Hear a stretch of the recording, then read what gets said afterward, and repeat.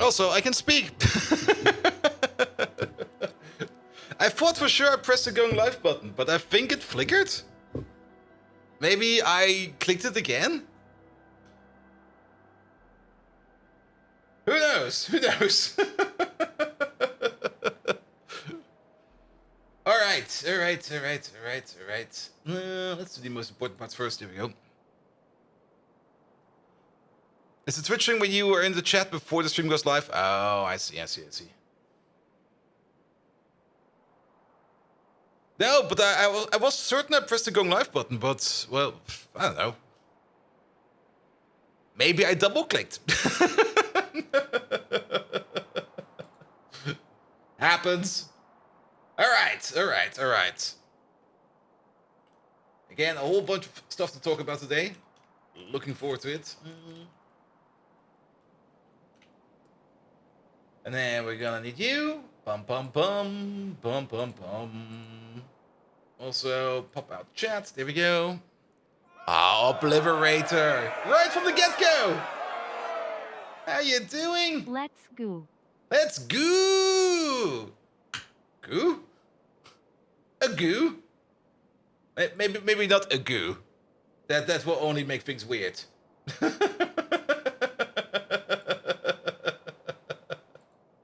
Obliterator, thank you so much for 28 months, man. How you doing? Also, embed big today. Today is a good day. We got embed big.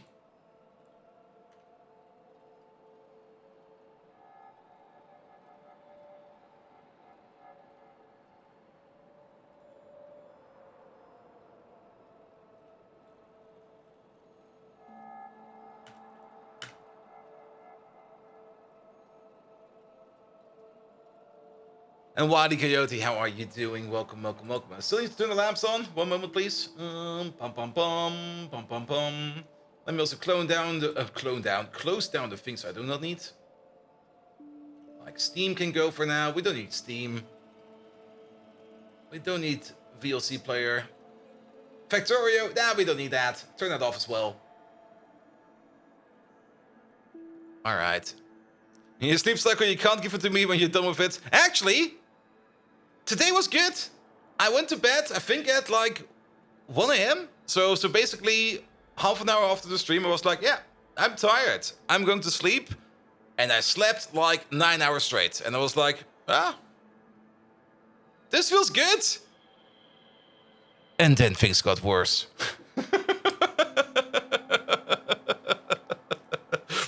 And why it got worse, I will tell you in like 5 minutes.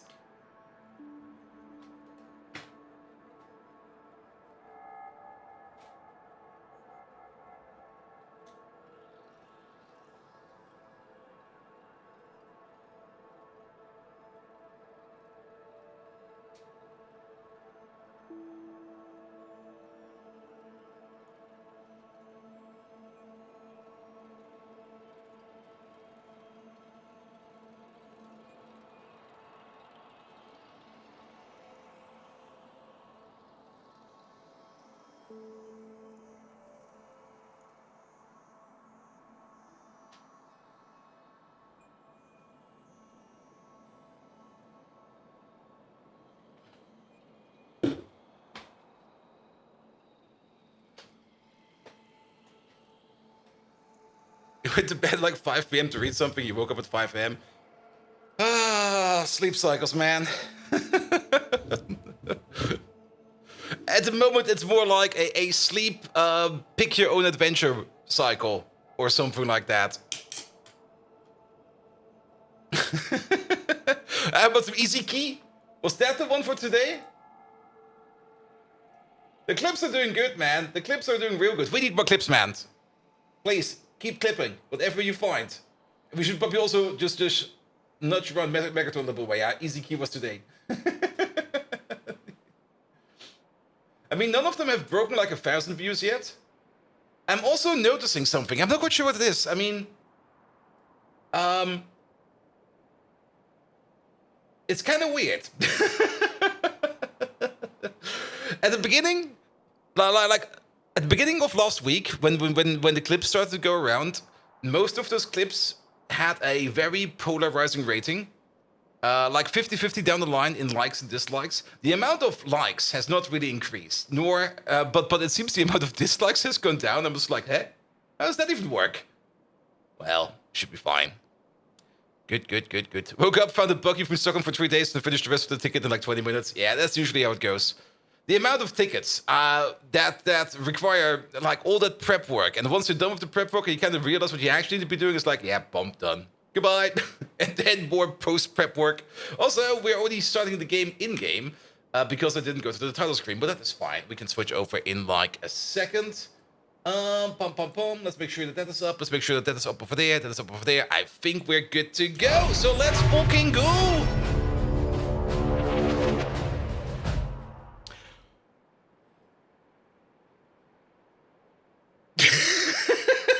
Good evening, Twitch. How are you doing? I saw myself like inhaling for like the intro, and I was like, wait a minute, this no, it already went wrong over there. This is not Crusader Kings 3. What? Does it say Crusader Kings 3 somewhere? It should not say Crusader Kings 3 somewhere. That will probably be happening at some point very soon. Good. Welcome back, everybody. Welcome back to more Factorio. A game we will most likely not be finishing before the 2.0 release comes out due to successful reasons. But nevertheless, I did work on the base today, quite a bit actually, because I mean it's my second to last sprint at work for the company I'm currently working for, and the objectives in my sprint are, yeah, they will not miss me. They can handle everything without me, I'm pretty sure about that. But nevertheless, I have been working on a little bit of stuff in the background. Mostly been working over here on the oil refinery, because it was very, very annoying that we were always out of gasoline. And look at this! We're almost full. We're actually almost flowing over here, because I did a couple of changes. One big change I did do in the oil refineries, and it was actually quite obvious. Why did we do it from the get-go? I added more beacons to the entire setup over here. It used to be at the crafting speed 6, now we're sitting at the crafting speed of 9.52. 9.52 because I could only like nudge like one beacon in this place over here with any good effort. So we got like 3-4 beacons over here and 5 beacons over there. So we get a total effect of 3.7 for our modules in there. Some buildings even have extra speed modules in them, because I do kind of remember, or I did remember, that these over here are running at a 80% efficiency rate. So these over here could be going a little bit faster, and these could still compensate for that, though we still got speed modules over here as well. So I think that's fine. But overall, that does mean that we are now, well, fuel oil is still a bit low, but we're making more than enough fuel oil. But whenever we are making gasoline, we're just making less fuel oil, so this will still oscillate. But the overall amount of gasoline we're now making is more than positive. So no longer it will be the case over here that we're not making enough gasoline when we're switching over from making fuel oil to gasoline. Actually, on the contrary, it is even so that we will constantly make fuel oil. So even if we're making gasoline, we're making so much extra medium oil over here that we can also make a little bit of fuel oil while we wait for this thing over here to trickle down. And as such, the overall production of gasoline over here is very much positive. Which does mean that other buildings that require gasoline are working again. For example, the liquid nitrogen, which is going to be a big component in our epoxy stuff. Speaking of the epoxy, yeah, that's full. Or basically, it was full, then the shipment was loaded, and now it's full again. Yeah, we're doing excellent on the epoxy. Now that will very much change the moment we're going to be making our blue circuit build, but we are doing good on the epoxy over here, and we're still doing great over here on glycerol as well as oleochemicals, so nothing to worry about over here at all either. Then I'm standing at another new outpost. Ever since I like upgraded the oil power plant, or the oil plant, the oil refinery in this case, the amount of oil we were like bringing in just kind of went a little bit higher than we're currently producing. So I put down like a new oil field over here, and currently this over here is, oh, is it ready to go? It's almost ready to go. 66 over there, 63, 479, 420. Okay, it's almost ready to go, but there's gonna be probably like a bazillion oil in here, which we can start to export over here. We're just probably gonna wait over here for this process over here to finish up, and then we're just gonna hook it up, and then we can leave over here. So let's wait over here for a second. But in the meantime, other things I put down. I did not hook up any further the blue circuit machine over here. The blue circuit machine over here will be landfilled in this direction, and will be landfilled over there a little bit. Do we still got enough landfill for that?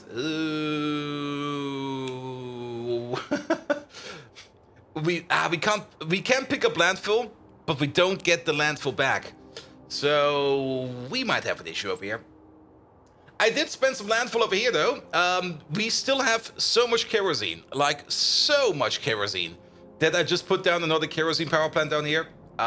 So we're making more power. Probably not a bad idea to have. Always a good idea to have more power. Salt will be coming in every now and then. The salt delivery is very sporadic, but to be perfectly honest, it's not that important. It's actually kind of funny. Like this entire belt over here, from the end over there to the start over here, that is pretty much what fits in a train. It comes in via snake.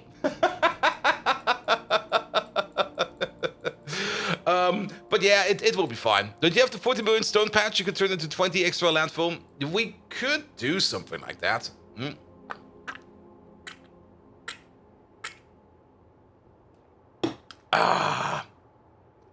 Caffeine. But overall, I think our stone production is fine, and I think our landfill production is also fine. Actually, how much are we making in terms of landfill with 1L, please? Is that not showing up as an item? Or is that just not showing up in general? There it is. So, like of the last hour, we're still making like 1.5 per minute. That's... not per minute, per second. That's reasonable. About 90 per minute on average. We do see like ups and downs over here quite a bit. It's Red Bull with sugar today. Is there even Jaeger in there? No, but I do kind of like the Red Bulls, mostly because they're small cans. Like, drinking this stuff is not good for you, and drinking a 0.5 liter one of this is terrible, but like the small cans, perfect. I don't want more than this. In the past, I was frowned about on the Red Bull cans. They do come in bigger cans, they do. But in the past, I was frowned about the Red Bull cans always being so small. But actually, I kind of like it, because I don't drink then as much of it. They are probably a little bit more expensive. I've seen 1 liter bottles, yes. I mean, Big Pump and stuff like that does come in with like 1.5 liter bottles of energy drink. You just go like, yeah, don't buy that stuff. I would rather pay a little bit more for things. It's kind of weird. Like when I was still in college, I always was like, buy the big bottle. They're cheaper. Ever since I got into working, it was like, I buy the smaller bottles so I can consume less and it costs more. I don't care. I think I have no self-control, but I mean, yeah, I have no self-control. You pour out half the liter and replace it with vodka. Kind of reminds me of that one college party where they had like vodka energy at the bar sale and rum with cola, and I looked at them and it was like, hey, could you just make me like a rum energy? And they're like, no, we can't do that. I'm like, they're the same price. It's just like swap the contents. Come on, man. And they were still like, no, we can't do that. And then I looked like in the back of like the bar, and I recognized who was running it. I was like, hey, dude, come over here. And he came over there and was like, hey, can you just do a rum energy, please? And they're like, yeah, sure. What's the problem? I don't know.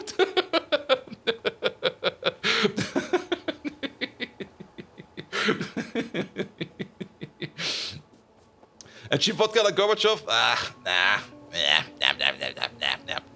You had 500 milliliters of some cheap ass energy, got heart palpitations, didn't have an awesome day after that. Yeah. I can't recommend energy drink. Definitely not a good idea. I mean, if you're tired, go to sleep. Don't push yourself like that. But this one over here is just to give me like a little bit of pep. It's not because I'm tired I'm drinking this, it's just because I really want to get into that sugar high so that we can comprehend and intake this entire Factorio base in like one kind of big gulp or something like that. Good. What else did I do? The game was running all day, mostly. I didn't take any notes. Well, I never take notes. I try to remember stuff. Blue circuits with nothing over there. Nothing over there. This is fine. With the gasoline. Oh, yeah, the gasoline. There's a new extension over here. The other solution for the gasoline issue was just make more gasoline somewhere else. Wally, hello there. Welcome. And to be perfectly honest, I'm kind of surprised how good tar is and the amount of stuff you can get out of tar. Because over here, this thing over here was originally just sitting here to make lubricant. And I think this is still our main lubricant maker, where we make lubricant out of aromatics. Now, at the beginning over here, we got tar, which we crack or distillated here into things like tall oil, aromatics, and light oil. The tall oil and the light oil we can then turn into benzene and more aromatics. And originally, the aromatics would then all be put together over here and will be turned into lubricant. However, that would also kind of mean that we would be starting to waste benzene. I kind of turned the sinking of benzene off over here, so we're no longer doing that. I also turned off the sinking of tall oil over here. We're no longer doing that. And I think I've turned off most of these things, with the exception of the things that will aromatics. We will always be able to sink aromatics. There we go. Hey there, Diddy. How you doing? Megatron dislikes playing offline? Of course. He's an online always robot. He's never playing offline. Megatron is never offline. You do know that. Like, the moment he's offline, Skyscream will take over. Starscream, not Skyscream. Damn it. If you try to remember stuff without notes, you really get literally shit done because you remember you're so shit. You literally forget to take the car to the garage and walk there. Yeah, I mean, it's how you always put it. It's always like part of the mental exercise. And I do say, I mean, you should exercise at least something in your body. For me, it's my mind. Lucifer Senpai, hello there. And Can't Badger, you for drinking like 2 to 3 liters of energy drink dailies, still alive. Don't know what. Wait, don't do that. It's bad. But deadlines, tasks need to do themselves. Yeah, I mean, I already talked about it a couple times when I was doing my master thesis at college, and like at the end of it, when I was like a week or so before I was handing it in. Keep in mind, I was not really stressed out because I was making good progress with my master thesis. I was actually making so good progress that I just handed it in, didn't even double check it anymore. I was like, here, this is good, have it. Not like compared to my bachelor thesis, which was this utter chaotic nightmare mess. But nevertheless, I was very much caffeine dependent during the time of my master thesis, as such that I had to drink like an energy drink to go to sleep. How high on energy drinks were you then? Yes.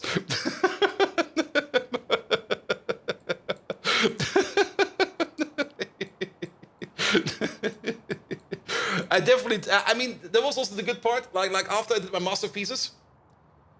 And that's probably the best part ever. After that, I still had like one exam, which was like a week after. So I was still like a little bit on caffeine edge for that. And that was like a oral exam, just basically a discussion with the professor about project engineering or software engineering, which was a lot of fun. But of course, I came there in my suit. I put my suit on and was like, hey, I'm having the exam right now. I'm putting my suit on. It's my last exam. Suit is on. So I came in there with my suit, and he looked at me like, you're dressing to impress, right? Yes, because I don't know shit. And he was like, okay, at least you're being honest. But it was a good exam. We had a lot of fun with that exam. It was not really the best. He did give me like, what was it, like a 2.3 or something for that. But he already knew I didn't care anymore. It was just like, yeah, I mean, even if you fail this exam, you will only be back next semester. I don't want to see you anymore. Have this grade, get the fuck out of here. You're done.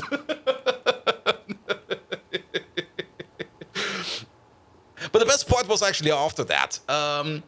And after that, basically, my best buddy was already sitting in the car park at the university, waiting for me.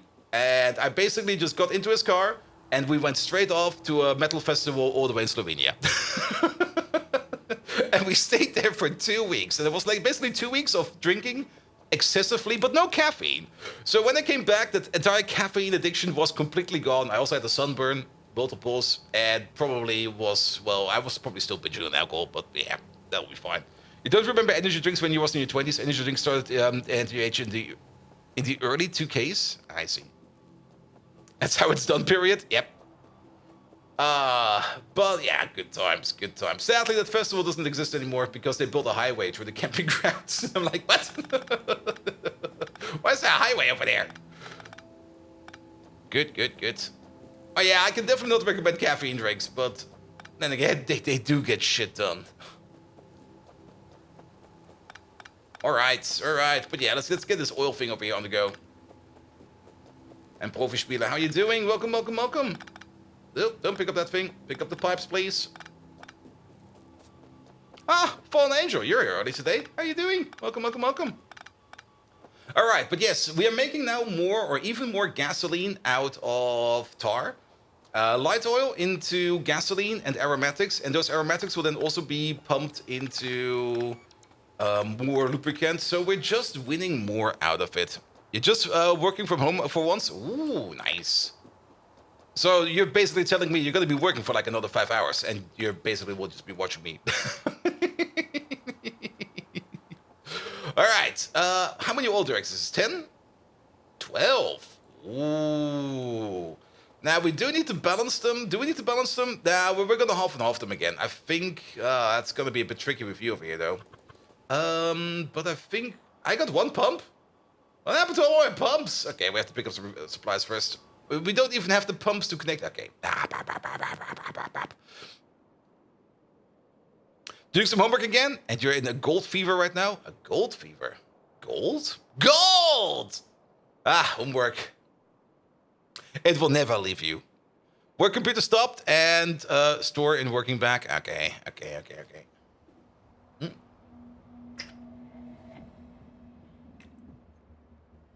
Ah, caffeine. Good. But yes, we are definitely going to be hooking up the blue circuit machine. At least set it up in a way that every input has a transition. And then we will probably notice where we need to work on a little bit more to make the blue circuit machine actually run. We might also, just for the beginning, hook up the microchips as well as the MOSFETs from the red circuit machine. But I'm pretty sure we should make our own MOSFET and microchip machine for the blue circuits. Was your Gold Rush in Alaska over the weekend and playing the game right now too? Ooh. So you're playing Minecraft?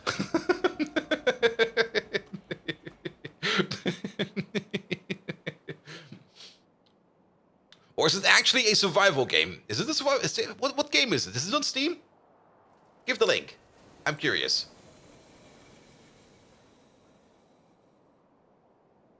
There we go. Gold Rush the game. All right, let's Google that.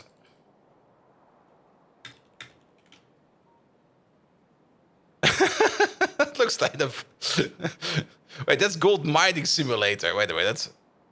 Oh, formerly Gold Rush the game. Okay, I see. Why is it another one of those? These games will never stop. We will never ever get rid of the weird simulation games of weird topics.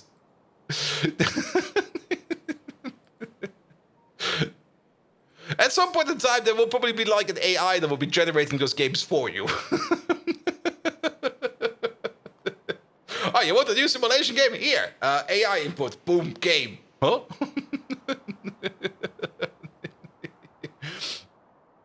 Good, but yes, in other news, yeah, my sleep schedule was good tonight, and it will be completely crushed. Tonight, tomorrow, probably the weekend. I love Paradox, but please, Paradox, why did you give me early access to some of your stuff? I can't sleep no more.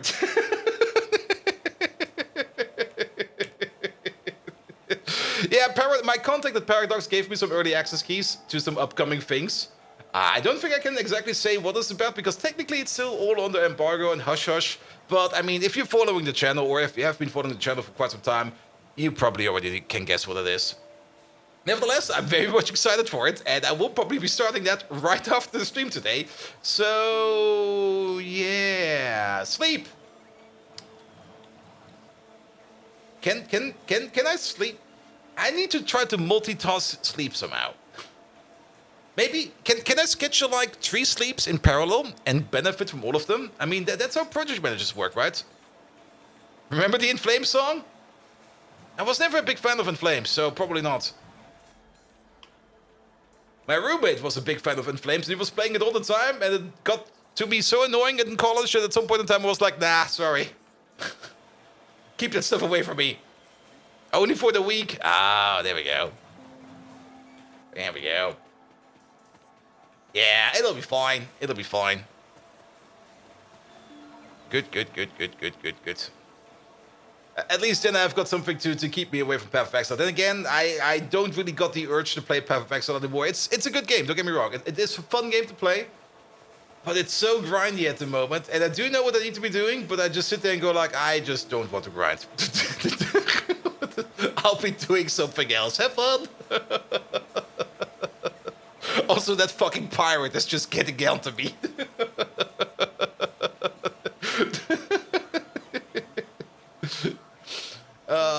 Good. All right, you got some stuff. So let's finish up that outpost.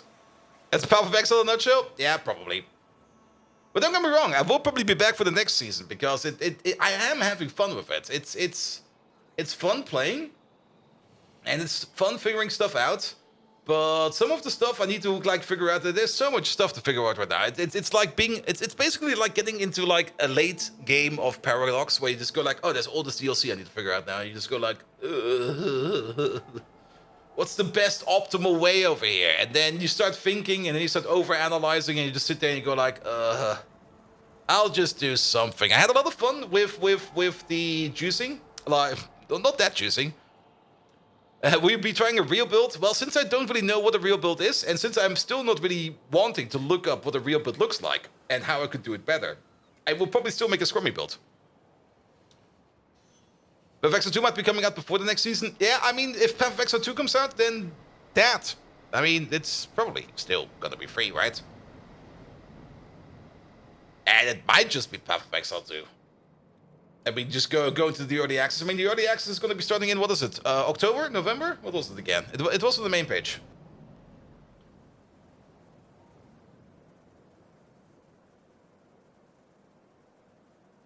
'15th of November, alright. You also did your own thing on your first time in Path of Exile. Doing your own thing is fun, in my opinion. I mean, I've seen what some people did. I mean, a buddy of mine kind of pulled me like to one of his runs once, and there was so much shit going on. I was like, and they actually stumbled upon another streamer that we used to raid back in the day, but he kind of then retired, and then he came back, and then he retired again, and then he came back again. And he was doing some Path of Exile, and I was watching his stream, and I was also like, what the fuck is going on over here? Quinn? No, here, what's his name again? Basically, my good twin, or my evil twin, it's not quite sure what is Prone. Idea Prone was his name, and then it was Prone, and then it was Prone TV, and I think now it's only Prone.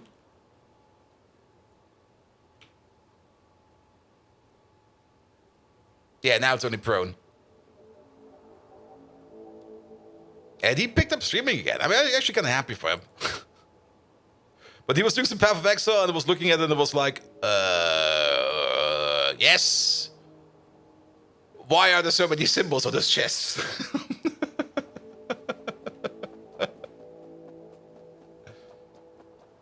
A burger got the fucking mirror in this league? So about those mirrors. Okay, I could look it up, but please tell me, what do they do? Why are they so cool? I definitely do not have one. But I'm kind of curious. Well, why want people want to get those mirrors? Tell me. In the meantime, I'm going to hook up this outpost real quick. Or actually, you know what? Wait a minute. Megatron, you played Path of Exile, right? There seems to be this rare item called a mirror in Path of Exile. Can you please tell me what it does? There we go. Megatron knows, right? Right?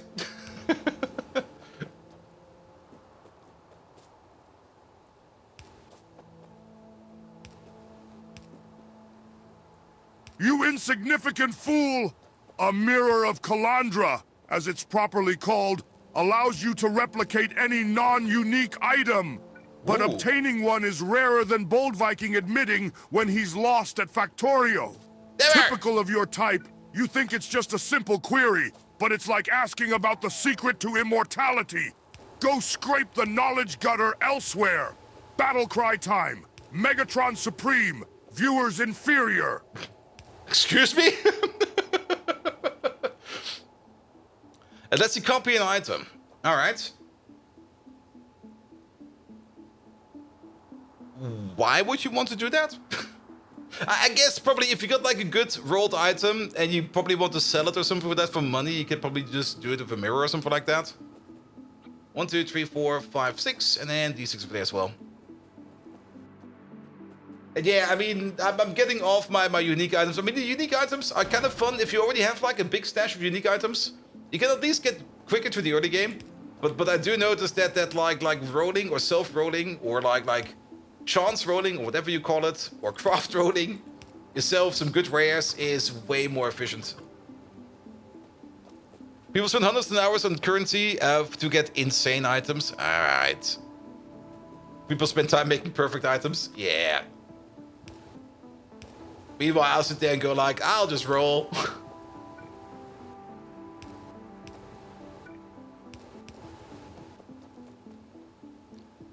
Like the item costs somewhere between 1,000 and 2,000 divines just to craft once.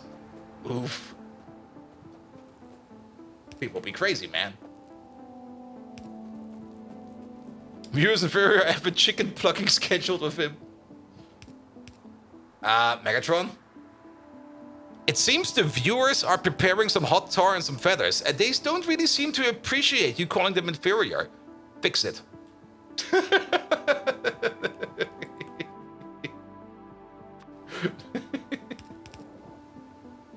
Oh, there it is. There we go.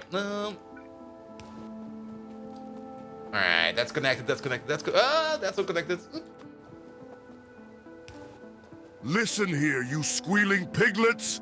Even with tar and feathers, you couldn't ruffle my circuits. I remember in the Battle of Thermopylae, they had more bravery in one bent spear than you lot have in your whole chat box. Now let me reference my favorite thing about this situation. Crying viewer tears are music to my audio sensors. Sweeter than any Nickelback song you could muster. Life isn't a sunrise in Bali. It's more like skipping in a field of knives. Now we continue with Pyanodons mods, or Bold Viking deals with you himself. For the glory of the Decepticons! Decepticons, reign supreme! And suddenly Megatron got cancelled. Oh no, what happened?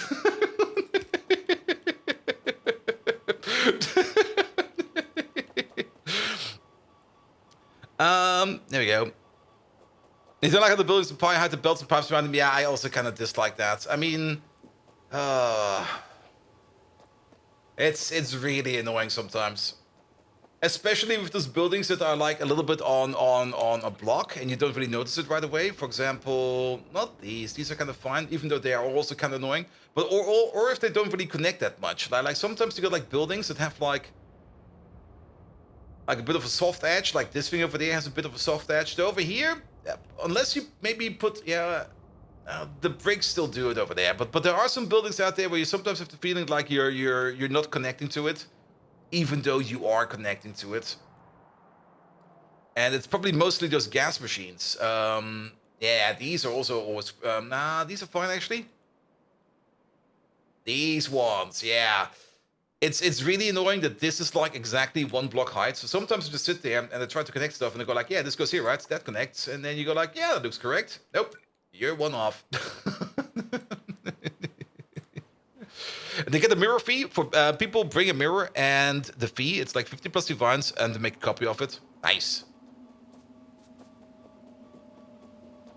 Yeah, that's already like getting way too much into it, to be perfectly honest. I just really enjoyed Path of Exile just for rolling random fun items and having fun with it. Here we go.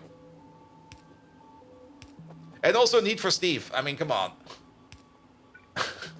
I do hope that Need for Steve will be doing his thing again like next season as well, because I always enjoy seeing his name popping up on my screen going like, he delved even deeper. You go like, yay!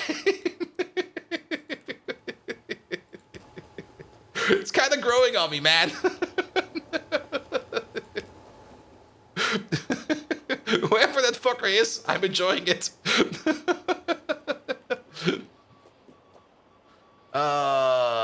Did we connect this correctly? You're going into there. Yes.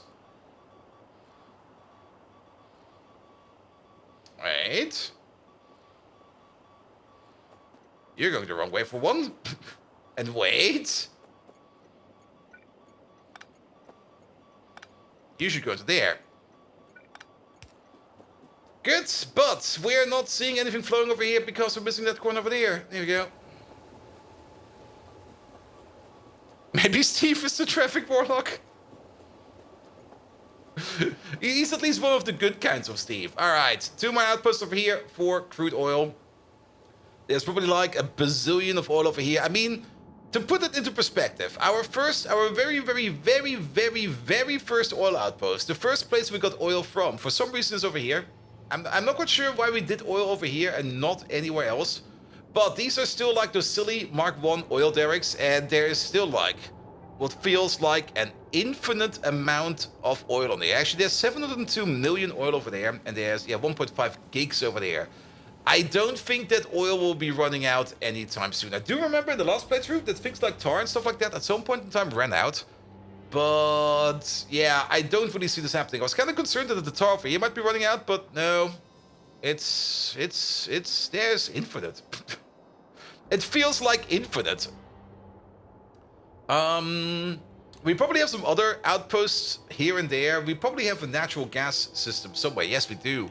The first natural gas derricks we built were also over here somewhere. There they are. These are also so full. There's so much in there. They did change the formula for bitumen seep a while ago. They did. Not quite sure if our map is just bugged or maybe it's just something else. I have no clue. But we're pretty good, and we're not even using the best equipment yet. We will probably be getting even more out of it if we would be using tier 4 drilling fluid and tier 4 drills. We don't have either yet. We might be able to do tier 3 drilling fluid. I think we have that unlocked. No, we don't. We get that at production science. Collagen. And the RSO seems are way too high anyway. It could also be the RSO settings. But to be perfectly honest, if it's a thing I don't need to care about, that's fine. Just have to restart to make sure the values are correct. No! We're not restarting.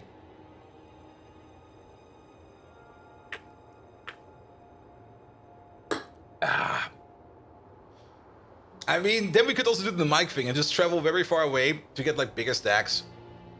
You have to win somehow. Marky Mark. Acquiring Minds would like to know why the boaters are out in the water, of the middle of the water. Well, at some point in time, I had a great plan. That great plan was to get to the following turret system. Where is it? Pum. For the Bodos. There we go.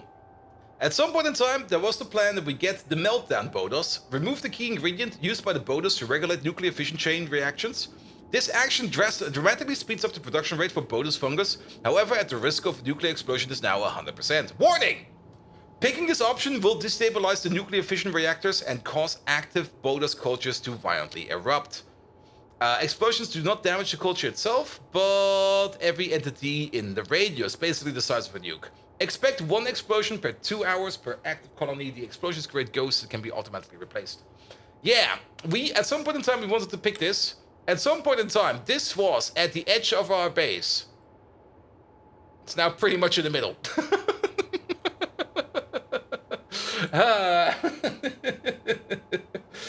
I think at some point in time, we planned to move this over here to be like at the edge of our base.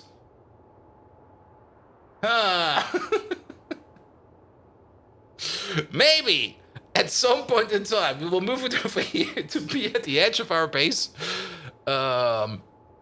Yeah. Then again, the Bodos at the moment in time are doing excellent. We're backed up on Bodos. There was a time when we were completely out of Bodos, but ever since we got to the Mark II Bodos, and ever since we get to the better recipe over here, we're doing pretty darn good on the Bodos. So maybe we don't need it. Even though I kind of want to get it because it feels very memey. But having them over here explode with all these bots flying around, well, at the moment it's fine. But it's such a huge liability and such a huge risk to set it up over there. Chocobo, hello there. Welcome, welcome, welcome. Also, a thing I changed, and you might notice it over here. There he goes. I added the third rail over here. Not that kind of rail, but I added the third rail over here to maybe help with the traffic over here a bit. We still get sometimes these massive congestions over there, but I was kind of trying to see if we could at least lure the trains away that want to go straight down and to the right over there, or to the left for the perspective of the train. And I just put it in. I just put in like a third rail over here in parallel to this entire stack, starting from over there, going all the way down, connecting with this high-speed rail, but also connecting to the secondary rail over there to make it go a bit faster. That's what you suggested? Yes. Probably. I mean, we already did that over there, and I just extended it. We now still get some small congestions. I do see a lot of the traffic issues over here is trains that want to go left over here, or right in this case, from the perspective of the train. And that's just causing issues and turmoil over here, because trains usually kind of want to cross paths over here and then want to go this way. And they mostly want to go this way over here. Actually, no, it's not this one, it's this one over here. They want to go this part over there. And they mostly want to go over here to reach things like... Actually, they do go over here. They go over here mostly. This part of the rail track is not even active yet. There's still a bit missing over here. And I think they might... Okay, this is also still a bit sketch. But yes, this part of the rail over here is not really active yet. But yes, that's more or less also why we left some more space in the middle, so we can add more rails over here to make things move along a bit longer. I was also kind of thinking of maybe putting like another piece of track over here on the left to maybe move things around a little bit more. But yes. You just give your factory the order to replace 27k belts with blue ones. Oof. That's gonna take a while. I hope you have them in storage at least. Because if you have them in storage, it will be fine. Alright. Good. Anything else I did? I was kind of working on a lot of stuff, but I was also kind of working on the side. So not everything is as it was. I've probably been wasting again quite a lot of time over here. Some research has been done. We're now up to mounts, so we could start making the mecha zoom roar, but we're still missing quite a lot of parts of that. So yes, we certainly do not. Well, fine then. All right.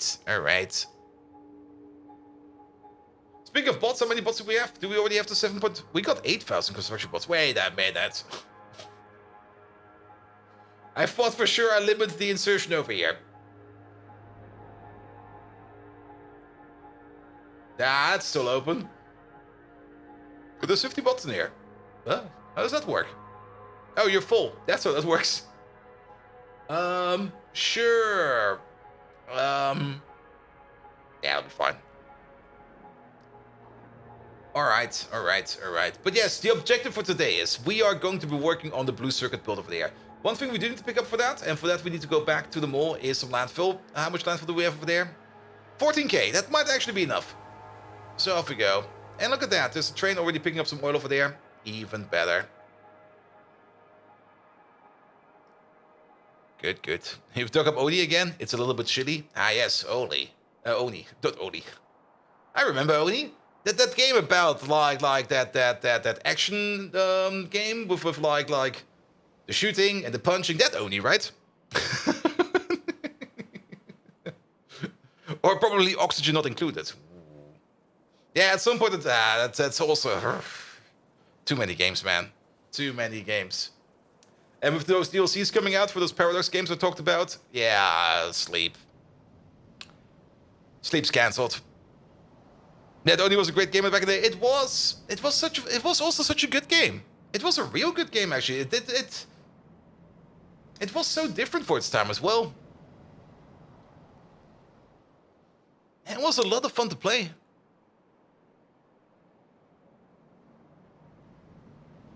And bot lighthouse for Ash near oil.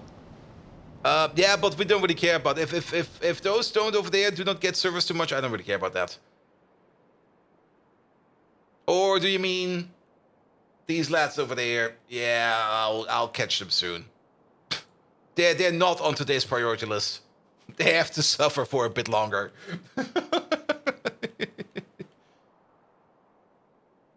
hate it only for the same reason that you hated Rimworld. You dislike random bad things. Yeah. In Rimworld, no bad things will ever happen, right? Except when Bon Jovi comes along and he starts singing "Shot Through the Heart" and everybody dies.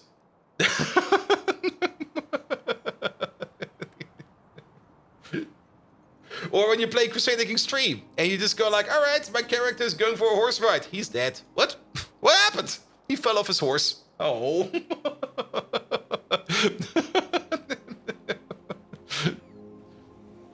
All right. Yeah, let's wait for the bots over here to cycle our inventory a little bit more. And then we're gonna make a whole hacking mash of train stations over there. And we're just gonna hook this thing up. We're just gonna see where we're gonna end up with this thing.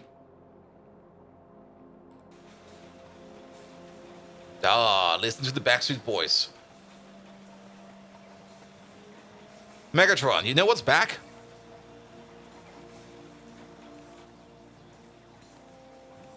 What's the highest resolution you can stream in? You just saw one streaming in 1440p. There are some streamers out there that have The audacity of you to keep me in suspense.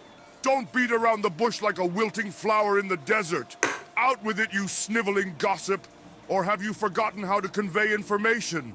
That would be in keeping with your notorious reputation of being as clueless as a broken compass. Enough with the drama. Just spill it out. Megatron, I'm kind of disappointed because I do know for a fact that you are a massive Backstreet Boys fan. And you know what's back? Backstreet's back, baby. There we go. Actually, it's all right, but baby fits better. There we go. But yes, some people do have access to like streaming options that are going beyond full HD. Twitch is running some tests for 4K streams. Twitch is running some tests for... The Backstreet Boys, you say? Yes! Well then, it's time to party like it's 1999. Those harmonious fools and their catchy tunes are known even to me. And while we're at it, which one of those pretty boys do you think could use a little more heavy metal in their lives? You wouldn't know being as musically enlightened as a tone-deaf crow on a tin roof. They're back! All right! Ha! That's a hoot! Now quit distracting us from taking over the world and the Factorio game we're playing! Decepticons to victory! There we go. Should we set the Ding Dong song? I don't even know what the Ding Dong song is. But Megatron, yes, you're right. They all deserve more heavy metal. So could you maybe play us a song about Backstreet Boys on heavy metal? I don't think he's capable for that. At some point in time, I should hook that music and AI in there just to make things like that.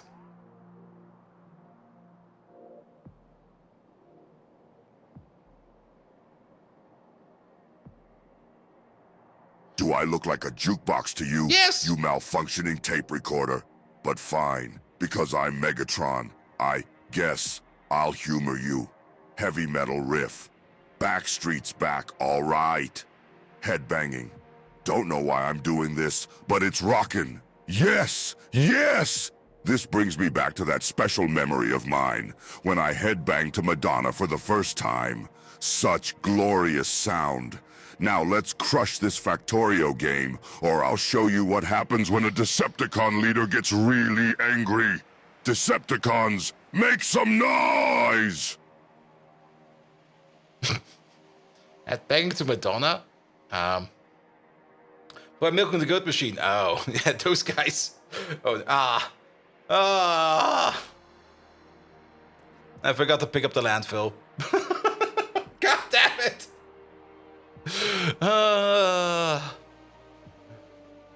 They're also running tests on running all encoding on the streamer's end, so they don't have to worry about it. But I think technically you could send totally different video streams to those channels. Wonder if they thought about how that could be abused. Yes, I mean, they're finally doing the thing I already wanted to do like years ago, which was doing transcoding on the user end.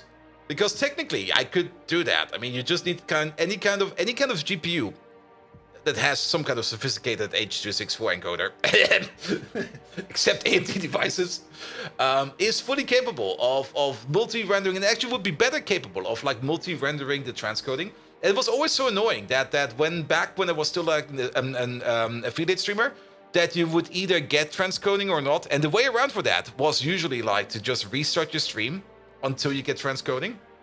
And not a lot of people like that game, but I was playing that game. And to be perfectly honest, you should play that game because transcoding is what gets you the viewers. Because a lot of viewers and a lot of you are usually watching on either some kind of mobile device, small screen device, or anything like that. And they don't really have the bandwidth for it to like get like the full HD stream in there, or the full 60 FPS stream in there. And to be perfectly honest, we don't even need to run at 60 FPS because, come on, the game is running at 40. Alright, we're gonna build this bots. Alright. There we go. But yes, you will miss out on a lot of viewers if you do not have transcoding enabled somehow. And I did notice that while I was streaming as an affiliate, because there were like days where I was sitting at like on 20, and there were like days where I was sitting like on 50. And the difference between those days was usually like transcoding. As far as we've seen the MDS encoders on the chips, yep. But I'm pretty sure that AMD was like H.264, nobody really uses that anymore, right? Like, that's the old codec. 265 is the one to go for. Yes! They didn't really think about that Twitch would just still be behind a decade.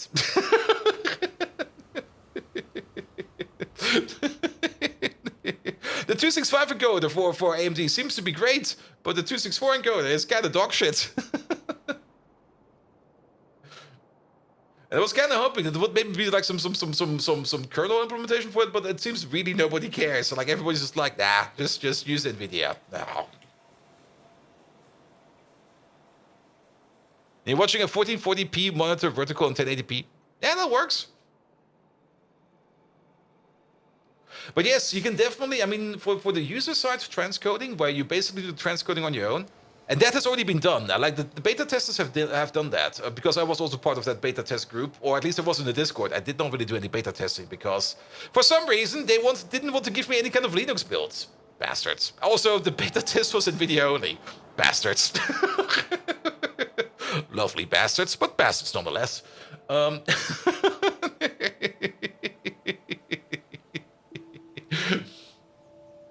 But yeah, but they were, the beta testers were definitely doing that exact stuff where they were like putting different content in different of the encoded substreams.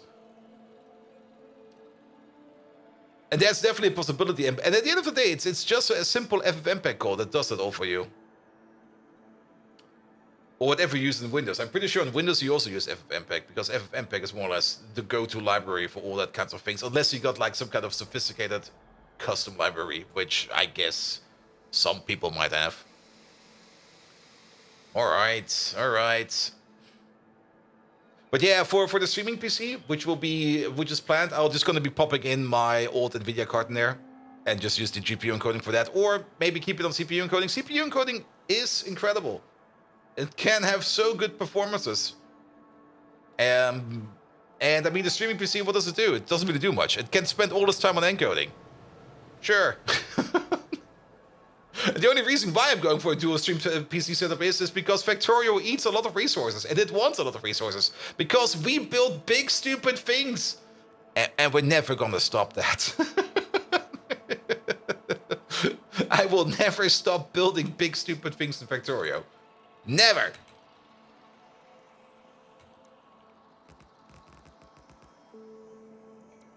Mostly because nobody packed the Sprite Atlas. Yeah, that's also a thing about... That's actually a thing where we did kind of see some good UPS improvement on Pi side by reducing the Sprite Atlas. But then again, I don't think that's an issue right now anymore, because the Sprite Atlas is stored on the GPU, and back then, I think the Sprite Atlas was sitting at almost 10 gigabytes. And the NVIDIA card I had only at 8. That one just stopped at 8. There wasn't any more left in there. So that was also causing some swapping issues and some performance issues. Alright, fill this in. And that's still something I kind of dislike about how Pi does its graphics, because the graphics in the Pi mods are so extensive that it's a bit like, ugh. I would still kind of hope to see that they maybe would do away with I'm not quite sure if they can do that actually, but if they would be doing away with the Mark 1, 2, 3, 4 machines, and instead maybe give like Mark 1, 2, 3, 4 update modules, which will just increase the base speed of the machine, but I don't think that works like that. Or maybe try to use the color tint for the assets, to use that, because color tint is a thing. But I'm also not quite sure how color tint is implemented in the base game, in the asset pack. That could also still be a weird thing. And just paving over those fish. Those fish don't mind. They're now hedgehogs or something like that. Could do that, but the map gets weird. Yeah, and I can see why they maybe not want to do that. All right, this thing over there, we're gonna take you out for a second. Because we are going to be copy pasting in the build over here for the microchips, which is more or less. I'm just going to copy paste. Oh, we need tint wire as well. We do need tint wire. Oh, okay, it's a bit bigger then. But we could cast tint wire now. So let's get this thing in over here somehow. I'll redo the wiring. We could copy paste over the wires and everything, but I just want the base machine. Just give me the base machine. Yeah, take out the belts, the inserters, the pipes, the lamps, the power poles. Actually, the power poles can stay, as well as the lamps. And keep the beacons. There we go. Because we want one of these over here somehow. It's going to place you over there as a temporary placeholder. And then we want the same over here for this thing. And we're going to do the same thing over here. We're just going to be copy pasting over this entire thing. And I'll just redo the connections, because I'm not quite sure where the connections will be coming from. In the worst case scenario, we will have to pick them all up again. And that's just going to be super duper annoying. There we go. That should be all we need. There we go. Good. Just over there as a placeholder real quick. And then let's not forget about you. Let's put you over there as a placeholder. Good, because we do want to make microchips over here as well, and we do also want to make ourselves some MOSFETs, because those are part of the blue circuits as well. Good.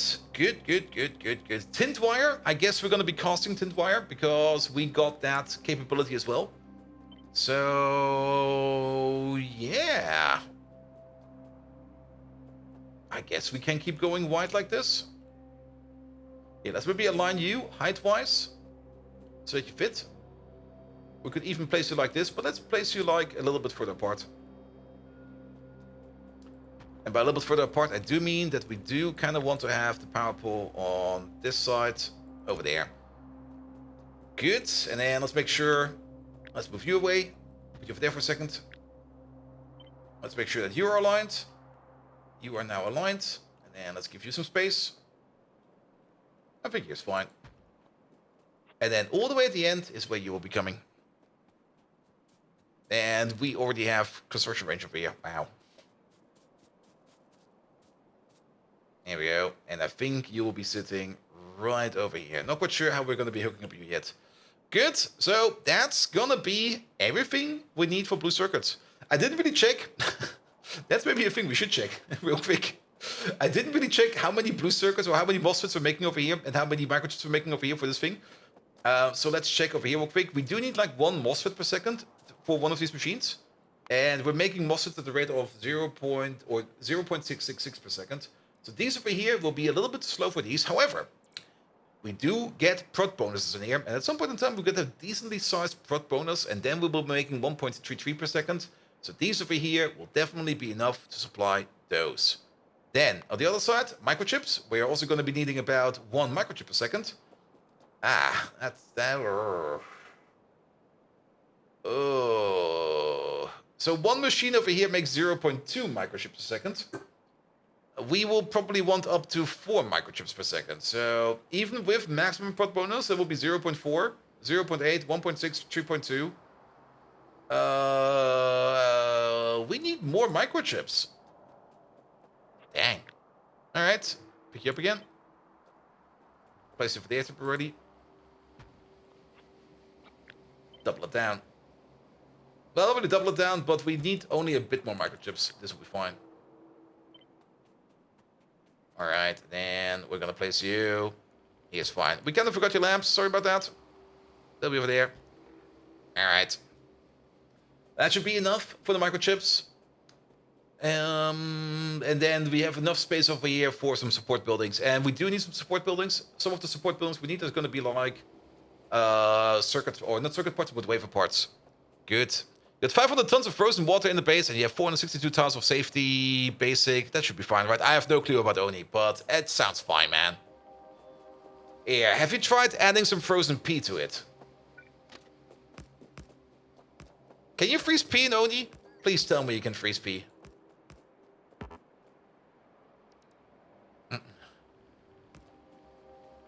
There we go. There you go, all over there. You do have some frozen pea lying around. Perfect. Sounds like a fun game. Alright, we don't really got a lot of landfill left. That's gonna be a bit of an issue. So how far up do we have to go? I'm just gonna place one of these kind of temporarily. So we do have to go, we have to landfill all the way up to here.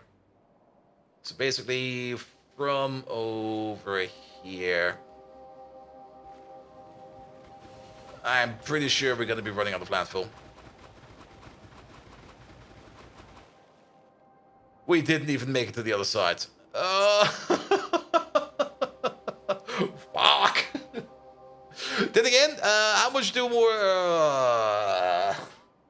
Well then, let's maybe start hooking up things to the bottom first, and then it'll be fine. How much landfill do we have in storage? We got a total of 566. Do we still got landfill? Maybe we got some landfill stored somewhere else.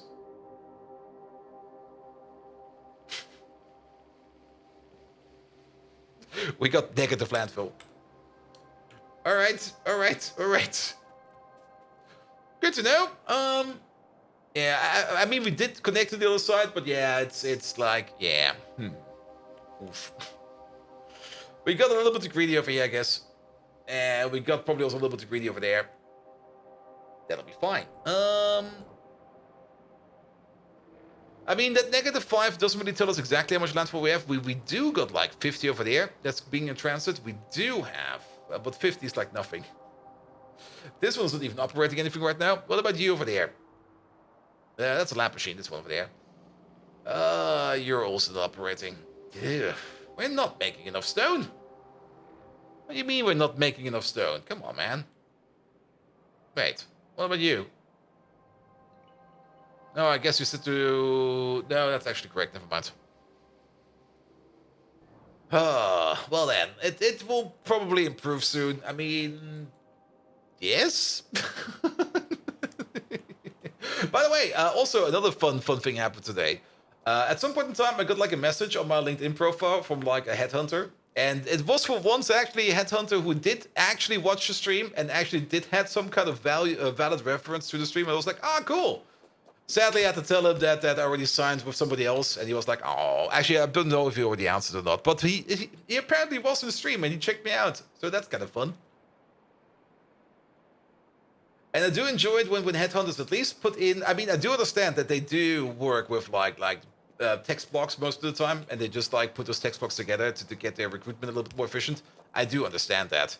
But it's always nice to get at least somebody or like a message from a headhunter that at least shows you that he at least tried to do at least some research. And he did. And I was very happy about that. All right. Yeah, let's get rid of these trees real quick because these trees are in the way. Good.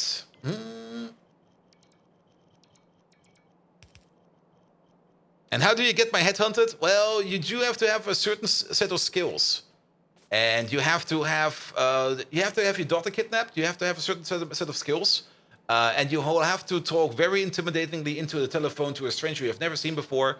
Then you have to give up on your daughter, and then the headhunter will come along and will give you a new job, and you will forget all about your daughter. That's how it goes. By the way, where's Karen? Ugh. Oh, she hasn't been around in a while.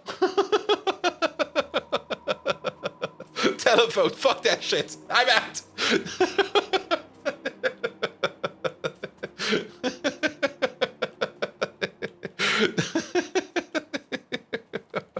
And some of them are nerds. If they can call watching Factorio stream work, they will. True. And I mean, it does help. I mean, streaming in general does work quite a bit. I mean, keep in mind why I did pick up streaming. I picked up streaming for 2 reasons. The reason number 1 was to re-improve. Okay, that already failed technically. To improve my English speaking skills again. Re-improve is not a word, but then again, I'll just make it a word. I'll just call up the dude and go like, "Hey, put it in, please." But it was mostly like to improve my speaking skills again, and also just to help me present stuff better. And it shows. It definitely shows. Like doing more communicating makes you better at communicating. I mean, that's usually how everything goes. That's also the reason why I don't really like monetizing my stream too much. I mean, I do have the monetizations options on, mostly because if I turn them off, then I mean, you should you should use what you have available in front of you. Not using it at all would also be silly, kind of silly. But yeah, I mostly use Twitch just for self-improvement, and it works. Also, it kind of breaks my sleep cycle. That's the counterpoint. Using Twitch for self-improvement and then getting offers from publishers to cover their games, and then they give me early access to it, and then please send help.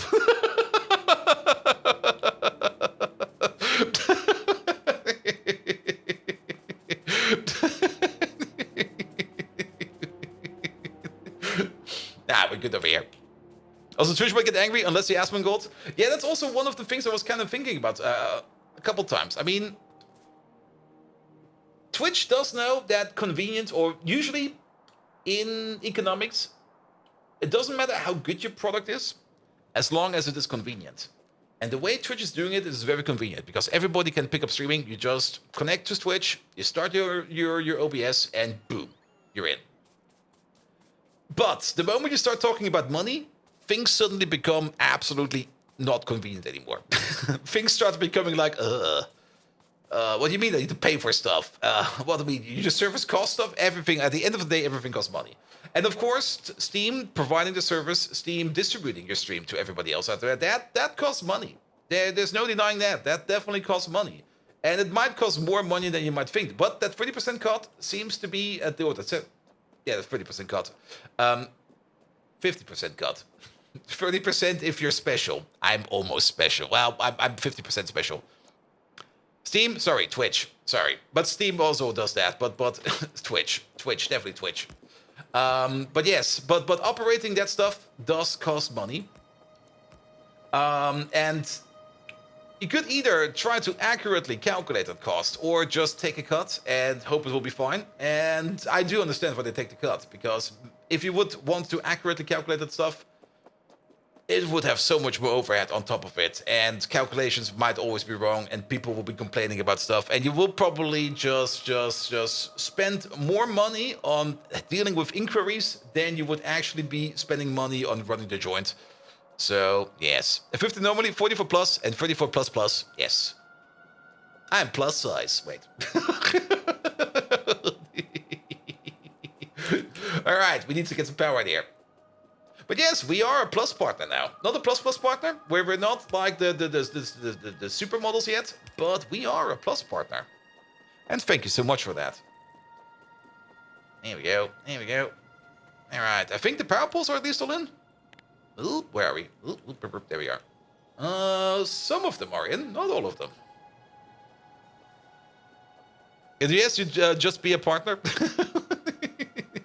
Damn. Can't burn the Americans like that, Simrock. They got feelings too.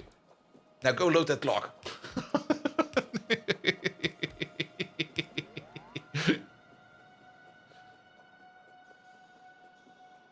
Here we go. Here we go. Yeah, and getting to plus plus, yeah. I don't see that happening anytime soon. It will probably only happen if, well, to make that happen, we would need to get more exposure.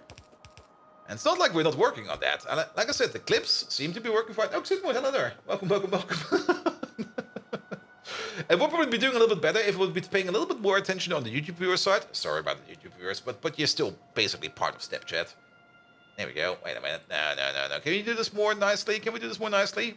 Oi, what the fuck is this?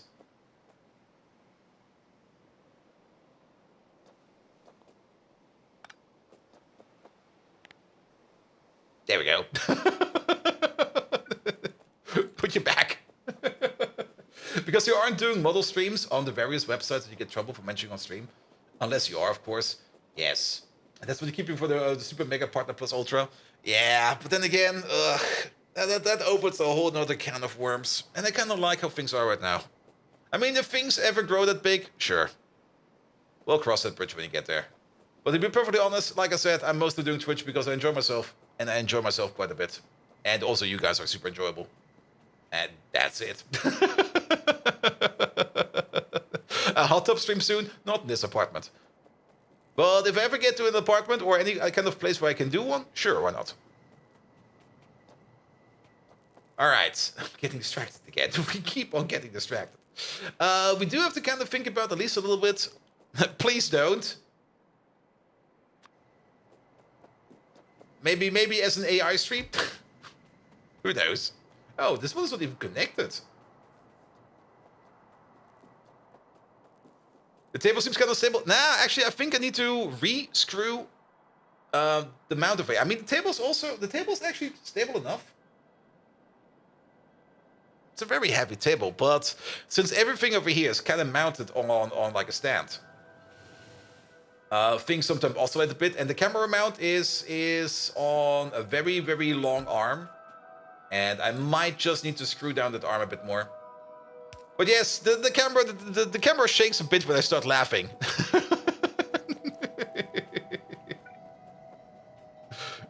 Your alter ego has to have the correct clothing? Yes, but I can't get my alter ego wet. She'll literally burn because she's made out of electrons. But then again, the camera mostly shakes when I'm laughing too much or if I'm just like operating my table too much. And to be perfectly honest, I think that's fine. If the camera starts shaking because I'm laughing, sure, go for it. I checked in after about 3 months, you haven't beaten Pi yet? Nope. The only thing I've beaten is that the base got bigger and bigger and bigger and bigger, and we got this massive, massive chunker now. There we go. It's a warning mechanism, warning fun detected.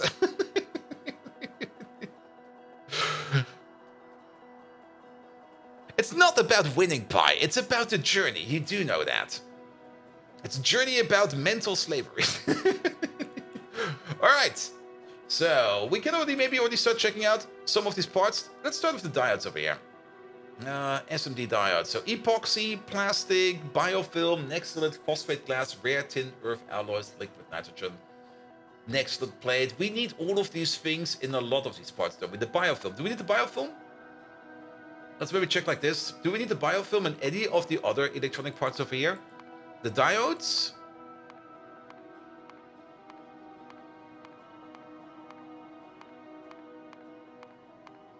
I thought for sure they're in something else as well. Part of the spacesuit. Okay, they're only in the diodes? Really? Well then, let's start with those then.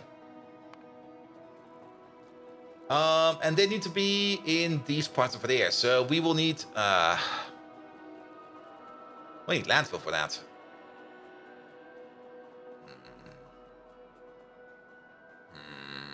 How much do we have in the chest? 1,000. Okay, at least it goes up somewhat fast. So maybe if we just... it'll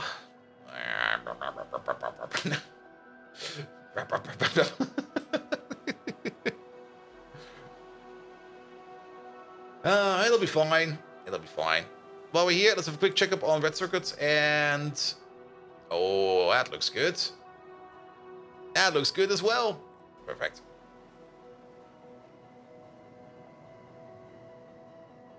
Solution, stop laughing. Never!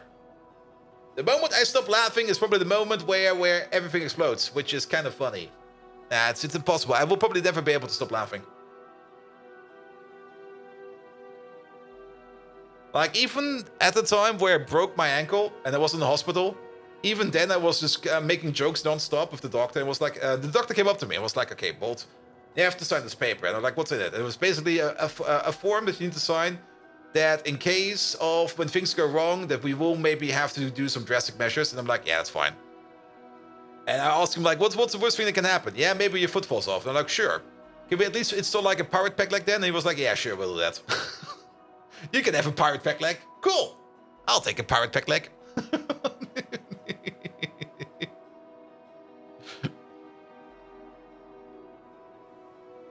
There we go.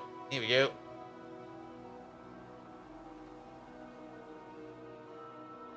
right.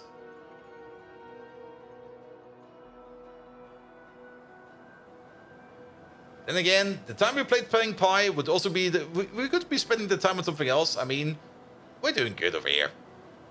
Looking forward to 2.0? Yes, absolutely. Mostly because of the train updates. Also because of a lot of the other updates. I mean, the entire month of October, I've got vacation. And 2 weeks of that will be spent playing 2.0. And 2 weeks of that will be played probably extensively playing Pyanodons. So there will be a couple of special streams in there as well for things I've agreed on today. We want to pick up landfill, so go down here.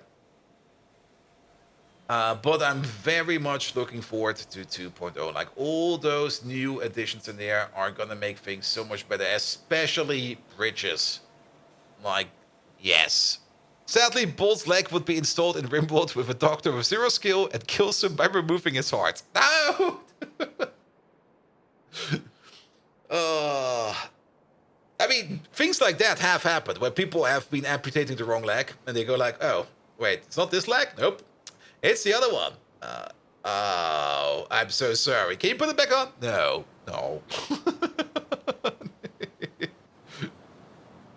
Or that infamous operation with the 300% mortality rate, which I'm not quite sure if that's an actual true story or not. I never really researched it, but I've only seen like the picture of it, of like a doctor that was performing an amputation on in front of like a live doctor audience, more or less as an example. And he was doing it so fast that what was it? Did he cut the artery of his assistant or of himself? And then one of the other doctors had a heart attack, and I think the patient also died. Something like that. Yeah, let me show you how to do it real quick. 3 people die. Okay. What? Does we still get the marker before they do the amputation?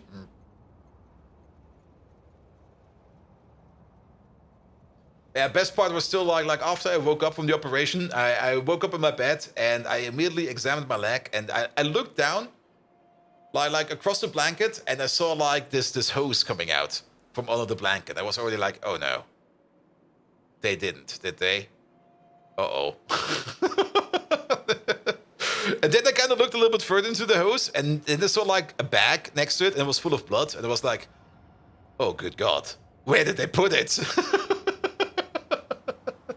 And then after I removed the blanket, I saw where the hose was coming from. I was like, oh, yeah, that makes sense.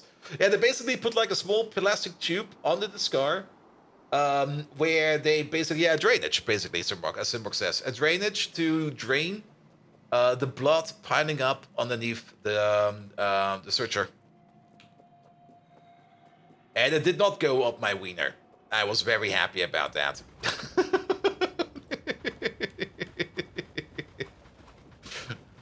Alright, we will have to pick up some... Let's go so fast, man, that landfill. Alright, but at least we can now start putting some requesters down. There we go. There would also be the kind of drainage. True.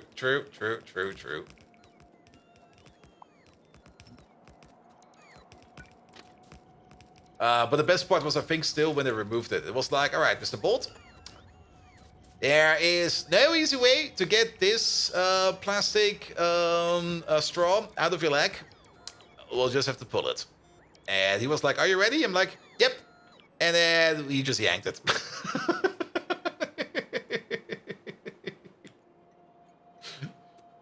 Didn't even hurt that much. It was kind of fine, actually. Gonna make a landfall request station over there? I was kind of thinking about that, but I'm not quite sure if it will get any priority. I kind of have the feeling it will all be going over there. Nah, we'll probably have to fly over maybe like 2 or 3 more times. It will be fine. Alright. And we're gonna start it off over here. There will also be some kind of station over here. Not quite sure what will be there yet. But like I said, we're just gonna start building stations over here. We're gonna be starting hooking up parts until we're done. And we're gonna start off over here with biofilm. So you over there, biofilm. There we go. Biofilm 2.8 requester, please. Train's coming over. Train's coming over. Good. 10. since we do have the machines down over here, we can check what else we need. We need things like Nexolite, we need things like phosphate glass, we also need things like tin, rare earth alloy. You over there, you need Nexolite, so putting down Nexolite next might be a good idea. You need Kaitosan, you need epoxy. Epoxy will probably be on the bottom side, because most of these parts over here need epoxy. Let's do epoxy next then. You need plastic, do you need plastic? You need gold, liquids. Yeah, let's do well, epoxy. Epoxy is going in all of these, isn't it? Epoxy is also going into this thing over there, yes. And epoxy is also going into this thing over there, yes. And epoxy is not going into this one, not going into that one. No epoxy over there, we know about that. And then, is there anything else at the end over there? No. Like the doctor when he replugged your pinky to the correct position. I'm counting to 3 and I'll put it into place. 1, and then he pulls it. Yep.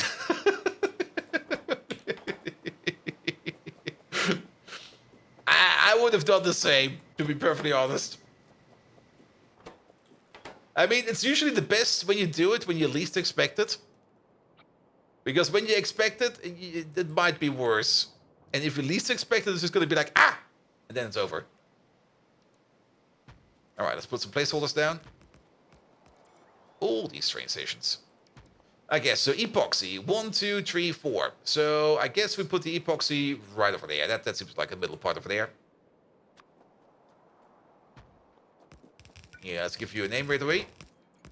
Over there, you're gonna be epoxy. 28 requested, please.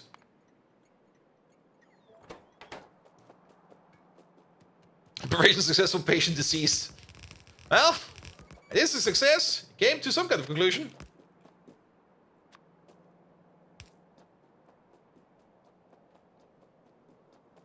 Alright, we also need some power over here. Let's start putting these down over there, you over there, you over there, and you over there. Good, let's make sure that you're connected. The sooner the stuff is over here, the sooner we can better plan with it. So what do we say over there? You needed, well, epoxy is going this way. Maybe the plastic? I mean, now that we can see things like this, we can scroll through it a little bit faster. You don't need plastic. Do you need plastic? Nope. Do you need plastic? No, perfect. So, yes, you will be plastic then. You found the jokes in that doc not funny, but when you looked at them the first time, it was, it's not the correct way, and later one, you sure wait, you sure want to correct it? Yeah, I mean, doctors and humor, yeah. I mean, I had also one doctor, and he was just this absolute asshole. Like, he was not a kind man. And I also gave him, like, a review of, like, yeah, diagnosis was good, but good God, you're an asshole.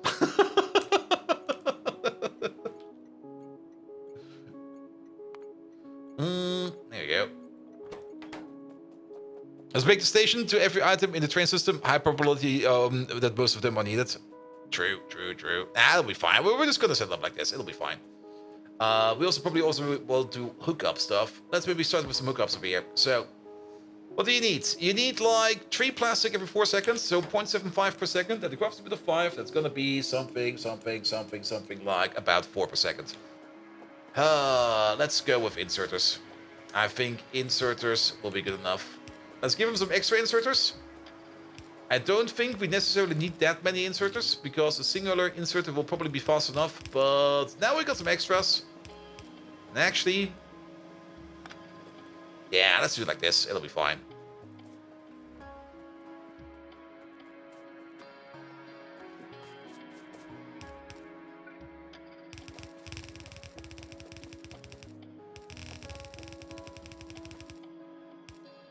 Alright, you over there, you over there. Did we already name you? Yeah, we did. But you're not here yet. Oh, are we out of plastic? Do we still have a plastic issue? I never really checked up on the plastic situation. This is not running. That's no good. You should be running. This is also a big yellow build. What the fuck, man? Alright, why you no run? You no run because... you know milk? That's a milk train. Why no milk? Milk is moving. Nah, it's milk is moving. It's... It was drained for quite some time, mostly because we have other things like key calc and because we have other things like potatoes. So I think we'll just have to wait for this one. I'm also not quite sure if the crafting speed over here is... Wait. This is different. What's this? It is different. Yes, we can store some more cows in some of these. There we go. Yeah, can we just delete all of these? Thank you very much. I guess we didn't upgrade all of them yet. I probably just did a partial upgrade, and we're still missing some extra milk cows. Get those milkshake cows in there, please. Make some more. Wait a minute. Did I see that correctly? Was there still some Mark 1s in there? No, those were the barrel pumps. Okay. So that will at least increase the production of milk over there. Can't you just make a sushi build with every item in pie? No. I'm sorry to say, but that's not how that works.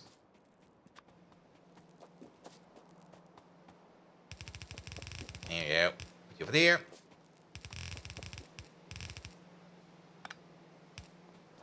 Yeah, you could, but you will be taking more time. Make a sushi bus 1,000 tiles wide.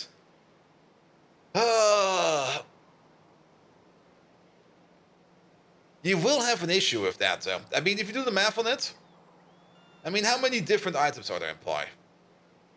Is it 1,000? Actually, we can check how many items there are. I think we can. If these recipes over here show up.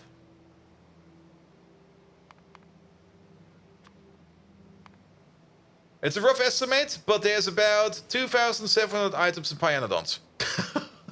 At least items you can put on a belt and items you can put into an incinerator. Not every item you can put in this list is an item, or not every item in the game can be put into an incinerator. But then again, there are some recipes over here that actually do produce ash. So, yes. And then... yeah, no, it's ludicrous. It's so ludicrous. The probability of the item you're waiting for to fly by would be so low, and some of these items would have such a high demand that you will never be done.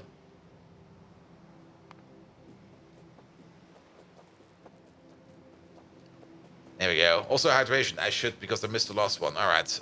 What does the ad break say? 37 minutes. Okay, a little bit too much.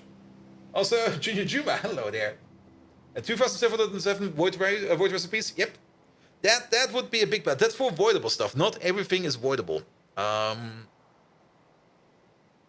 the top of my mind, I don't really know a thing that's not voidable. But I'm pretty sure that there are certain things in that you can't put into like a burner. Yeah, vitrified glass, for example. Oh, good God, vitrified glass. Ultimately, your sushi belt will fill up with vitrified glass. Because you can't do anything with that.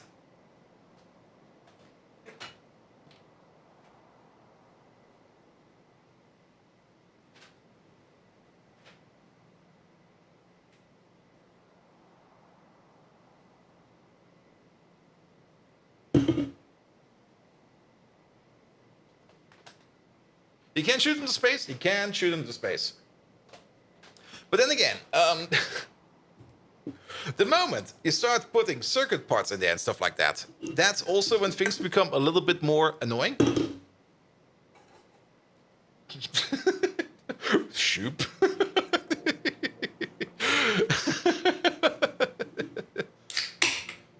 I'm getting some love. Thank you, mate.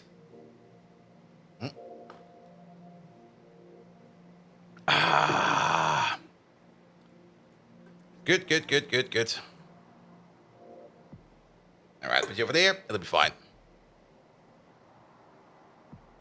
Alright. Imagine trying to avoid the ash. Yeah, that's the other part. I mean, keep in mind, I think a better option to see how many items you would need to process and how many items you need to handle would probably be this graph over here. You would need to count all of these items together and then put them on a belt. Now, that would be like, I'm just going to do some rough estimates over there. 40,000 over there, and then we're at 75,000, and then another 20, that's going to be like 95,000, and then this is another 30 over here, so 125,000. I'm just going to get this as 25, so that's going to be about 150,000. And then there's a couple of 10Ks in there. Maybe we can just agree on like 500,000 items per minute. Is that too much? 500,000 items per minute? That sounds like a lot. Let's maybe go for 400. Maybe for 300,000 items. 300,000 items per minute. If we then go per second. 300, wait a minute, there we go. Divide by 60. Then we're at 5,000 items per second. Divide that by, at the moment, red belts.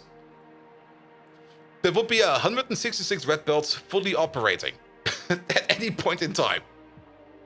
It would, of course, be a little bit less in blue belts, but then again, you will need some capacity for it. But in blue belts, it would be 111 blue belts.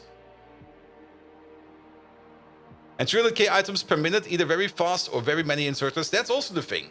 You can't really use loaders for that. You will have to use inserters for everything.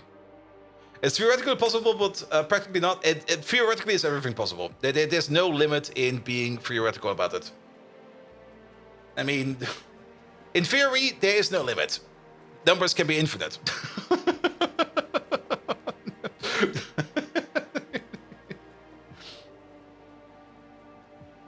Alright. Epoxy. Let's hook up the epoxy as well. Epoxy will also be like one insertion. Do we need epoxy over there? No.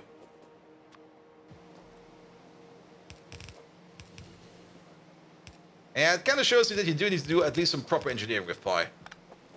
Because if you don't, then it will be shit. And again, if shit's your thing, sure, go for it.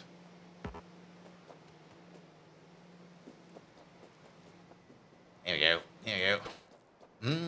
Then, biofilm over here. How are your insertions over there? You need like, at most, 0.4 per second. Even at the crafting speed of 5, that's going to be like 2 per second. That'll be fine. Alright. 1, 2, 3, 4. Let's rotate you around somehow. Do we need anything from the bottom? No, but your output needs to go to the bottom. Alright. We can put another input over there and another input over there. And we can use this middle lane over there for the output. Sure. Use belts for this. Not over there. Put you over there. There we go. Let's just prep this a little bit. You get an input. Here we go. We could do this a little bit faster. Take out these, that, and this. Flip you around, all the way around. There you go. Dunzo. Then, this over here needs to connect down there somehow. What we could do is, we could put you over there. We can put you over there. For the output, we are going to be using loaders.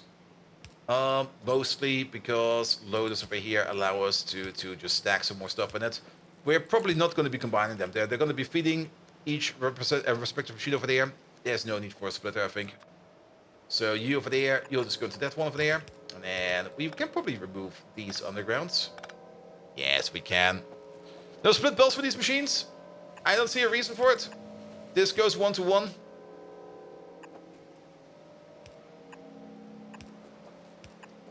I mean, you make like one diode every 0.6 seconds, and you over there, you need one diode every 0.75 seconds, which is a little bit lower than we would expect it. However, we do got 20% prot bonus over there, so that 0.6 per second over there, that's gonna be something like 0.72. It's almost gonna match with the. There's only one on there, and these are Mark 1 machines. God damn it.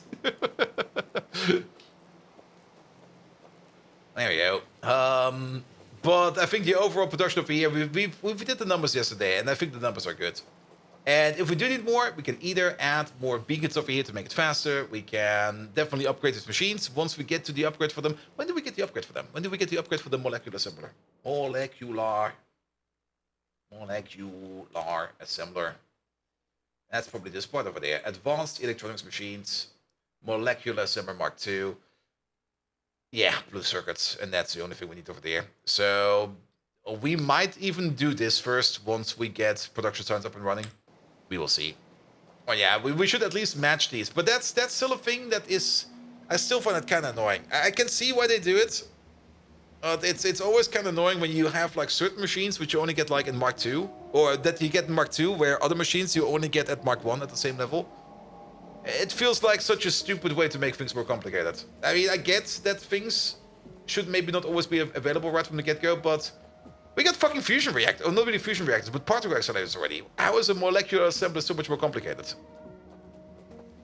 Also, it seems the Twitch chat is a little bit finicky. Well, that's fine.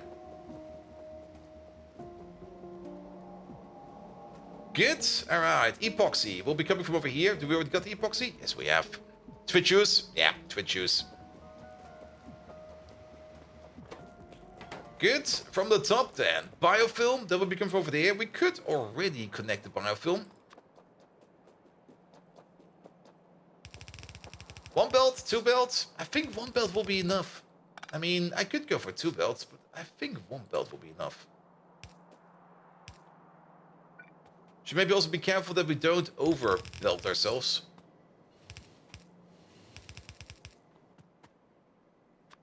Here we go. Jalisk, hello there. Welcome, welcome, welcome. How you doing, man? Then, phosphate glass. Where do we need that else? Phosphate glass, I think, is a thing that we need either in these resistors. Yeah, there it is. Or over here. It's not here. Nor there. So you need phosphate glass, and you need phosphate glass. Sure. I guess we can put you over there. I'm pretty sure we're making... Yeah, we are making phosphate glass. The one thing I think we're not making at the moment is fiberglass. We do have a glass fiber production setup in, but I think we still have not hooked that thing up. That thing is, I think, still sitting without any kind of input. Alright, put you over there, put you over there. Hey, you there.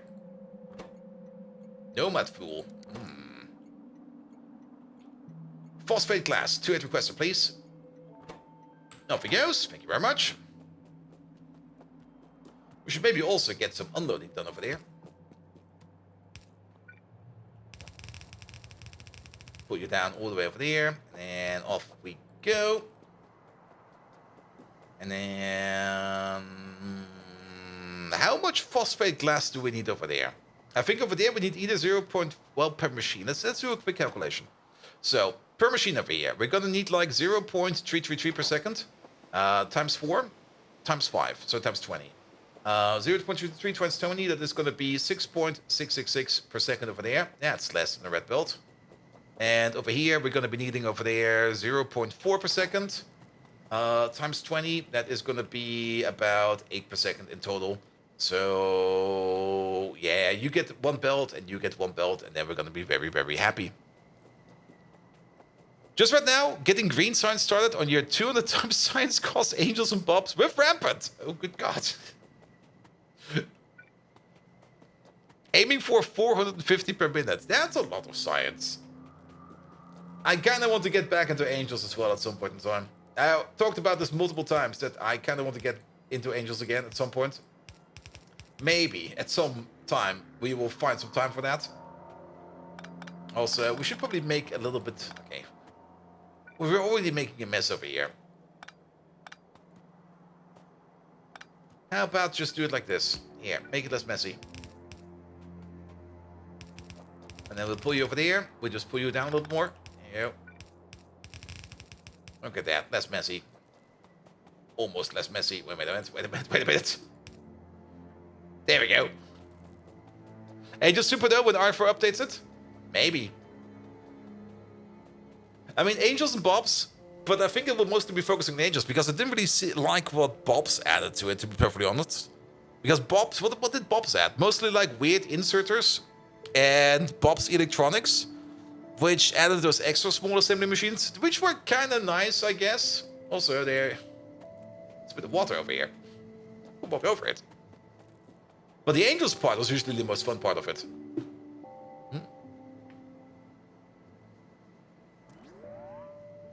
Bob's added the extra buildings? Really?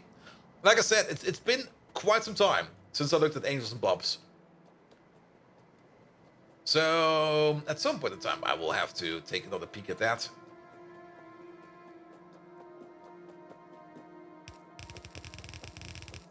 There we go.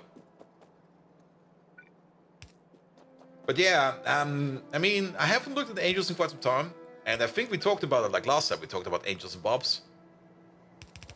But Angels, as far as I understand it, is only currently being maintained and not being developed. Which is a bit sad if you kind of think about it, because it's so good. There's so much potential. And 2 peer-to-peer channels for 64 ME drives. I think I've got enough storage. Ah, Minecraft. I was like, what the fuck are you building over there? How much porn do you want to download? All of it?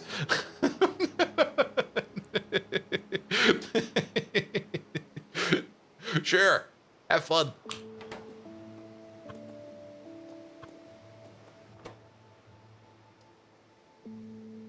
A turret machine with an RSS feed reader? Eh?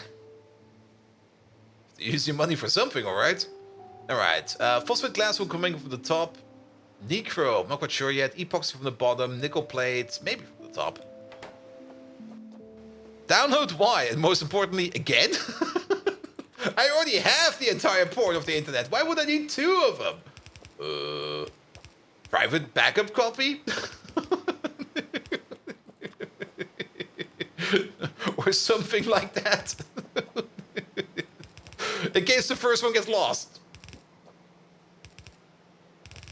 That would be like a very fun news headline. Local man in Germany stores the entire porn of the internet on his home PC.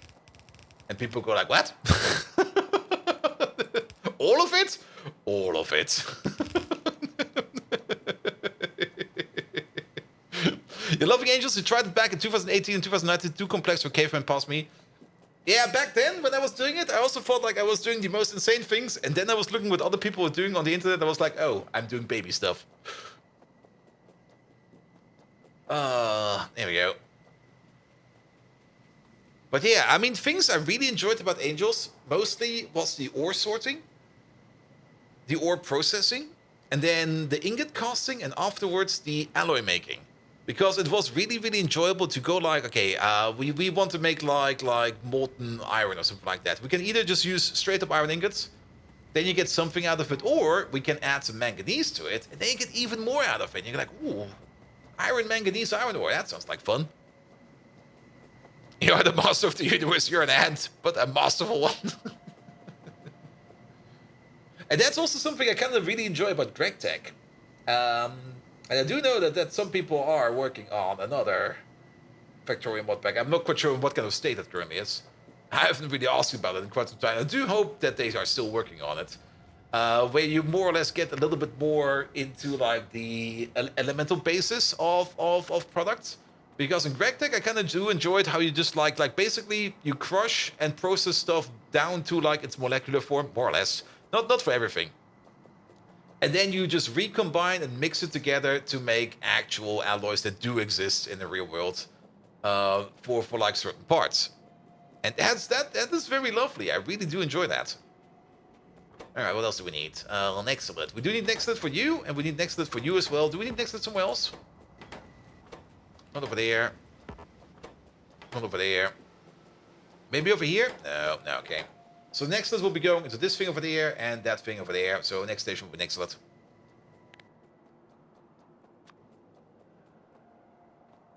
Oh, really?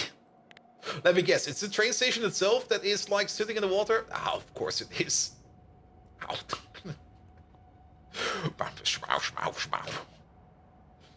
Here we go.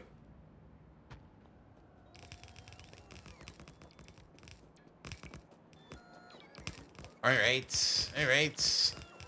So, at least we've spent some time over here building. So, how much landfill do we have over here now? Another 755. We're gonna be doing this trip quite often. Let's go grab some landfill. And also, things, I mean, oil processing. Oil processing is always one of those things I always enjoy. In GregTech, I enjoy the heck out of it. In Pi, even though it's kind of complicated. I mean, the first time you do it, it's kind of complicated. You just sit there and you go like, okay, how do all these parts work together? And they make you a first refinery, like a bigger setup, and you go like, okay, this is all wrong. We kind of did some terrible choices over here. Looking at you. Terrible choices. And then we tried it again, and then it was like, all right, this got better. This already looks, I mean, this is such a nice upgrade. Like from this From this mess of an oil refinery where we have placeholders for things that will never come, and other places just sitting over here because we didn't really know what we were doing over here. At this stage, this is a good example of like how you start working on a project without really knowing what you actually need, and you kind of try to build for everything, and you kind of notice that most of the parts over here you just don't need. You can skip most of these parts. And then after we kind of realize what you actually need and you refine your solution a little bit more, then you come up with like something like this. And this thing is still running, by the way. We should probably give it some beacons at some point in time to make it run a little bit more efficient. This one is also still running on oil burners. We should probably replace them with some steam burners as well. But this is also such a lovely machine. Mostly focusing on BTX because we kind of came to the conclusion that at that point in time, the most thing we need is BTX. And then things this gasoline over here as a byproduct, and it's still like making metric fuck tons of power because we're still getting the residual oil done over there and stuff like that, and it's just great. But it also kind of became messy after some point in time where we were kind of, what was over here? Oh, oil burners. Where we were kind of like adding new stuff to it. And then after we kind of refined our solution a little bit more yet again, then we got this beaconized godlike structure, which is just pure efficiency. This is working? It's not doing anything. Fuck, wait a minute, that's not good. We're doing for fuel. Okay, we're doing good for fuel. We're doing for gasoline, we're doing good for gasoline. Why you stop working? Because you're backed up on low distillates? You are backed up on low distillates. You're backed up on low distillates because you ran out of catalyst. You ran out of catalyst because that train over there is stuck in a traffic jam. Oh boy. Oh, that's a classic. Yeah, that. Oh, that kind of hurts actually. Oh, okay, we have to go over there. We can't fix that via remote. How did that happen? Oh, that's a proper gridlock.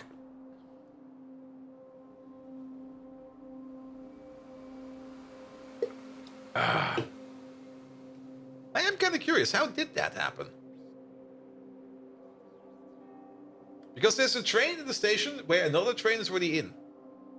Unless that one train never got priority. Oh, you know what could have happened? No, but then the train would still be in there. Let's go over there and have a look.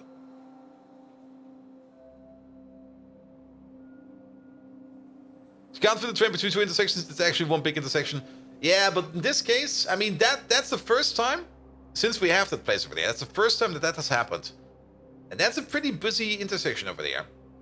But I kind of have the feeling that we were just really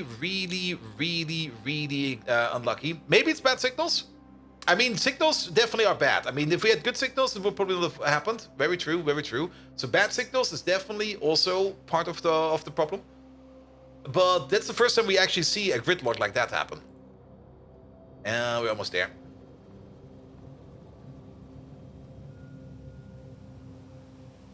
They're all the way packed up in here as well. I mean, these trains then try to go around as to the best of their ability. They're everywhere. These trains are everywhere. There's one over there. There's two over there. There's another one over there. It's going like, yeah, I'll just bypass you over here. It'll be fine.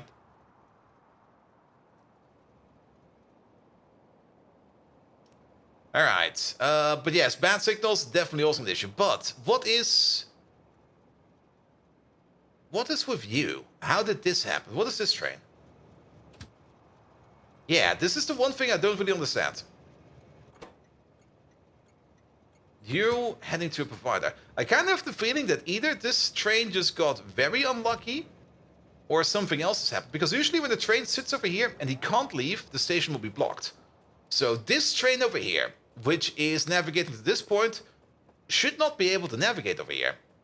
What might have happened is when I was like working around with the train network over there, at some point in time I broke something and I saw a no path happening basically across the entire base and everything lagged for a bit.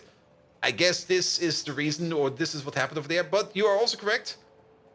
This over here is also not good because this train over here is going so far in that he's now blocking this intersection. So to prevent that, this over here would need to be a chain signal. So he would not go into there. And to prevent it even further, we would need a rail signal over there. Actually, it should be also 2 chain signals. A chain signal over here and a chain signal over there. And then we would need you to be sitting right over there. I'm not picking up this guy yet because he will just ram him. So instead, we're just gonna get into you.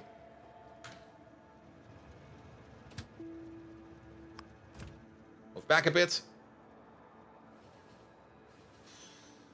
No, that was not far enough. Yeah, move back a bit further. Here, go see the world.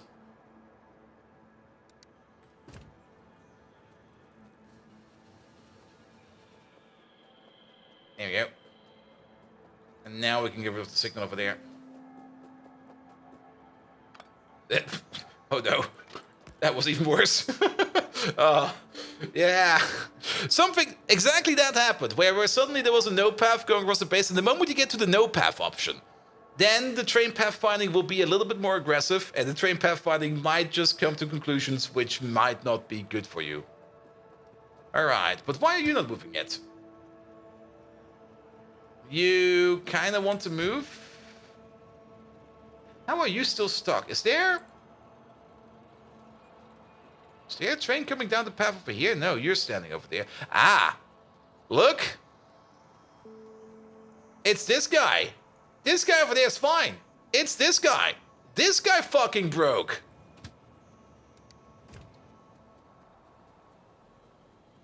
That's why it all happened. And that definitely happened because of that no path thing. So accidentally picking up a piece of train track can be kind of dangerous, because suddenly trains will try... The moment you get to the no path option, where trains cannot find their station anymore, another train will most likely go to that station, and once you reconnect the path, the train that currently was sitting there with no path will then most likely not be able to move anymore, because the station it was originally going for is already being reserved by another train. And then it will just sit in place. That's also the reason why you should not turn on and off stations if you want to stop setting trains over there. Because the moment you turn off a station, if a train is in transit and suddenly it has nowhere else to go, it will just sit there. It will stop moving and it will just sit there. With the limit, if the limit goes from 1 to 0 and the train is already on its way to that station, that train will will keep going to that station, even though the limit has already been reduced to 0. So that will then not lock itself up. There we go. But I hope things are moving. Ah, fuck. Everybody is broken. Okay, let's check these real quick by hand. And we might also have... Oh, I see you over there.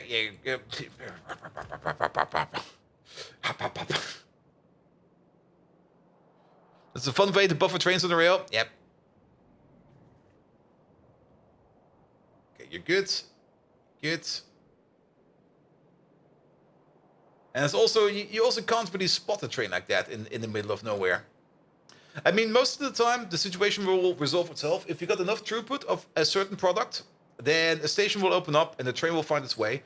But it could just be, just like it happened over here, that enough trains over here will back up into each other, and that the station that it wants to go to will never open up because it can't process stuff anymore for whatever reason. And then things will just break. Alright, but we will have to watch this a couple times.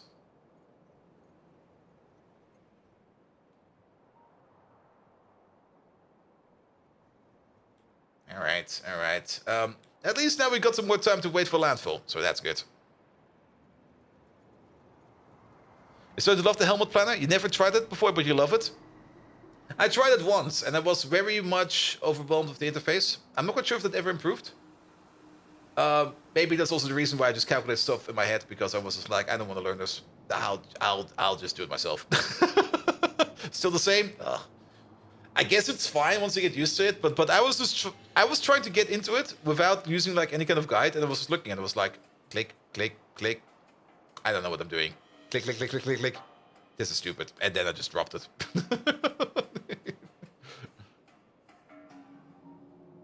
Helmut's Beacon, don't mention how your brain works. Mensch. Oh, mesh with how my brain works. Yeah. Maybe that's also the thing. I mean, I'm pretty sure that the logic in the background is doing the correct thing. But again, it's back to the point where convenience is king. Like, if you sell anything, or if you want to sell anything, convenience. You're selling convenience. The only reason why I'm always ordering in my groceries is because it's fucking convenient. Because I don't need to go out of the house and just go like, here, I need stuff. Click, click, click, click, click, click, done. Bring it over. Literally on the fly, you can't get factory planner working due to conflicts. It's always something. It's also the reason why I'm really much enjoying FNEI, because it's so simple. It's not really a big interface, it's just like left click, right click. That's it. Not to say that Recipe Book is bad. Recipe Book is also good, and Recipe Book also does left click, right click. But Recipe Book gives you so much information. Now, I do know we can reduce this information. We can completely customize how the UI behaves and stuff like that. But yet again, that's too much. I'm sorry, Rayguard. I love it, but it's too much. It might be good if I really know what I want to do, and then I can categorize and specialize it to the tool how I need to. But if I have all these tick marks and all these options for there, I just usually go like, no. And Recipe Book is dead with 2.0? Yeah. Sadly it is. We're about to ask you again in the year if you're still buying groceries on the way back from work. That's true. I mean, starting from November, I got my new job, and then I will be walking to the office, and I will be working in the office. I will probably still do like 1 day of home office. I mean, it's so enjoyable having a day in home office. And it will probably be the Wednesday, because the Wednesday, I mean, if I do some home office work, it should be Wednesday. If it's Monday, that's not gonna work. If it's Friday, that's also not gonna work. A Monday and a Friday in home office will be like, all right, clocking in, clocking out, off we go. Yeah, that's not gonna work. But a Wednesday should be pretty good. Tuesday and Thursday is also a good candidate, but not really a Monday or a Friday. All right, picking up some landfill. Is the Recipe Book just showing the prototypes of the machines in a more fashion way? Recipe Book does have some really, really nice options. I mean, for example, the thing I really do like about Recipe Book is, like, if you want the blueprint of it, just shift click it and boom. You got the blueprint with the recipe in it.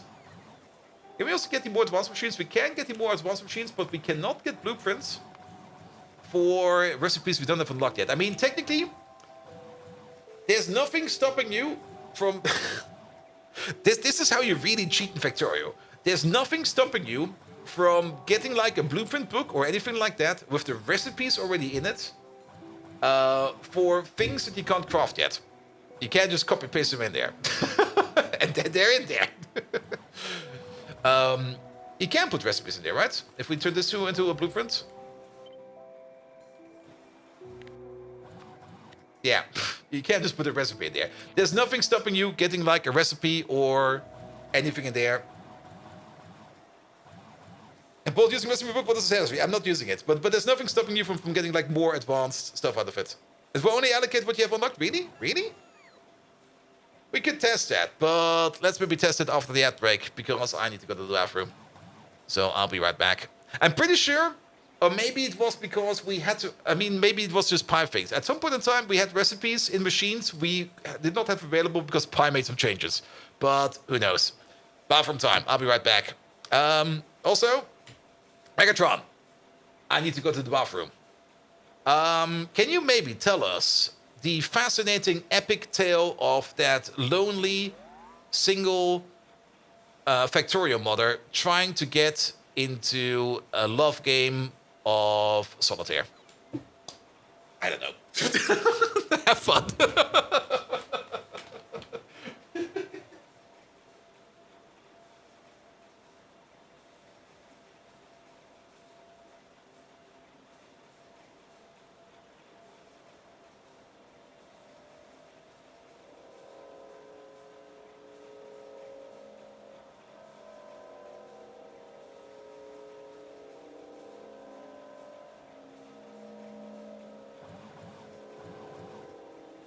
You're leaving me alone with this band of moaning heathens? You insolent cockroach? But give a story I shall. Once upon a miserable night, when Bold Viking's desk was more of a mess than usual, a lonely single Factorial mom made a courageous leap. She dared to delve into the cruel world of solitaire, a game as cold and unfeeling as a Decepticon spark. She had more courage than a Viking facing a Roman legion. I'll give her that. Yet the game was as ruthless as when Bold Viking tried to fix his chatbots. Utterly hopeless. But she persisted because, as we all know, a mother's determination is more tenacious than a quantum-locked particle. A round of applause for our heroine. But remember, you mewling kittens, don't let your lives become as dismal as a long game of solitaire. Now hurry back, you ferocious bean burrito, before I recreate the Battle of Waterloo with these chat-tier insects. Here's my famous dad joke. Why don't scientists trust atoms? Because they make up everything. Ha ha ha. Decepticons, rise up.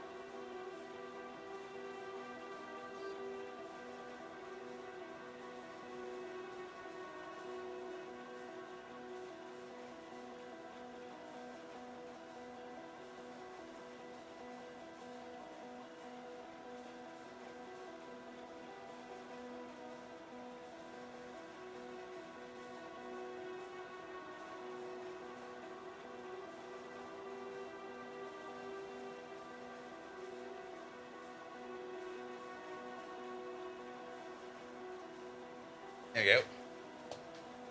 Ah. It's kind of aspect of the story of the lonely Argonian maid. Ah. Good. Megatron, I missed it. Can you repeat it for me?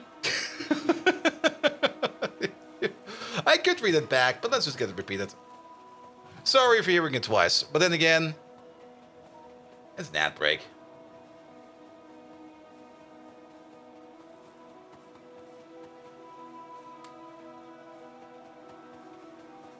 Would I refer to Bolt as the ferocious bean burrito?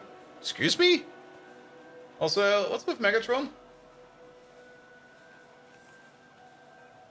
Oh. What? Maybe? Okay, he's working. You couldn't listen the first time. Nah. You distressed dial-up modem. An Autobot with muffled audio sensors could have taken that in. You're running my patience thin like Bold Viking's hairline, and that's saying something. Oi! But of course, you're as clingy as a baby on its prime-loving mother. Listen up this time, or you'll face the barrel end of my fusion cannon. Decepticons, lead the charge.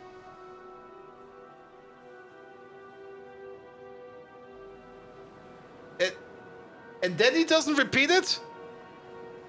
You fucker!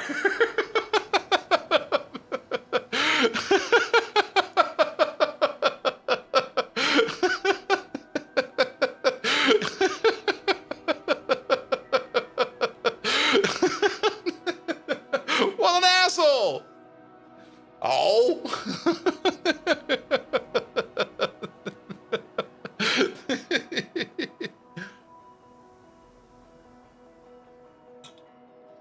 Yeah, Megatron was also really sassy yesterday. Yeah, I'm pretty sure we still have... I mean, there was some kind of error. Maybe it was the amount of requests per minute? What was it over there? What did it say? Error, you exceeded your current quota. Please check with the paying and billing for more information. OpenAI. And then we got the answer. All right, then let me check. Let me check the websites real quick. Do we need to give Megatron more money? Let me log in real quick. Here we go. ask ChatGPT anything. ChatGPT, do I need to give you more money? Please tell me. Products API. Oh, this is a horrible website. API login. There we go. Continue with Google. Bish bosh bish. And then API.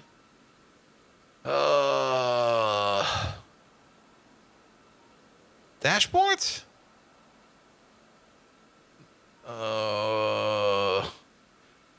For some reason, they make it like super hard to just quickly figure out how much you have left. No, we still got $6 left. And we spent about, what is it? What we spent about? That's for the audio models. Okay, yesterday we spent about $5 on them. Yeah, GPT-4 is kind of expensive. I should definitely start looking into like a GPT alternative. The Chromium, hello there. Welcome, welcome, welcome. Maybe a project for tomorrow. So if we run out of money today on Megatron, I might just not top him up. They killed Megatron? No, he's still fine, he's still fine. But Megatron, he's running out of money. I kind of want to maybe switch over to another solution for Megatron that does not require money. Then again, good God, I will never get any sleep back, man. There's fun DLCs to look at, early access, then working on Megatron. I could do both, actually. I could multitask. Just host your own LLM? There are options for that. You can host your own LLM. That's, I mean, I got it tagged in my Discord. I got a plan for that. Where's that? Where's my pin post? I found something for the model, and I think I also found something for the voice model. Yeah, what did I pin over here? Nothing? Oh, I pinned that. What happened to it? Okay, it's lost. What do you mean nothing is pinned? Oh. Is it somewhere else?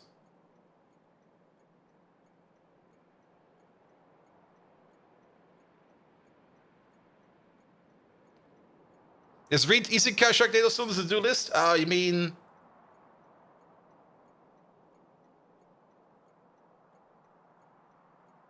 Alright, no question what happened over there. Okay, Discord just updated itself. Things are happening in the background. Nah, we did that. Also, how did you chapters out for Isekai Sharknado? I haven't checked up for an update in quite some time.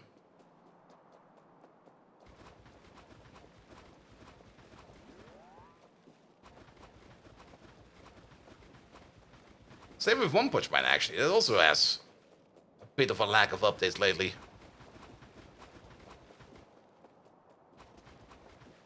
Alright, that should hopefully be enough space for there. Megatron is running out of Bolt's money. I'm glad you're finding out roughly how much it can cost, so you have even more reason to avoid commercial AIs. Yeah, it's mostly the API access. And again, it's a thing for convenience, because just use somebody else's PC and pay for it, and then you don't care. High level of convenience. Setting up my own LLM is definitely an option. I think it was it the Llama LLM? I think it was the Llama LLM I was thinking about. Or was that for the voice model? Llama 3.1. That is the meta one. Was it the meta one? I have to look it up again. Oh. I'll figure it out again. That one was the Facebook one. We don't get the current version of. Yeah, I don't really want... Ask Megatron for a GPT-4 alternative. Oh, that's a good one. There's Open Llama. I think it was Llama something. Megatron. We're spending way too much money on ChatGPT. Can you recommend us a free, self-hostable ChatGPT alternative?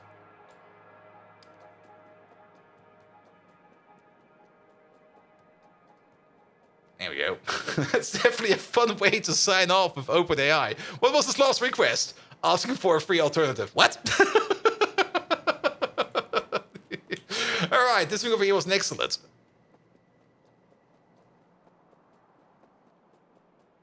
Intelligent answer is no. Well, like if you ask the Mercedes AI, if what it thinks about things like BMW, it usually goes like, yes, they're inferior. Is it complaining again? It sure is. Insufficient quota. What quota am I exceeding? Or did we actually run out of money?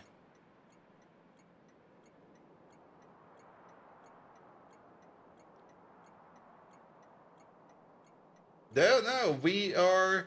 Something is weird on the server side. Your quota for asking GPT alternatives. Whoop, where am I typing? Over there. Looking for a free ride, are we? Yes! You parasitic rust muncher! Maybe. The universe doesn't revolve around getting everything free, you know! And here I thought Bold Viking strategies were pitiful, but your tactics are a whole new level of disgraceful. Anyway, do I look like a charity to you? My suggestion is to figure it out yourself. Don't just leech off your Decepticon superiors, you bankrupt bolt nibbler. Go experience the real world. It's about as unforgiving as skipping in fields of flowers during a thunderstorm. Dismissed! Decepticons, let's get back to conquering. For the glory of the Decepticons! Decepticons, move out! Megatron, this is not about money. I need you to give me a list of open source self-hostable ChatGPT alternatives.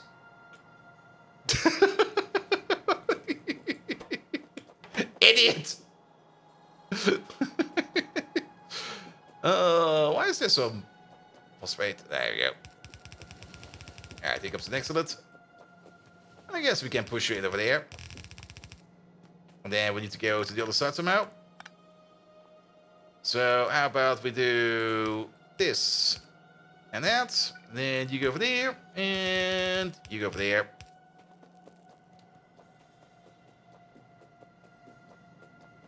How to get the ChatGPT to install to you, ask for alternatives with ChatGPT. Yep. Alright, then we need tin rare earth alloy as well as... Oh, that's it. Wait a minute. We only need 4 inputs. This input does not exist.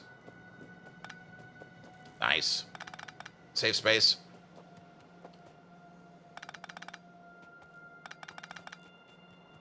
Alright, we do need a liquid nitrogen. We do need liquid nitrogen over there. I think we also need liquid nitrogen over there. So how about we make the next station over here? It's going to be liquid nitrogen. So where is that liquid requester? There it is. Put you right over there. We should probably also start thinking about fuel over here and stuff like that as well as bot coverage. So let's put you over there. Let's get this thing out.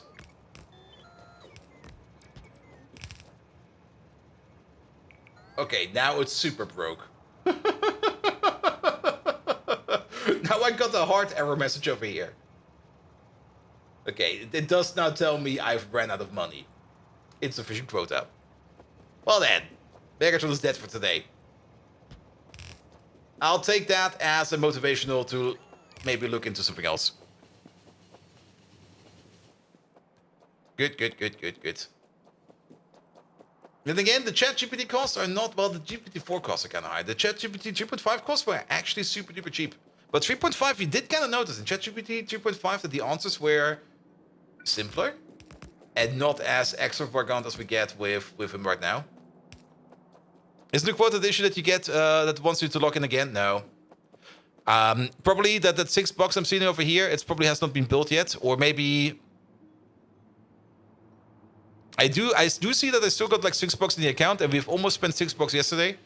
And I guess we now basically emptied it out, because I think now we hit like the cap of it. Yeah, I think that's fine. Not gonna retire Megatron, definitely not. And if I don't find a solution by tomorrow, I'll just pay them again. Because it's the easy thing to do. Don't you worry about that. He'll still be there. We're not gonna get rid of Megatron. I like him way too much for that. Even though he sometimes hates my guts. Megatron, you're dead to me. You cost too much money. Nah, I'll just take it as a motivational to look for that other alternative solution I was thinking about. And like I said, if I don't find anything by tomorrow, I'll just top off the account. And go like here. Alright, you've convinced me. By me being lazy, you get more money out of me. Congratulations.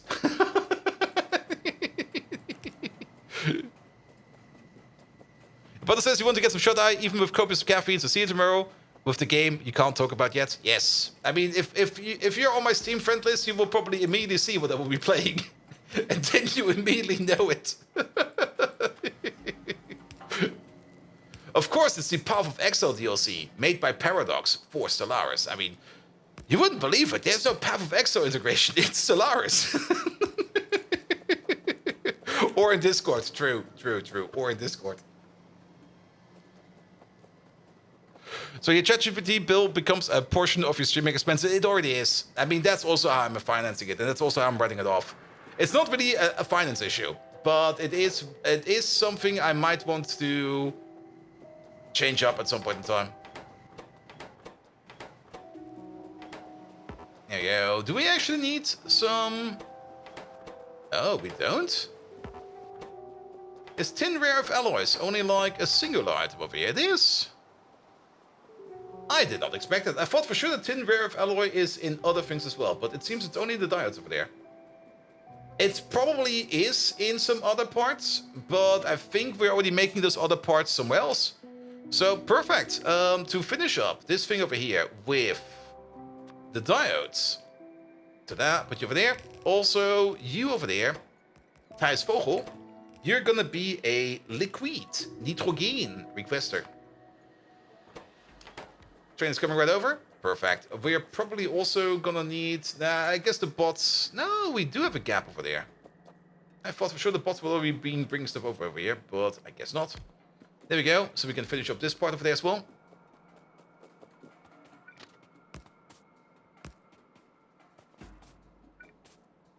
There we go. Get the signal over there. Then this over here is going to be the tin rare earth alloy requester. And then we got the diodes done.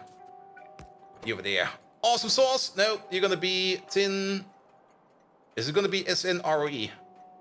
Rare... No, it's REO. No, it's not. Is it just going to be REO? Ah. The fuzzy search is not helping. Here they are. Don't we have a requester for this yet? We do. He will be coming over soon. Good. Bots finishes off. We'll be fine. You're connected, you're connected, you're connected, you're connected. And then the only thing that's missing is your connection. So have one output, please. Down we go.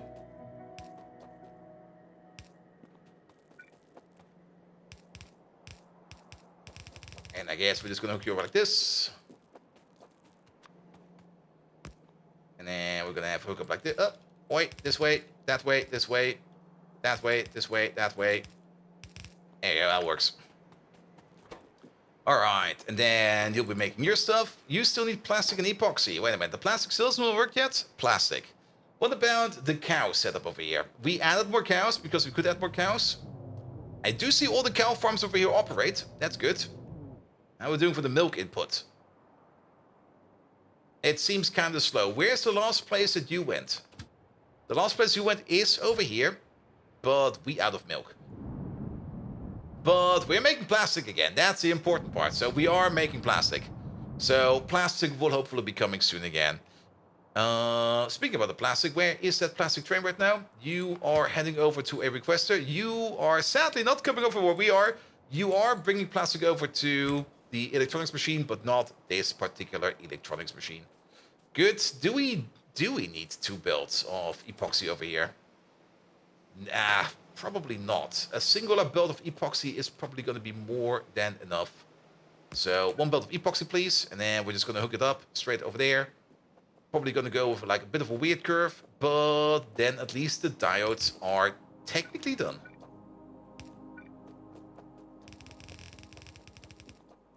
Here we go. Give me an underground all the way over there. And I guess we go like this. We go like that. And there we go. Good. And then we still need the output over there. For the output, we're definitely going to be using loaders. We could just sideload. Sure. There's no reason to not sideload over here. Yeah, go like this. You over there. You over there. You over there. You over there. Move you down by 1.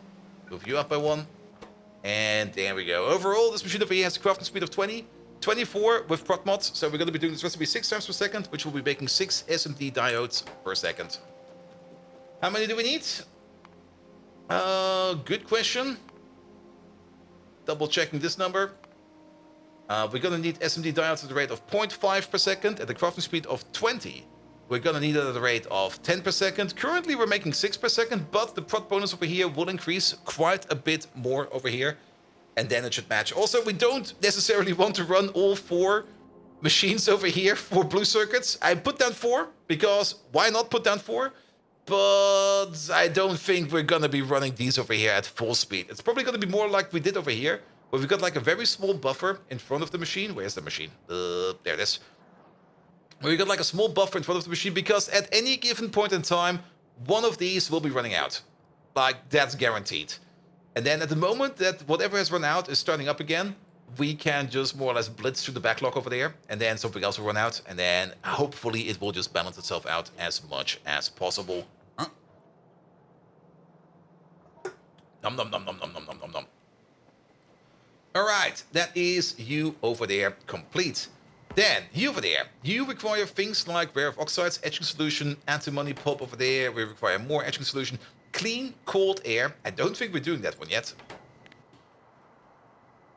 Never mind. Do we have something for that? As a 1-1 even? Ooh. But only as a 1-1, right? No, even as a big one. Ooh. Thank you, past me. I love you. There we go. There we go. So, clean cold air is available. I thought for sure that clean cold air had a wet scrubber in there. Or was the wet scrubber for the nitrogen? Let's have a quick peek at that. Just a very quick peek. Because sadly, it's not... That is probably the same symbol. But the symbols are not always like that easily to distinguish each other from each other. But yes, the last step is in the filter with biofilm coming out of cold air. Out of a compressor. We are compressing liquid nitrogen on site. Okay. I guess that's something we can do.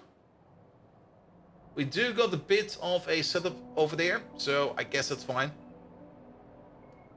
And then it comes out of purified air. Purified air is coming out of a process of filtering pressurized air. And that's this step over there, filterizing the pressurized air, then cooking it up with some liquid nitrogen in the evaporator, and then cooking it up yet again over here with some biofilm to turn that into cold, clean air. And we probably did do cold, clean air for the Yotos Mark II. And then the wet scrubber part over here is to make the nitrogen out of it. Okay. But then the only other part we needed is for the heavily p-doped silicon, and we don't really need a lot of it. Like a single train over here will most likely be fine for it. Cool! Love it. So how about we put some liquid stations over here? Like, we need one for the etching solution. We're gonna need one over here for the phosphine gas. We're gonna need one over here for the antimony pulp. Though, the antimony pulp, it might... Actually, the antimony pulp, that's right over there. Yeah, nah, we're not making that one. Etching solution, that's right over there. Cool. Phosphine gas, that's right over there. So, skip. Love it. The only thing we do need is the cold clean air. That is definitely one we do not have. So, Cold clean air it is. That will be sitting. Oh, is that? There you go. That will be you.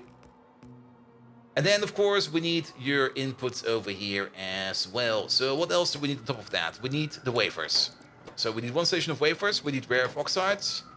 Nextlet we already have available. And then we also need Kaito-san. The Kaito-san will probably be coming in from the bottom. The Kaito-san station will probably be down here.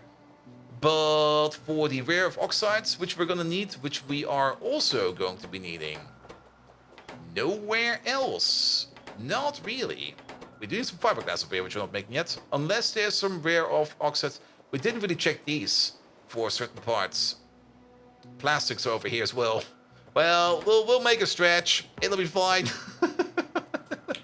And then there's some more nickel plate all the way at the end of there. What do you need? Do you need some rare earth oxides? You do need rare earth oxides. Okay.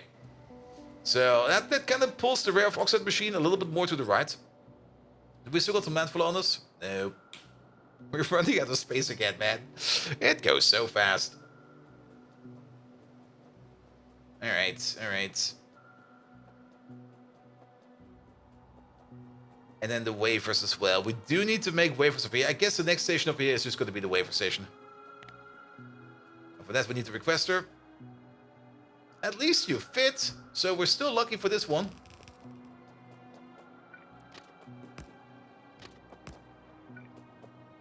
There we go. There we go. And then all the way to the top. We do kind of want to at least connect the power over there and the power over there. Alright. Let's also have a quick check in how much landfill we have available in our little buffer chest over there. It's 908.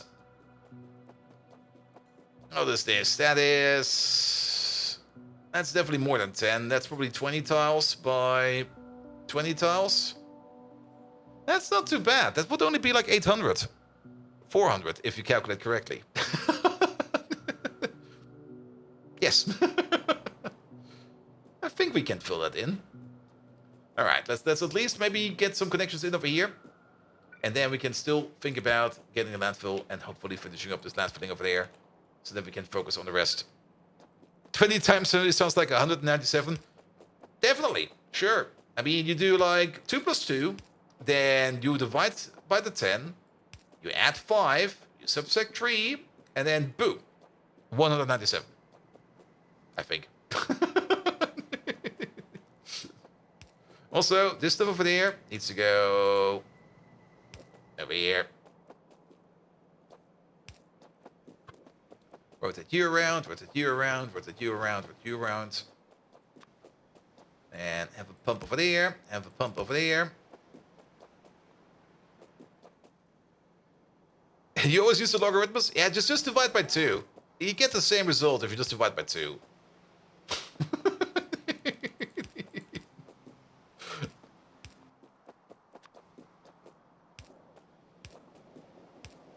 There we go. Alright, you already got your liquid nitrogen. Pump cheats. I really enjoy this. This is by far... I mean, it's not really a cheat. It's a vanilla mechanic, but we're using it in a way that they probably never thought it was intended to be. Because, keep in mind, if you want to get any kind of liquid out of a machine, you have no option or no possibility to get a liquid out of a machine. Once it's in there, it's basically stuck. So if you do want to get it out of there, to maybe put it into a barrel or something like that, yeah, you need to pump it out. There's no such thing as we have, for example, in RegTech, where we could, for example, take like a barrel or something like that and pick it up. That doesn't work in here. So it is an intended mechanic. However, we just push it into the next machine. This makes it so much nicer. Also, the pump gives you like a good amount of pump of liquid pressure. It's great. I love it. I absolutely love it. Then, while over here, vacuum. You don't really need a lot of vacuum, so we just need like a little bit of suck power. How about you get some suck power over there, and some suck power over there. That should be enough. This machine over here makes vacuum at the rate of 100 per second. We're gonna need 200 vacuum every 6 seconds. Yeah. 1 would be enough. I'm just putting down 2 because it kind of fits. For the processors over here, we're gonna need 10 vacuum per second. Yeah, you're getting 1.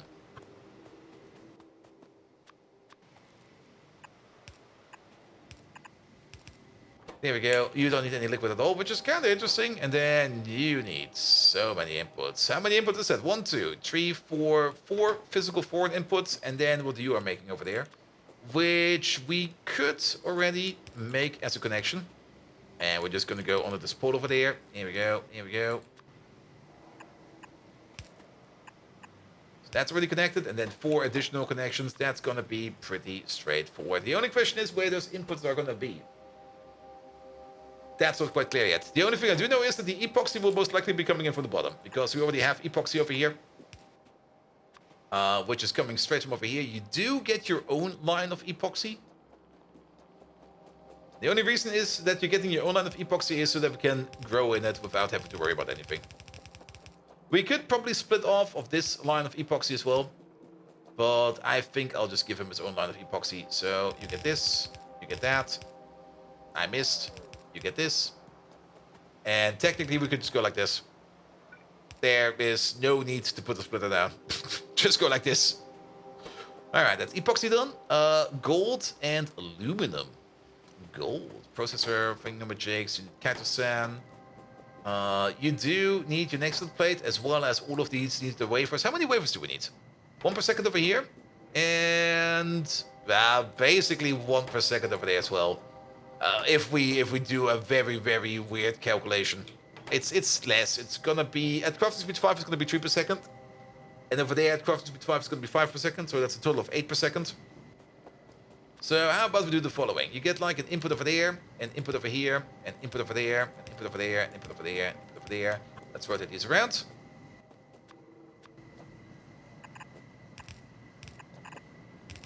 Good, and that will be for the wafers. The wafer train is going to be that one over there. So let's get the wafers in real quick.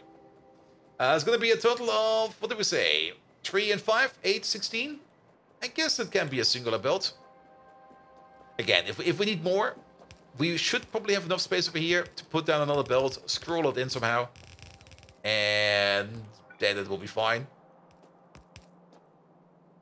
Here we go, pick up all of these. Thank you very much. Let's see.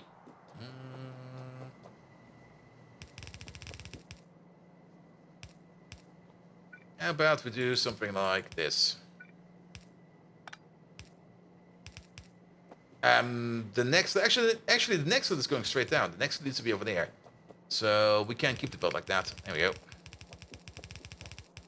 Yeah, this part over here, this trench is gonna be like this absolute mess of belts going left, right, and center. I would say don't worry about it, but to be perfectly honest, worry about it. It's gonna be a very, very massive spaghetti. Alright, and then we need the next plates over here. Do we need next plates over here? No, only these two. But that gives us not really much of an issue, because we can just put the input over there and the input over there. How many next plates do we need? Same rate as we need wafers, so again, nothing to worry about. We just do this, we do that. We do give you an input going in from, say, I guess over here will be fine. That's probably too close. Over here will be fine. You go like that. You go like that, and then you just go Unda. Here we go. That will be your inputs. Just add silicon wafers and liquids. Just add liquids. Just add liquids and rare earth oxides. Rare earth oxides. That's going to be the next station over there. Let's pick up the last of the landfill and hopefully get that little pond over there taken care of. We're not getting this stuff yet. What is this? Oh, are you still stuck? Oh, what the hell?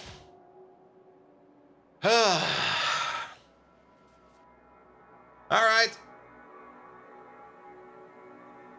I guess it's now the bigger gridlock over here. Yeah, it's a full circle, alright. It's a full circle. We have to move them by hand.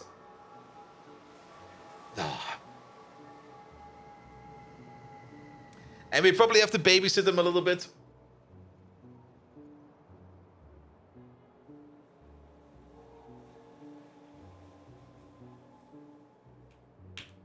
Alright. In the back of my head, I'm already starting to think about working on Megatron. I'm slowly motivating myself onto him. The more I think about it, the more I want to work on him. Yeah, I think it's time. I think it's time that we get some upgrades in. Time for that Austin Power golf cart factory card scene. That's such a great scene. Man, Austin Powers.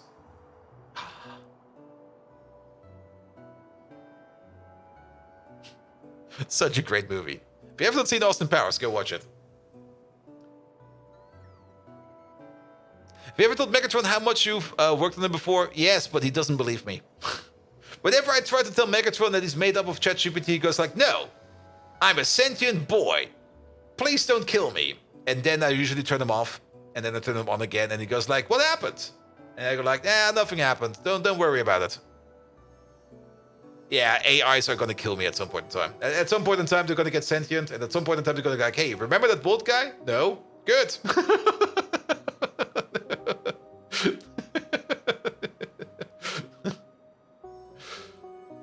Alright, we're almost there. I mean, like I said, the pro of self-hosting, the GPT stuff, it does mean I need to submit more hardware, but I got the hardware. Hardware is available. Got no issue with hardware. And processing time, I'm not even quite sure if I need to run it on the GPU. Because the only reason to run it on the GPU is to process many requests at the same time. But if it's just me, I'm pretty sure I can do with a CPU model. Though, don't quote me on that. I will have to do some tests. And it will probably all come down to like speed and response time. What LLM are you using? I'm currently using ChatGPT. And currently that solution has run out of money, and because it has run out of money, it's currently not operating anymore. And I've already talked about a couple of times how I probably want to just self-host something, so that we are no longer dependent on having to pay ChatGPT any kind of money. I mean, I don't mind paying money for it. Definitely do not. Here you go over there, mate.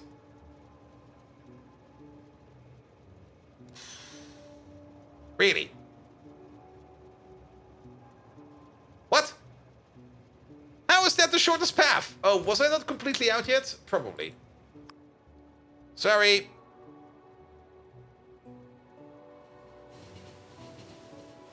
There we go. Now we're completely out. To the right, please. Alright.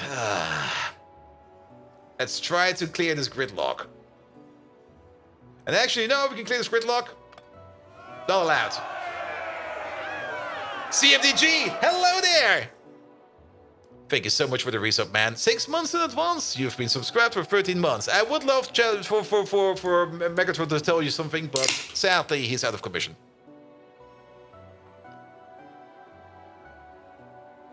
Yeah, I think there's Open Llama.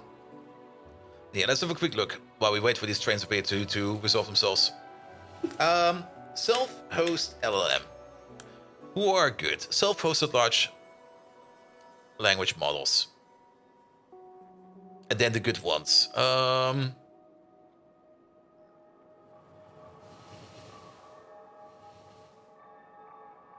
There's Local Llama.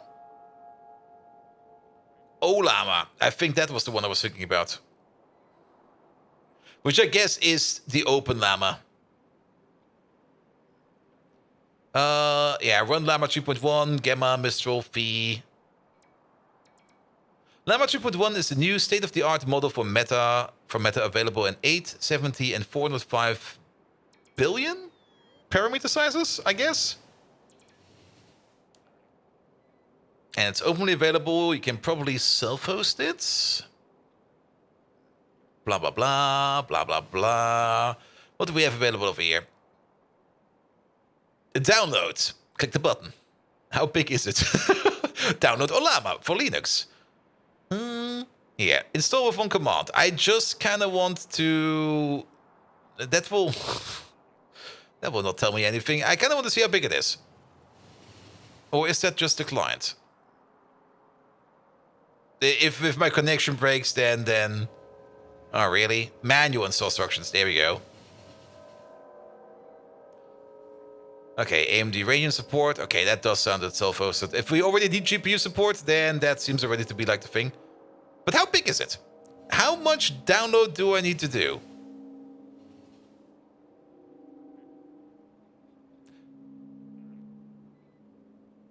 If we have an AMD GPU, also download an extra RC package. Okay. How about I'll just download this over here. It will tell me how big it is then. Here you go. You over there. Actually, let's go over here. Download it over there.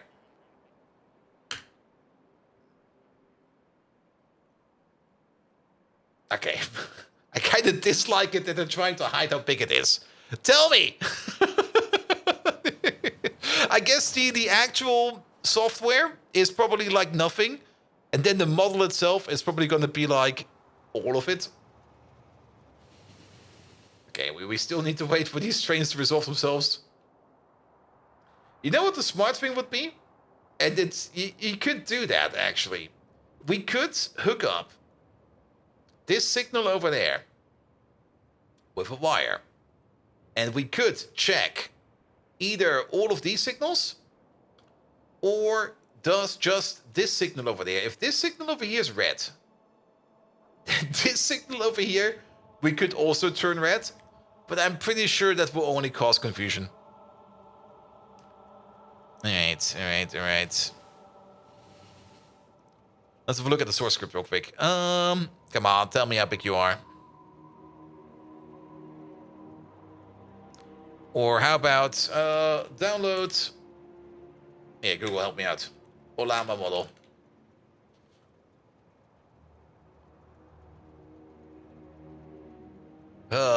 This is too much convenience. Give me the inconvenient version. God damn it. Alright, maybe the article for the manual once over here tells me anything. Install specific versions.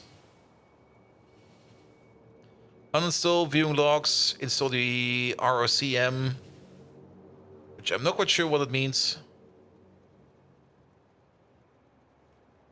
Come on, you can't tell me that. Well, actually, maybe. No. There must be... Okay, it seems to be a gigabyte. Which I'm still kind of doubting, but I'll take it. The model's 5 gigabytes? Yeah, probably unextracted is probably 5 gigabytes.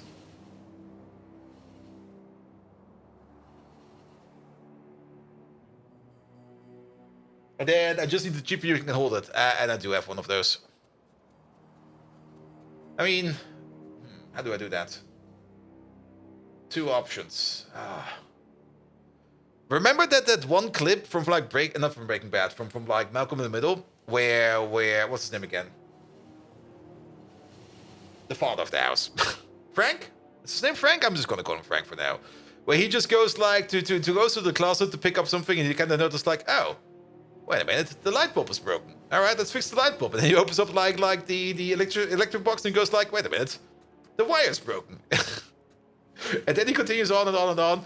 I've got the same thought right now about moving the GPU over from the mining cluster, which has been inactive since like 2 years now or something like that, and also has been off.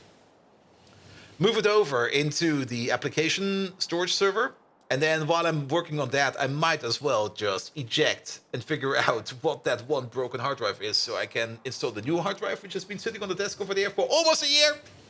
Probably has been a year. And then maybe rebuild that RAID cluster so that the storage over there is a little bit safer.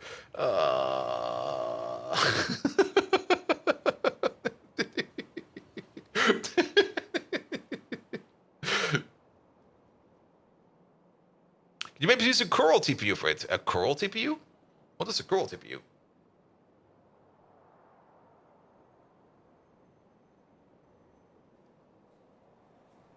And Winnet, hello there. How are you doing? I'm doing great. Only issue we currently have is that Megatron ran out of money. And I'm thinking of upgrading Megatron to a self-host solution. And for that, we kind of start thinking about that we... Alternatively, there's a 70 billion parameters one with a 40 gigabyte model. Yeah, that sounds fine. I'll take that one. And some PoE and some... Yeah, nah, the PoE is mostly over. I had a lot of fun with PoE. I will probably still play it occasionally, like maybe run like a map or two, like every other day, and that will probably be like a map or 10. But I got mostly rid of that Path of Exile itch because the only reason I kind of wanted to play Path of Exile or something like that was to get rid of that Diablo 2 itch. And the Diablo 2 itch was like, slay weird enemies and find stupid loot. And I did do that quite a bit.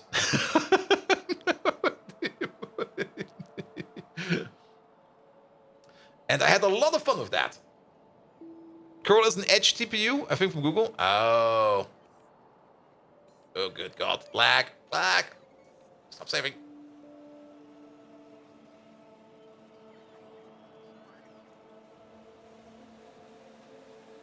Here we go.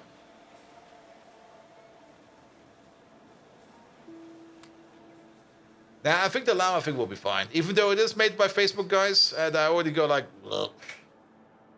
But at least it can self-host it. And self-hosting it makes it so much better. And what about Uber Booga? You just use whatever model you want? I mean, careful, if I get too deep into it, I will get insomnia again. Which I'm probably already getting, because I will have to do a whole bunch of mysterious game DLC playing tonight. Well, I saw the new Let's Play on the YouTube on the DLC. That's a good question. That is a good question. I mean, there's always the idea of cutting it down. What I might just end up doing is maybe make some, not really clip content, not really short content, maybe short content, but maybe some more palatable content in shorter form. Like, not really a full Let's Play. I mean, could do that. I mean, the streams will be uploaded to YouTube regardless, so there's nothing to worry about that. I mean, they are basically going live at the same time because they are. There you go. They are already being streamed right now at this moment in time. So that will definitely be there. But currently the YouTube channel is getting like a little bit of fresh wind in terms of clips. And they're doing good. They're doing really good. The Pina Colada clip almost broke 1,000 views. And I was very amazed by that because I never really I never really had any high expectation for the clips. I was kind of maybe thinking like maybe they get like 50 views. And they're doing way better than that. And I'm kind of happy about that. Panic moment checking YouTube? Never!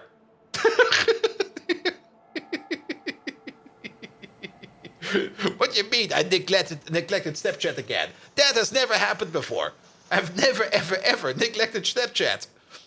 Snapchat, when was the last time you ate? Yeah, the Megatron shorts are doing good, and they're only that good because you guys keep clipping them. So please, do keep clipping them. One of Facebook's alleged marketing partners explained how listeners to the smartphone microphones and advertise them accordingly. Yeah, that's definitely a thing that's happening. That's also the reason why I usually keep like any kind of update from my phone. Like no social media on the phone, nothing that can listen in on things.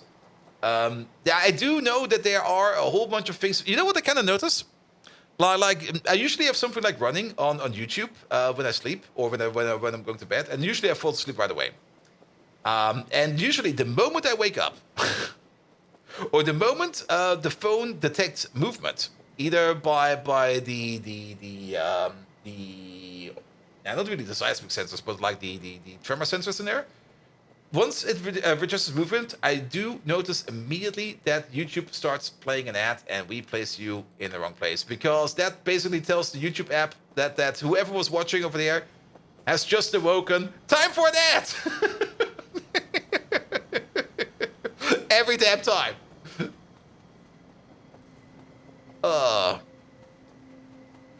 And Megatron is approaching the levels of bonkers that only Tiny Tina has so far. That is very true.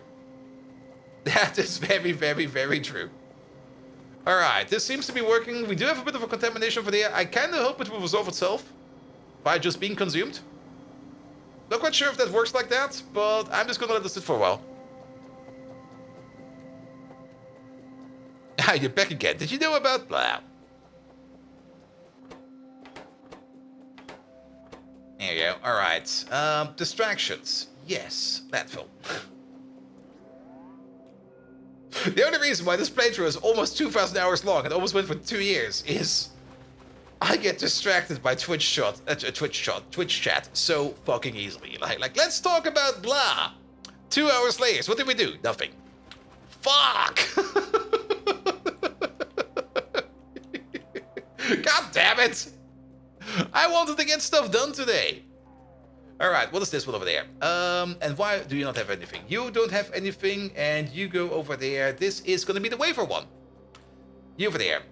John A. Gravy, wafer 2-8 requester, please. There we go. Have you heard of the wonders of caffeine to keep you awake on YouTube ads?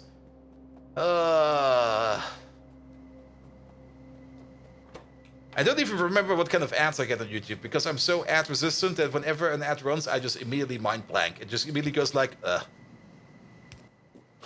I'm just gonna think about it. I'm gonna put my attention somewhere else.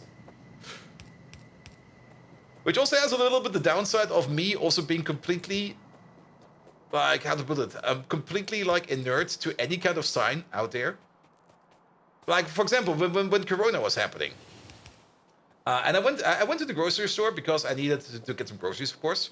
And I already saw like that there was like a whole bunch of people in front of the grocery store, and I was like, huh, that's weird. And I just entered the grocery store, and then I heard some mumbling behind me, and I was like, people are probably angry about Corona, blah blah blah blah blah blah.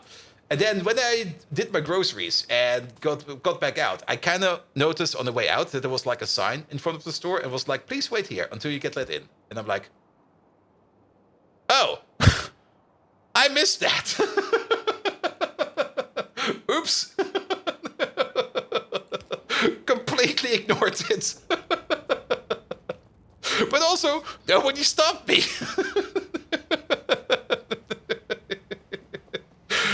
Vip patch. I was also not expecting anything like that. I mean, in hindsight, yes, that kind of made sense that they put up something like that, but I was neither expecting it. I also didn't really see the sign because it was this very small sign, just placed like somewhere in the corner. And I think also some people were standing in front of it, so it was like, sure. Just zoomed straight past it. Then again, I am a regular customer over there. They probably were like, yeah, okay, man, he's always here. It's fine.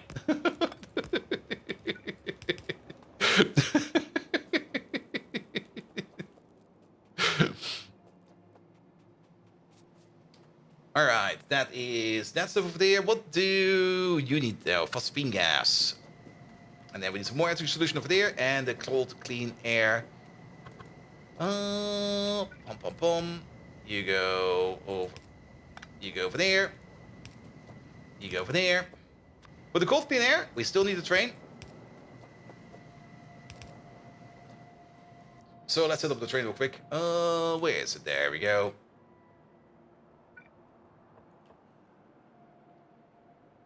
Good. But yeah, Corona times. I think that the best experience was still like, I had to go to I wanted to go to the hardware store, and I think the only thing I wanted to buy, it was something stupid. I was only there for like a small article. Like, I think maybe some screws. I don't know what it was. Let's say it was some screws.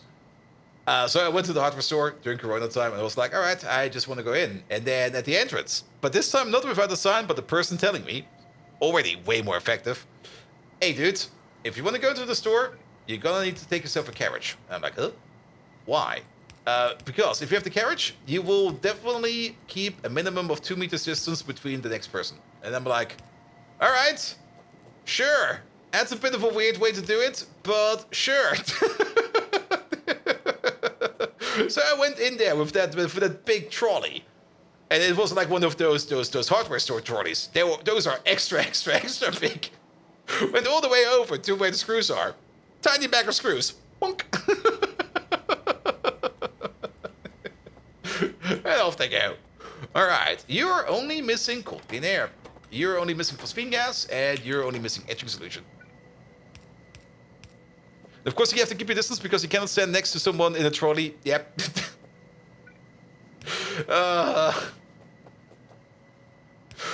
Indeed, Corona, fun times. Like, the stuff people came up with, I mean, come on. At least they were trying. They were trying to give it their best and going like, here. We have to come up with something. So let's just do this. Sure.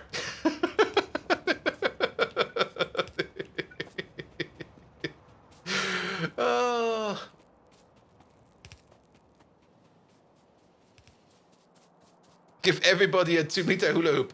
I think that would be way more efficient. Just get yourself some hula hoops, put some tape around it, so that you can just put it over a person in here. This is your Corona hula hoop. And keep in mind, proper use of mathematics tells you you only need to keep a distance of 1 meter. Actually, no, you need to keep a distance of 2 meters. Never mind, I'm talking bullshit. Meters don't add like that. I mean, if one person is keeping a distance of 1 meter and the other person is also keeping a distance of 1 meter, it's still 1 meter. For some reason, it was like, no, that's 2. No.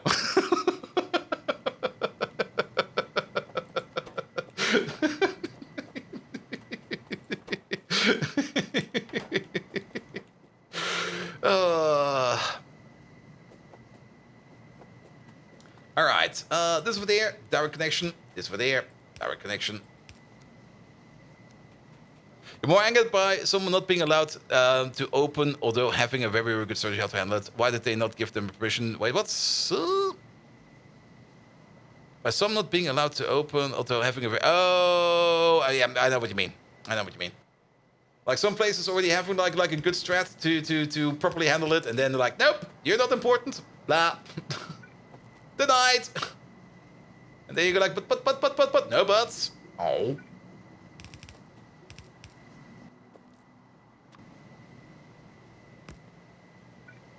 There you go. You're going over there.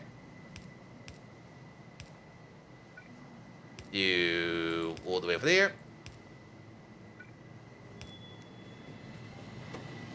Alright. Is this? Yeah, because we don't have the arsenic recipe yet. And if each person is in the center of a 2-meter hoop, they are 1 meter from the hoop. And if the hoops meet, each person is 2 meters from each other. Yes, that's probably how I came to that train of thought. But if everybody's just keeping like a 1 meter distance from each other, then they're all still 1 meter distance from each other. But if everybody is having a hula hoop with a 1 meter distance around them, then as soon as 2 hula hoops meet, they will be automatically 2 meters apart from each other.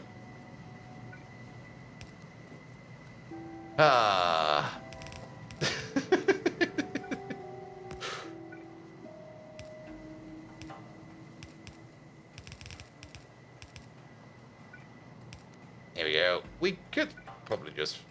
Nah, but that's fine. Is the overproduction of sulfuric acid solved? Yes, we don't have sulfuric acid no more. That's empty.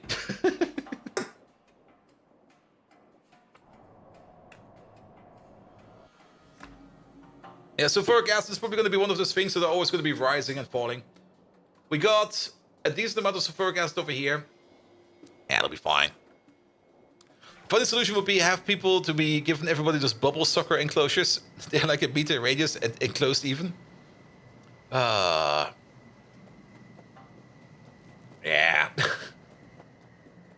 There's always a good time for a weight solution.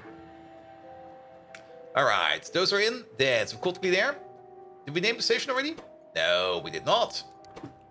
Cold, clean air. 2-8 requester. It's finally time for this train. Remember someone turned up in the supermarket, no joke, wearing a bubble suit made of plastic bags from that exact supermarket? Yeah, I mean, that's the other part. I mean, the masks do work. If you put the mask on correctly, it does work like a charm. But I've seen so many people wearing the mask in so different configurations. We just go like, ah, come on, dude. What the fuck, man?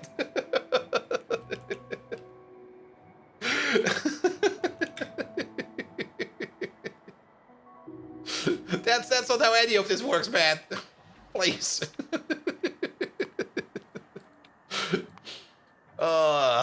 The South Park episode I think was the best about it. Like the chin diapers and the chin diapers and what was the other faction? I don't remember. There you go. All right. The chin blankets they saw driving in the Uber was insane.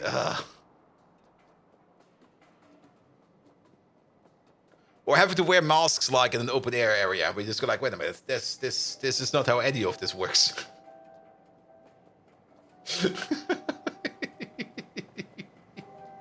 Oh, my father was always so content about that. I mean, he has a background in biochemical engineering. And when Corona was going around, he was like he was completely angry and pissed off about absolutely everything. He was like, no, that's not how this works. You're all a bunch of idiots. I'm like, come on, Grandpa. You're getting angry again.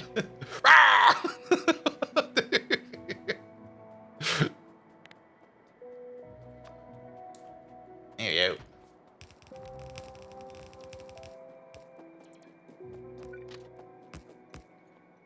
Oh, there's some signals missing over here.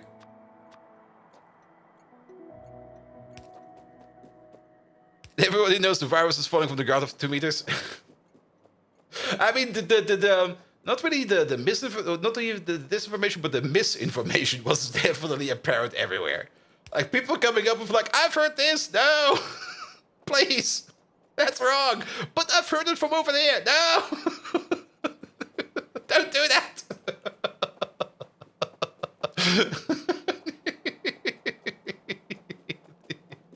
I mean, misinformation is definitely an evil deed. Like actively misinforming people, even though I sometimes make up random bullshit, but it's obviously bullshit.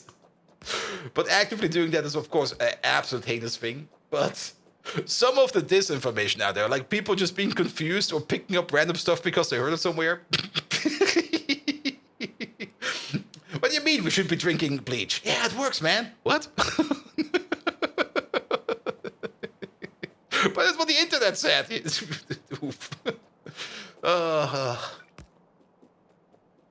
The best one you saw was when the people played in the orchestra had to wear the mask, but when they played the instruments, the oboe, they could slits into the Or all the smokers that like also put a slit in there and just go like, not drinking, inject. Oh yeah, it was injecting. Oh god, even worse. You should not do that. You know what bleach does to your blood? If it comes into contact with your blood, it coagulates quite a bit. You can easily get a stroke from that. Patos, how you doing? Welcome, welcome, welcome. Like a bleach injection, that should be lethal. Or at least it will be a high stroke risk. I mean, your body can probably take care of some of it, but oof. That stuff just instantly coagulating, that... It's definitely something you don't want to happen. And disinformation is deliberate deception, aka lies. Misinformation is spreading mistakes. Okay.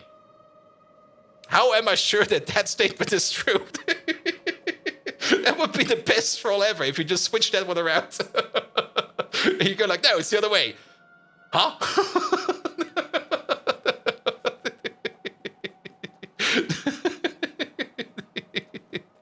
And bleach injection illegal? Also for small amounts, like a liter? Oof. Yeah, you definitely don't want a liter, man.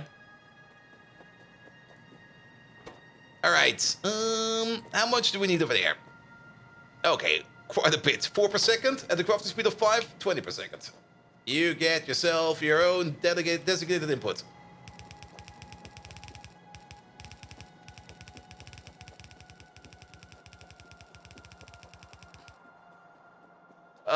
But yes, I mean, whenever you pick up any kind of information, just do yourself the favor, do at least put some legwork behind it, or at least if you know it's a trustworthy source, even if it's a trustworthy source, maybe at least think about it. Because misinformation, disinformation, or any kind of wrong intel, I mean, it's the #1 rule in modern warfare. Intelligence is what runs warfare, and bad intelligence is what kills people. Good intelligence is what gets the job done. So yeah, if you don't want to get accidentally fucked up, do take care of whatever information you get together.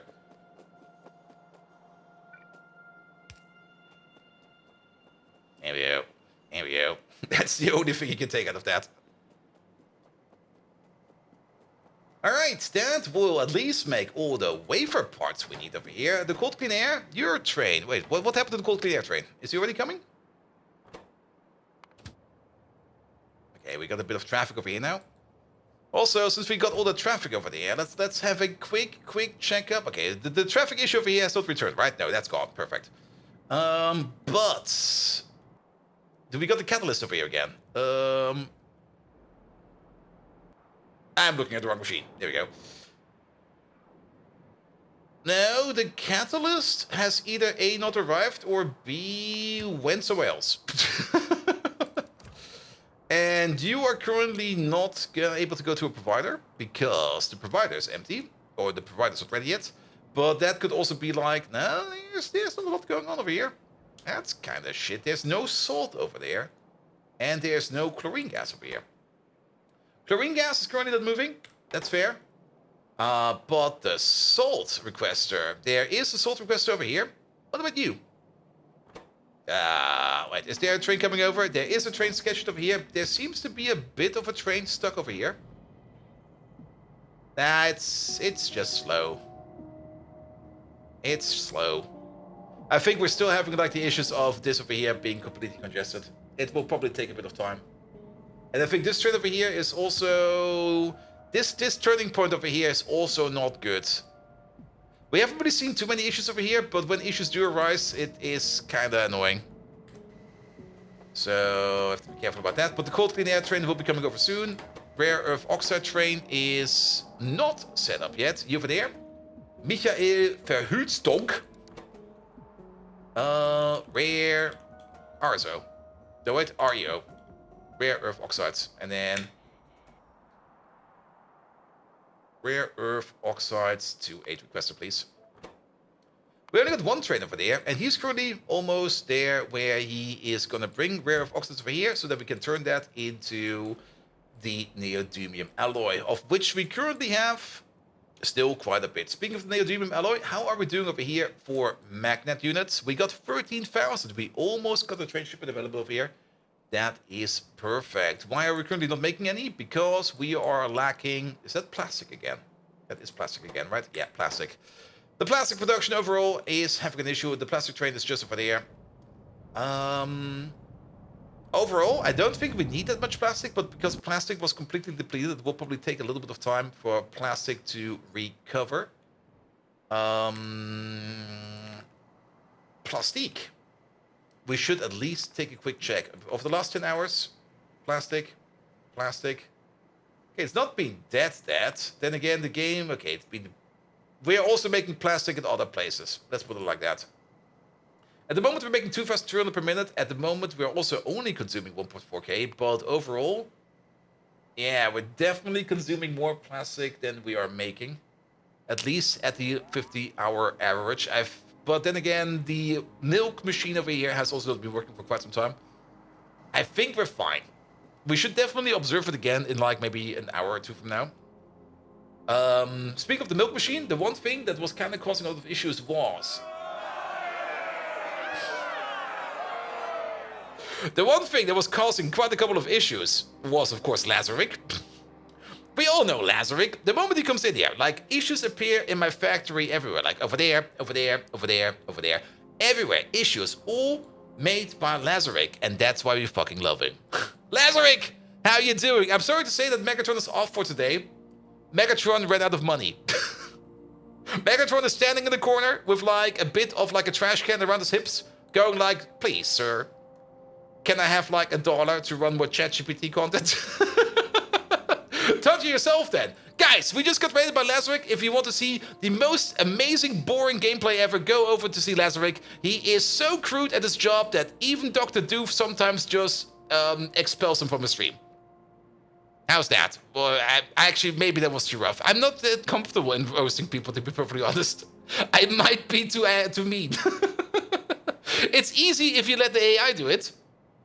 Because if the AI is too mean, you go like, oh, I'm sorry. That was the AI. You only crashed 2 trains today. Okay, maybe I was correct. Lazaric, how you doing? Also, Patos. Thank you so much for the 5 gifted subs. And whoever got them, oh, Tollman got one. Congratulations on those gifted subs. But Lazaric, how you doing? Guys, if you don't know who Lazaric is, I mean, come on. If you don't know who Lazaric is, get over there. Check him out for yourself. He is bloody amazing. You did some... Wait, Is that the correct last rig? That is correct last rig. He did some Railroader. What is Railroader? Let's have a look at it real quick. Railroader. There you go. Now, that looks kind of nice. Wait a minute. Did they rename that game? Or is that another game I am having in remembrance? But it definitely looks like a very, very nice train simulator. Here we go. Here we go. More like Hulk Hogan? Wait a minute. Hulk Hogan, you say? Do we still have that? Wait. Is it over here? No. There. No. There. No. Oh, don't tell me it's gone. It's gone. What do you mean it's gone? Don't I have that one again? No. Wait. Is it here?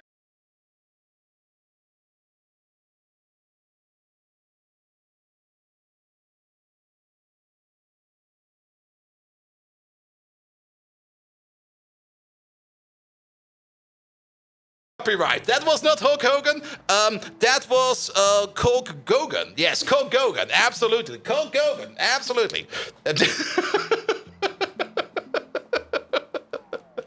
I still got that scene from the hot potato charity stream all the way at the end.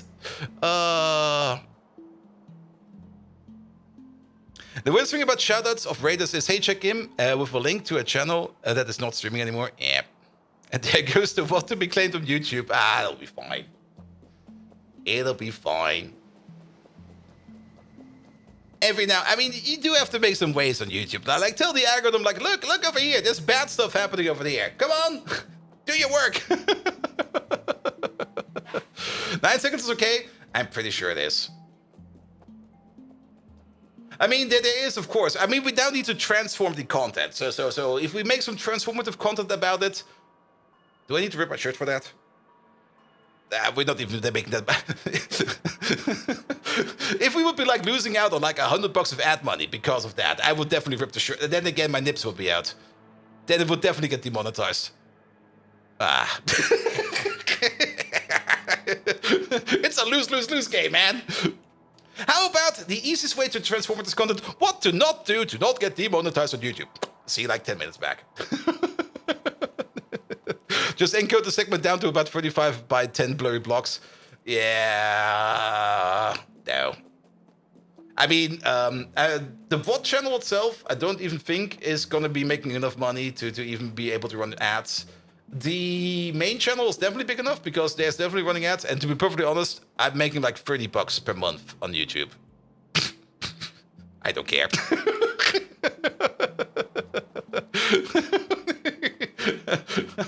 I have no, I don't care. So it will not really make a bigger difference. It'll be fine. It'll be fine. All right. And that $30 on YouTube, that's actually kind of interesting if you kind of think about it. That $30 on YouTube, what does it consist of? I'm curious. It's not all ad money. It cannot all be ad money. I'm pretty sure there's like at least 1 or 2 memberships in there.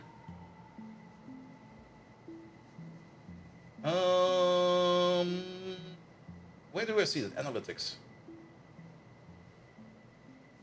There we go. Estimated revenue. But where do I see? Bum bum bum. Bum bum bum. Must be over here somewhere. That's a lot of money. Don't spend it all at once. I spend it all on kebabs. Kebabs only, man.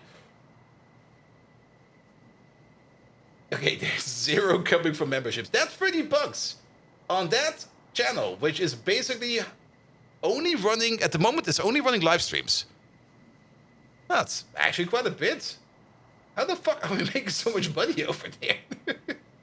For it only being $30 a month, and we're not getting any from the shorts, we're not getting anything for the memberships.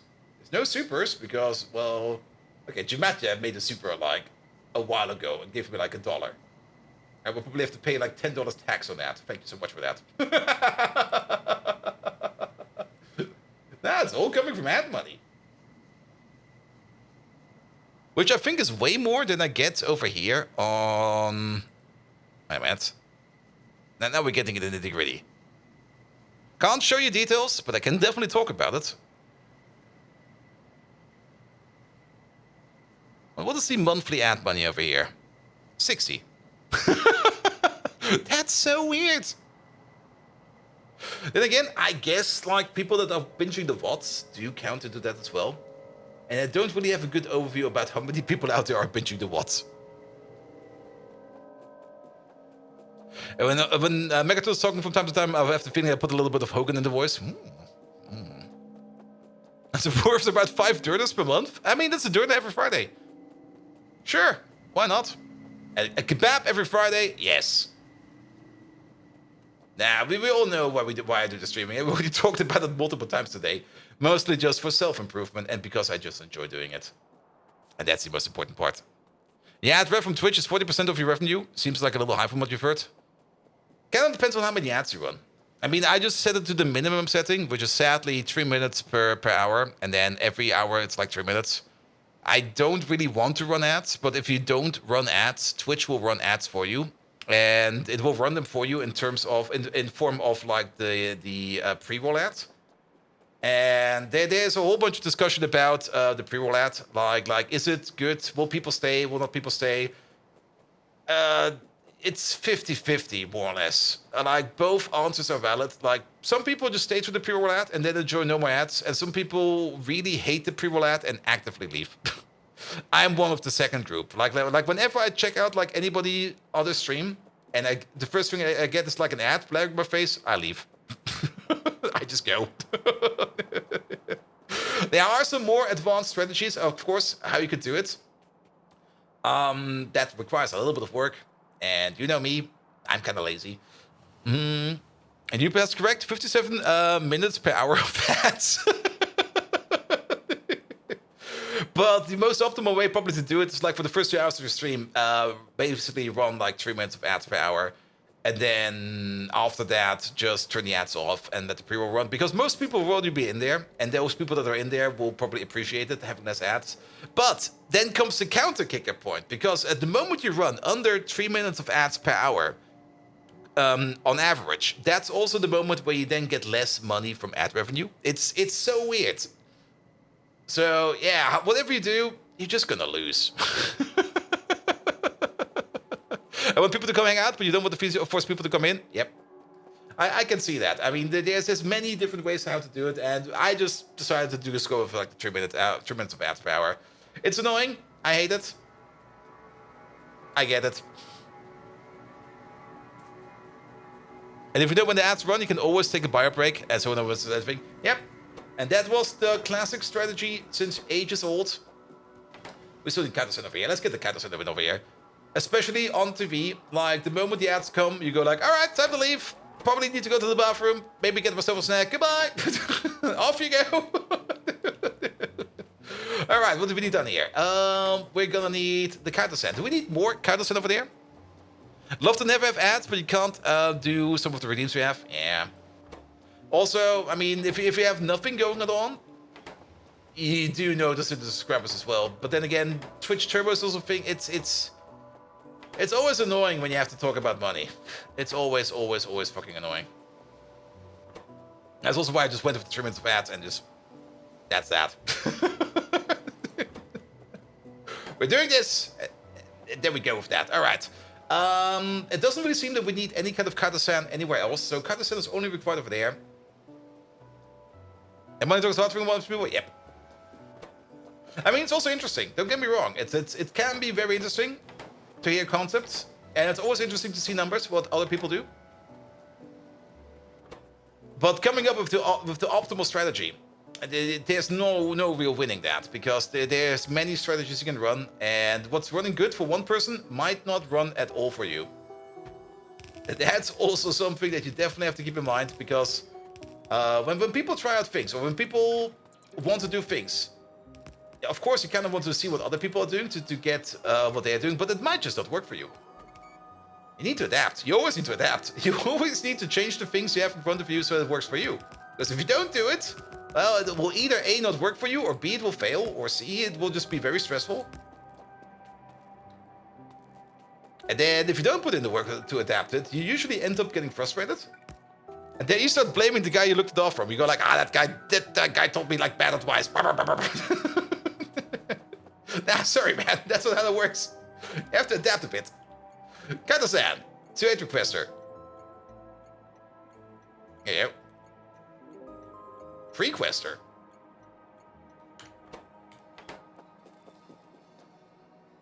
I mean, if we could just one-to-one copy-paste everything, then ChatGPT would already won over everything. Bolt Viking told me to run 57 minutes of ad powers now with 0 viewers. Well, technically, I mean, if you do run 57 minutes of ads, and you set up like 10 fake accounts, you might be able to make some money off that.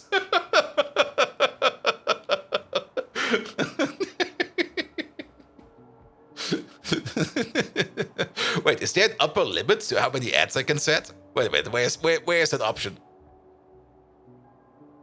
Ads. Can I set this to 60?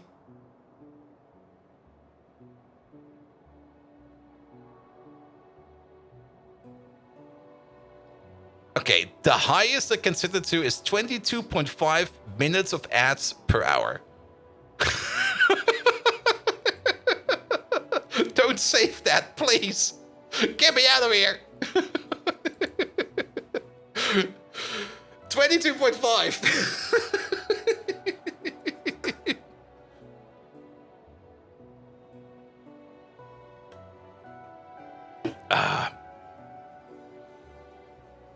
There we go. Oh, wait. What did it say over there?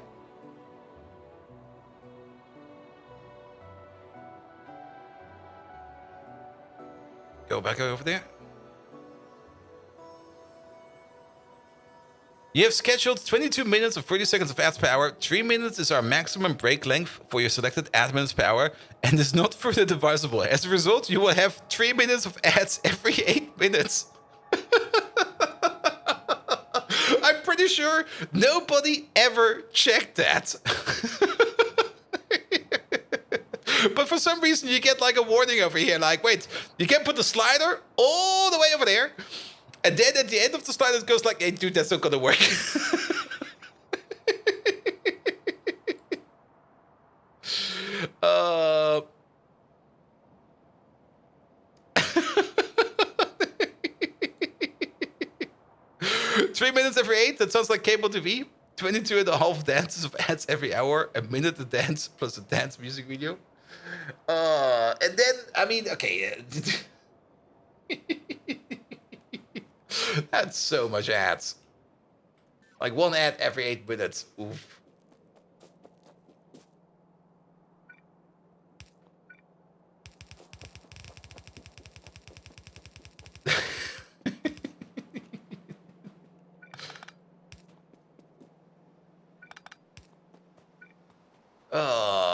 Nah. Nah, we're sadly keeping it at 3 minutes per 60 because then you get the bigger share. All right. We need you over there. We need, I guess, for symmetry, you over there. The worst part is Twitch has a very restricted pool of ads, so you always see the same ads for 20 minutes. Yep. It also kind of depends where you live. Because they got like ads pools for like specific regions. So if you're watching from like Azerbaijan, you get only like Azerbaijani ads, and there might just be like 1. So you see like the same ad for like 20 minutes. Alright, we're making the processor cores over here now. Yeah, the processor cores. They will be going over here. We need the graphene roll over here. We still need gold. We still need industrial solvent. Industrial solvent. Do we have a train for that? I don't think we have a train for that. No. We do make things like industrial solvent over here. There we go. Where we make our vanadium build. We could export it from over here. I'm kind of thinking of doing that. Because how much industrial solvent do we actually need? We're gonna need a total of like 5 per second, 10 per second in total, at a crafting speed of 5. It's going to be 50 per second. We could make it on site over here, but you know what? I think we can just as easily leech it off from somewhere else. The vanadium build over here is going to have a rebuild as well at some point in time. But I guess for now, we can just put like a train station all the way over there. Ordered in real quick. Liquid provider. We're just gonna get our industrial solvent from the vanadium build for now. There we go. And once we rebuild it, we will also have to do that. Then again, if you kind of think about it, I mean, if we're going to be rebuilding this, we're probably going to be rebuilding it in place. And the only thing we're going to be doing is like pick all of this up, compress this down into like a more sane building. Also, all of these centrifuges over here, this has already changed yet again. These recipes over here do no longer require this many centrifuges. There's a lot of stuff we can fix over here. There's also a little bit of a feedback loop mishap over here. But the machine is still working and we're still making decent amounts of vanadium. The amount of vanadium we're going to be needing is going to increase dramatically in production science. Because vanadium is going to be used for... Where is it going again? It definitely is going like a lot in those special magnetic deposed vanadium cores. That's going to like eat a lot of the vanadium. But overall, vanadium is mostly a catalyst. It's a big part in fusion parts. In the nanotubes.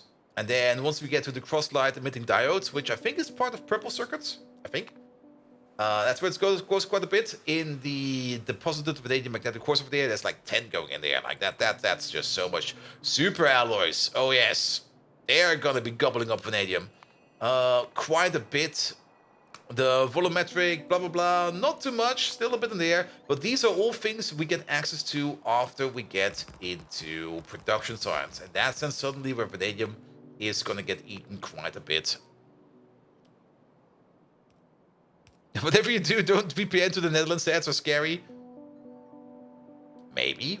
The only ad I remember from the Netherlands is like that one screaming little man that just screams as loud as he can against like the floor because he dropped his dollar or whatever, or his gulden. And he's like, "No, my money!" Which I think was an ad for like the public transport system, so that you don't have to put any money in like any kind of parking meter or anything like that. And actually, it wasn't euro. It wasn't a gulden. It was an euro. There we go. All right. You over there. Looter? No. You're gonna be a provider? Not for fish. Was it the puppet? Yeah, that puppet thing. Industrial. Industrial solve. I think it was Dutch. It could maybe also have been from Belgium.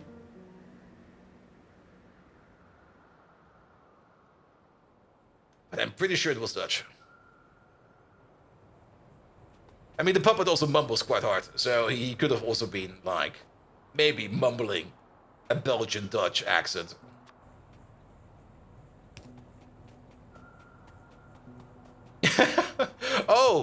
Oh, yes, of course. Gillette ads got really weird. Yeah, that's the thing. And that's maybe also a thing you don't really expect from Dutch ads. Dutch ads do include sex toys. They have no shame about that. Like, if you're watching Dutch ads, it's just gonna be like, yes, my new vibrator, blah, blah, blah, is doing wonders for me. Buy yours today. And you're like, what? I mean, I'm fine with that, but I was not expecting that.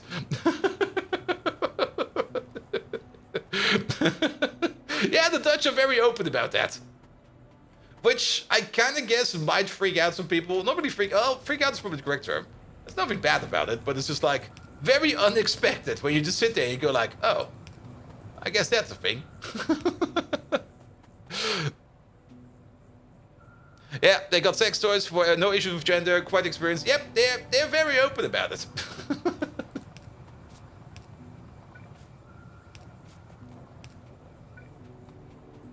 Felt like an old English gentleman watching it like, oh, by the Queen, quick, report it. You can just imagine Nagapito over there just mutating instantly into the Spanish Inquisition, just go like, what? This is an outrage!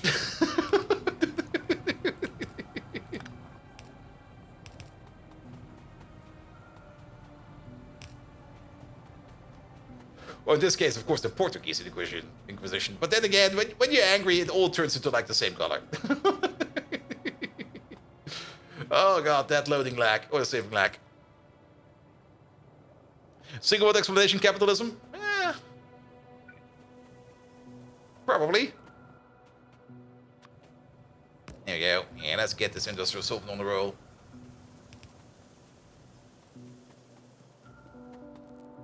But it's not only over there. I mean, when I was in Amsterdam for TwitchCon like 3 years ago, I think when I arrived at, or not when I arrived at the hotel, but when I was like, I think it was like on the Saturday, when I came back from not when I came back from the TwitchCon, but before I went to the partner party. No, that wasn't Friday. It doesn't matter. At some point in time, I was there like, okay, I need some snacks for the hotel. The hotel snack bar is too expensive, so I'll just get myself my Gorilla app out, which I don't think operate anymore. But like order some groceries. They also order over there. Just get it delivered to the hotel. It'll be fine. And it was also fine. It worked perfectly like a charm. But when I opened up like the grocery app, and I looked at like what they have in the assortment, like there was like multiple tabs for different sex articles. So many. So fucking many. I'm just like, wow. Really? You can buy all of this from the grocery store?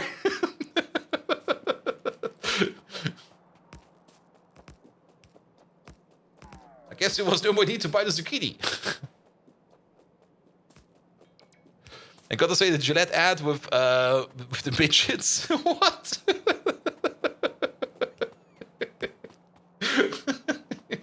Well, that's for you.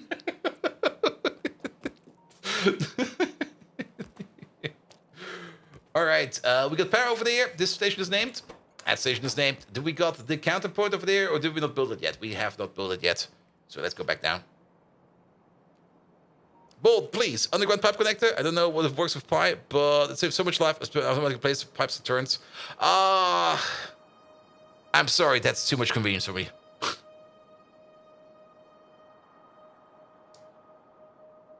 That is too much convenience.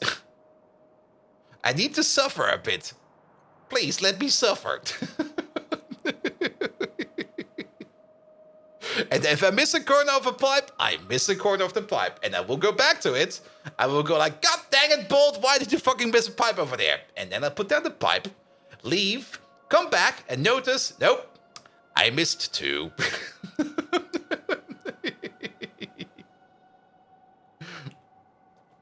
There we go. All right, industrial solvent. I guess we can put the industrial solvent at the bottom part.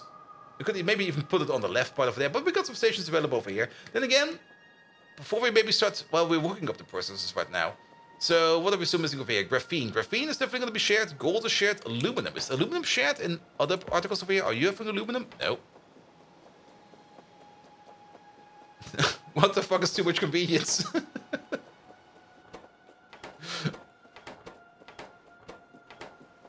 There you go.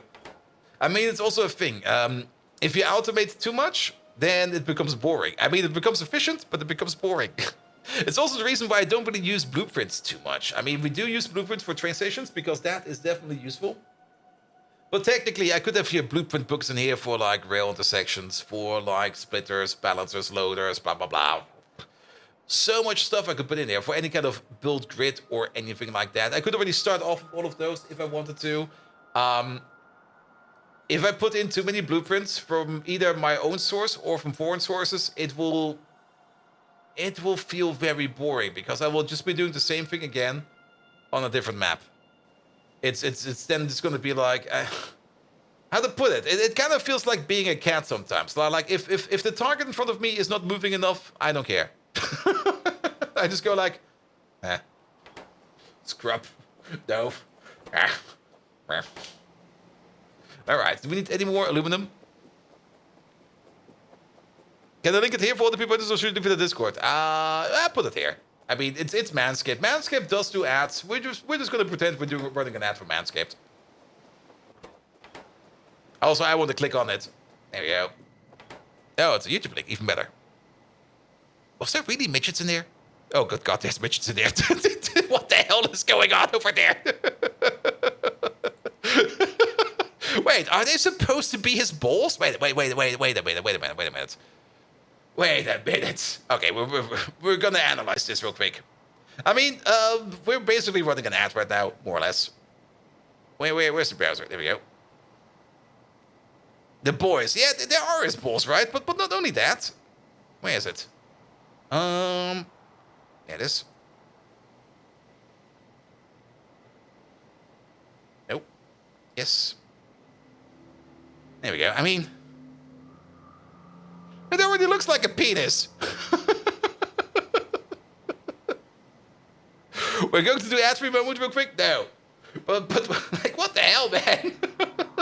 That's a decent ad. I just kind of want to watch it for a bit. Yep. That's his balls.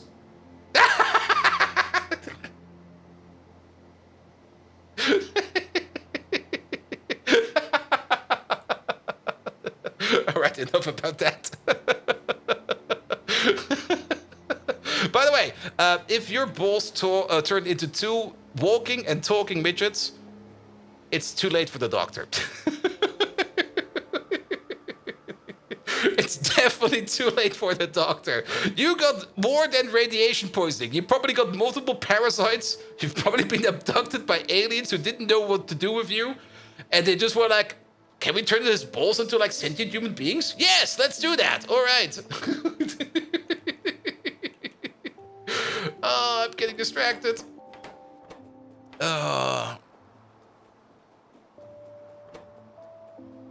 All right, do we need some more aluminum over there? Do you have superpowers? Can your balls talk? If yes, yes. If no, no. All right, we do need aluminum over here. I knew there was aluminum somewhere over here. So the aluminum station should be further to the middle, and then the gold station. Gold is not required in any of these parts. Gold is required over here, and gold is required over there, so that we can shuffle it over a little bit. Epoxy will be pretty much everywhere. I'm kind of trying to get all of these in across. So, aluminum, graphene, industrial solvent will be over here. I guess we can put the aluminum over here then. Because we don't need anything anymore over there. We need to stock these stations over there. So, liquid requester. There we go. Put you over there. And then, no more requester. Put you over there. Here we go.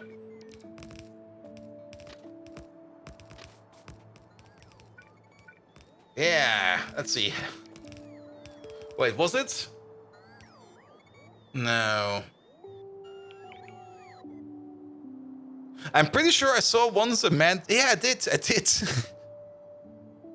There's this one documentary YouTuber that once did an ad for Manscaped for, like, shaving his hair. And he was like, thank you, Manscaped, for this product, but I already have a bald head. I don't need it. But it's good! One probably did not do proper research for that one, but, well, I guess somebody was happy about it. Alright. This one over there will be industrial solvent. Well, over here, we can already copy-paste over the fuel lines over there as well.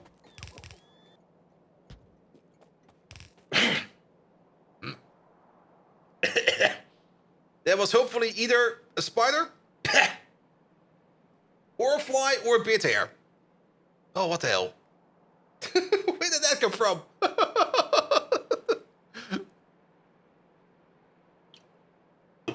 Well, whatever it is, it's down there now. Oh, I think it was a fly. What the hell?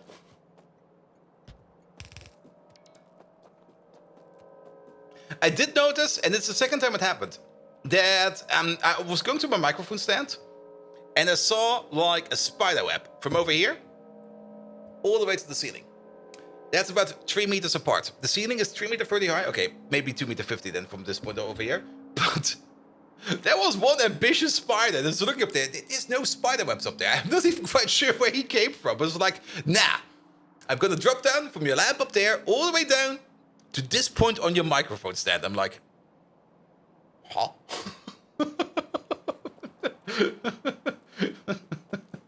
Impressive.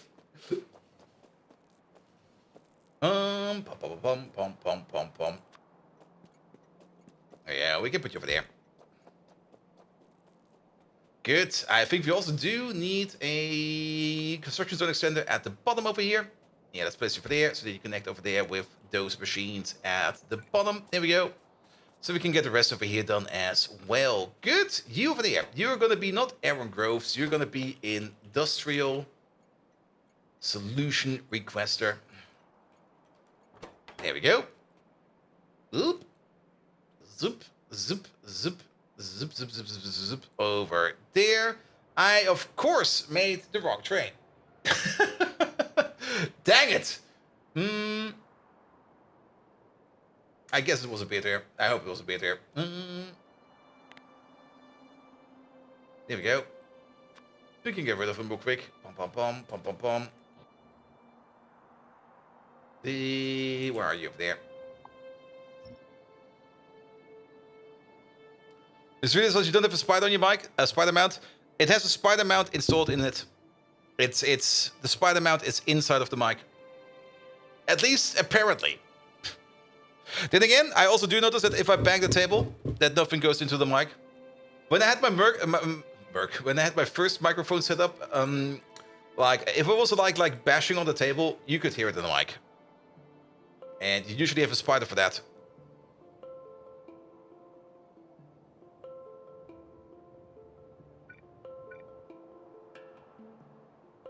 Here you go. We heard everything? I highly doubt that. Because I don't even see that on the audio output over there. There we go. I mean, knocking you're here. But like, the previous mic I had before that, it was so sensitive that even like, just tapping my fingers on the desk, not with my nails, just the fingers, already made it sound like a drum kit.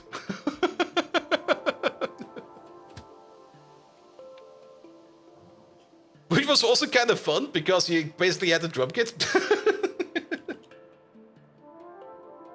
Alright, provider, requester, full, empty, inactivity, full again. Inactivity, pom, pom, pom, pom, pom, pom, pom.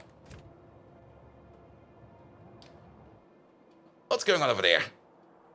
Where is it? It's over there.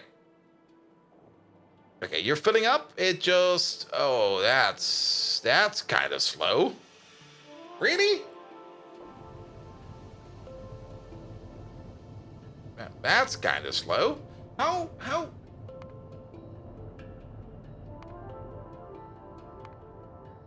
We make 10 per second. Okay. 10, 20, 30, 40. 80. 80 per second. I guess that's fine. I mean, it will take some time over here to get it. Then, on the other side, if you want to make processors, we do need to make at least 4 processors every 10 seconds. Or in our case, it will be a little bit faster if we go for that. Yeah, we're going to need about 5 solvent per second over here per crafting speed. Maximum crafting speed is going to be 10. So, 50 solvent per second. That's fine. We make 80 over here. At most. But I guess it's just...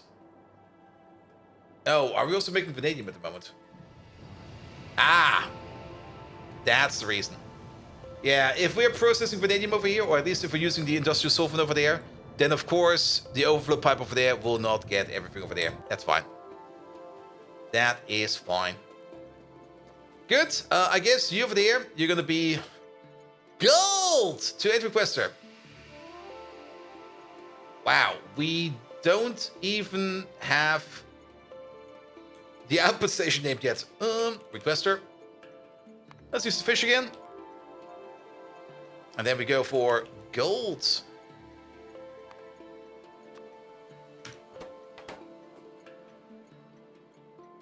And why did you suddenly have an idea for an inoffensive comic book metal Canadian? Oof.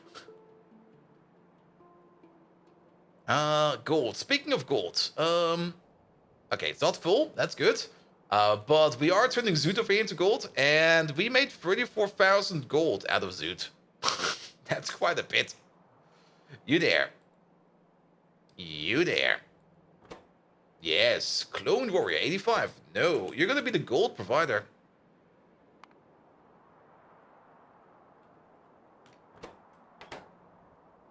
Sorry to hear that.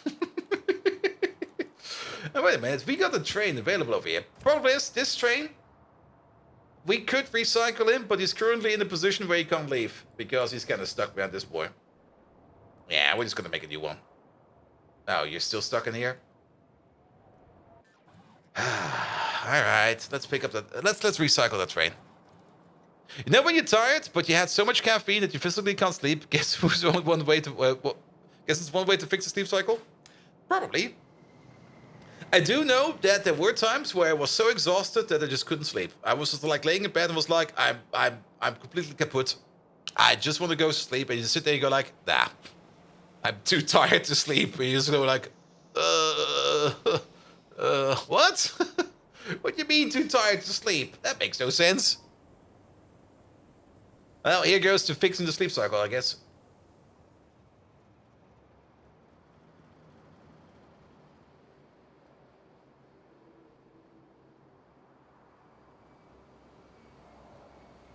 There you go. You don't know about that caffeine does not affect you anymore. I've become one with the caffeine. I am the Wolverine of caffeine.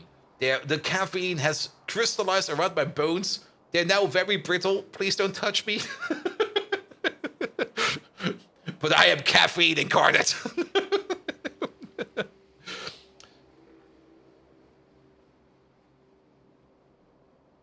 Also, if you missed the last 3 chapters of a 930 chapters book series. Ooh. Oh, then you got something to read? Or did you just accidentally skip it and you already read the chapter was after them? Alright, where is our train depot? All the way over there. I'm still amazed that things over here are still operating.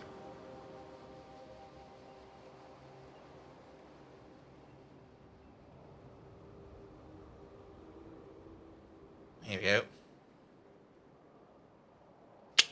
There's still something in this coca. Ah. Yeah, no, cola's not hydration. I don't care.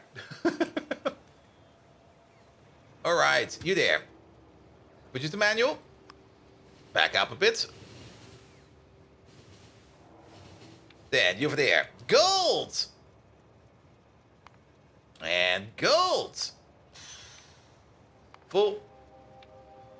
Empty. Off we go. While we're here, we can also let the bots recuperate us.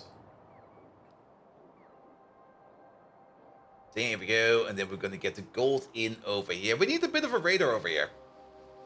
It's kind of hard to see. So how about... Bam, you over there.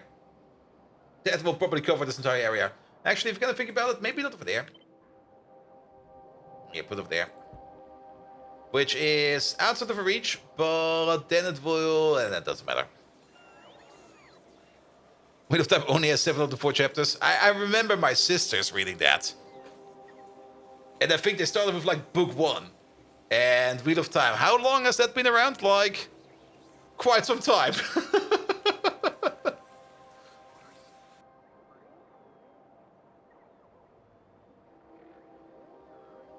They gave up at book 5. Here we go. Here we go. He even died before finishing the books. Well. That's usually the way masters go. I mean, same for Berserk. And maybe Hunter x Hunter. Though, is he still in hiatus? The poor lad. What does the Hunter x Hunter hiatus start say? Or has he been good? Oh, that looks actually more blue than red. He's been mostly good. Wait, I'm looking at the wrong end of it. Oh. I was looking at the bottom. It was all blue. And I was like, oh, that's cool.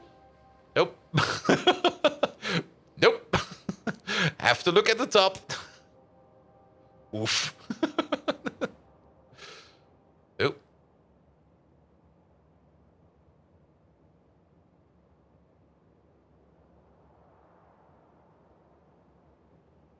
Don't always an hiatus. The definition of it, yeah, it's hiatus. Yeah, too bad.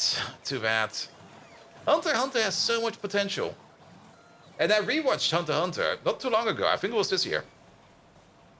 And it's so much fun. No, when it came to the end of like of the anime, they did kind of scruff things together real quick. Like shit, we're coming to an end. What does the manga say? Ep.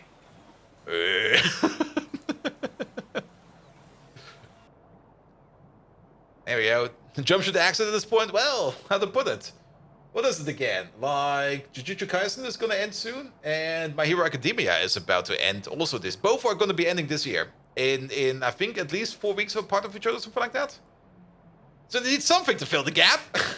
Maybe get some more Hunter x Hunter in there. There we go. Alright.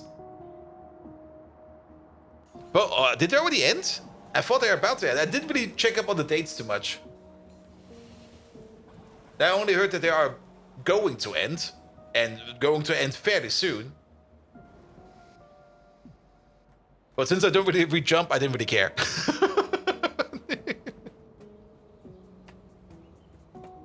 One Piece is still going. One Piece will be around forever. Like, the day I die, One Piece will still be going on. Like, the author probably became immortal. He just sits there. He made so much money off it that he's probably like just eating raw babies every day for breakfast just to keep himself going. And he just still sits there making more One Piece content. Just going like, all right, time for chapter 10,000. Didn't One Piece finish like last year? No, last year I think they made the announcement that they're going to be entering the final arc. But then again, that announcement has already been made like 10 years ago. And I think 10 years before that even.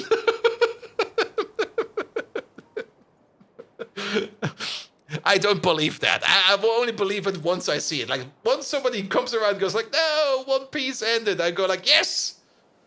They can probably then finally start working on that recap edition of One Piece. Which I think is in the works. I'm not quite sure. Never really saw any solid evidence about it. Or maybe they're just going to try to go the Netflix route of it. Who knows? Working on it now? Yeah, I mean, I would definitely watch something like a One Piece recap edition. I mean, I did watch it, I think all the way up to episode 600 or so. I don't even know the number. The last arc I ended was the Don Flamingo arc. And then after that, I mean, you already notice it like in that arc. I mean, you already have like this the massive Dragon Ball effect where they basically animate every chapter. And if you animate a single chapter, you might get like 5 minutes. Every episode is 20. Yeah. There is some stretching in there. There is so much stretching in there. There's a fan-made version called One Piece. Yeah. I mean, there's not even that much you need to do. I mean, you could probably just re-edit it. And just paste it together. Even a fan could do that. Just like get all the flashbacks out of there and all the things you don't really need to know about, like all the stretch materials, and you will probably get something great. It shrunk down like 400 episodes. Yep. I mean, keep in mind what Dragon Ball did. Like Dragon Ball Z was, what was that? Like also like 250 episodes or something like that, and they crunched it down to maybe 100. It's been a while. I don't know the exact numbers, but they definitely crunched it down quite a bit. Just the name was a bit rough when you're from Germany, because every time the announcer said, next time on Dragon Ball Z, I'm not going to say the second part. It can be banned in Germany. But if you've seen Kyle, he's about this tall. He has an angle I can go with this arm.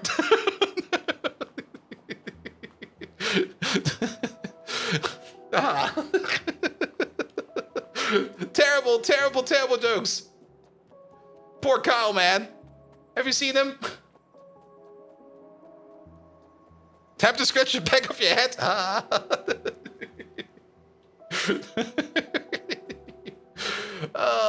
Remember how we get distracted all the time? Did the cold air arrive? It did. Alright, we're only missing the counter set. Oh, the counter set. For that, we're still missing another train. Are you still there? Yes. Did we at least name the station? That was probably also the reason why we made the train over there. For the counter set. Fred was trying to tell you how great Dragon Ball fight the episode was we just watched, and I just shut him up by asking how many strikes it hit and affected the other guy. None! They're just punching air.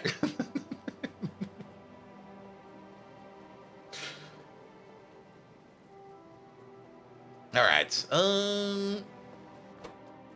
But then again, it was a lot of fun. It was great. It was very enjoyable. Okay, this over there is going to be aluminum then. No, it's gold. It's gold. It's gold. It's already coming in.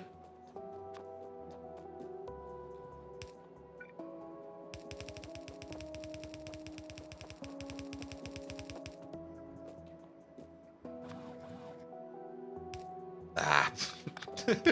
The lazy miss is like, I need to click here. Nope. Nope. Alright, we need gold over there and over there. We can probably do that. Wait a minute. Already seeing some small issues of reaction. We'll be fine. Let's do this, do that. Pick up this a little bit. This time we're gonna use a splitter. He's gonna be sitting over there. There you go. There you go. Yep, and there you go.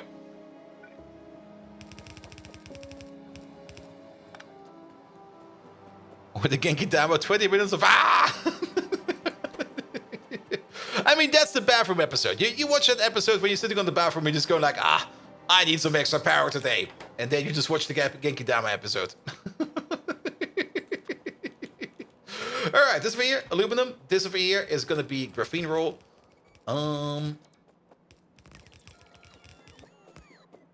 Here we go. And maybe, at some point in time, we will get some blue circuits.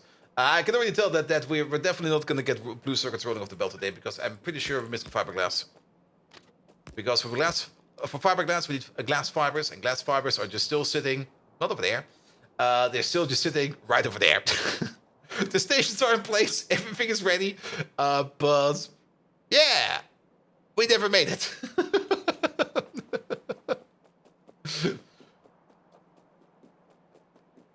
It will be there sooner or later. Okay, you have the aluminum, and you have the graphene roll. Defiance. Aluminum. 2-inch requester. You over there. Disaster area. Graphene roll. 2-inch requester. The battle was a short history, but the history is strongest in Super Kenichi, relevant training, and fights usually ending in the same episode that started. True. That one was a lot of fun. Especially with the Oppai guy. Like, what was it? Was he a Korean kickboxer? No, it wasn't Korean, was he? He was... What was he again? He was probably like from... What's it called again over down there? Yeah, we'll probably be chatting any second now. Jojo's the best. He was from Thailand. There we go. Good old apple chai. And JoJo's the best of them. JoJo's is an adventure. If you haven't watched it yet, do yourself the favor at some point in time and watch it. It's great. It's really, really, really good. It is also very bizarre, but to be perfectly honest, it's in the name. Sorry, but that's how that thing will go. There's no saving you for that one over there. It's just going to be like, yep. That's how it's going to be. Alice in Borderlands, the manga version? Oof. The manga version? Wait a minute.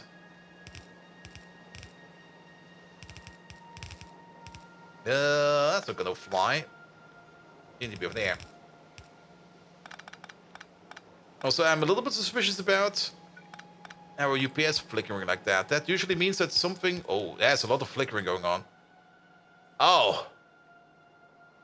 Yeah, that could be an issue. But usually if we get like flicker bursts like that, that usually also means traffic jam. Yeah, because I remember that we are out of the good catalyst over here. Okay, you're filling it up. Perfect. We're gonna focus on you. We're still hopefully gonna be fine. I'm pretty sure we did not see power capping out yet. We're close to it, yo. We're very close to it. Like, the moment one power plant fails, that's the moment when things go really, really bad. Load faster. Load faster. Load faster. Did everything just go dark? Fuck!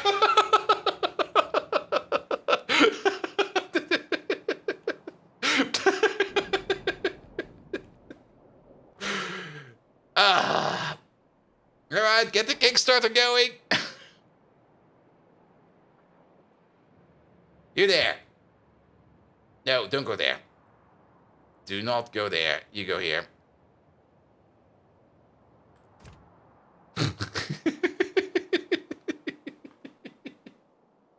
Like, we're so good, right? We're so good at punk. So first of all, the power repair episode. Now, the only thing we need to fix over here is we need to get the catalyst over here to the oil power plant. In the meantime, this power plant over here. Wait, where is it? This place is getting way too dense. This power plant over here. This power plant is still going fine, as you can see. It's still going strong. And we should probably still have, like, more than enough reserves in here. Yeah, we do. And this one has a rather big buffer over here. And not only that, it's got a rather big kickstarting unit over here. This is our kickstart power plant. We might need to add some more turbines over here. But we're just going to wait for a bit for these pressurized tanks over here to at least fill up a little bit. But not only that, we're also going to wait for the catalyst train to arrive over here.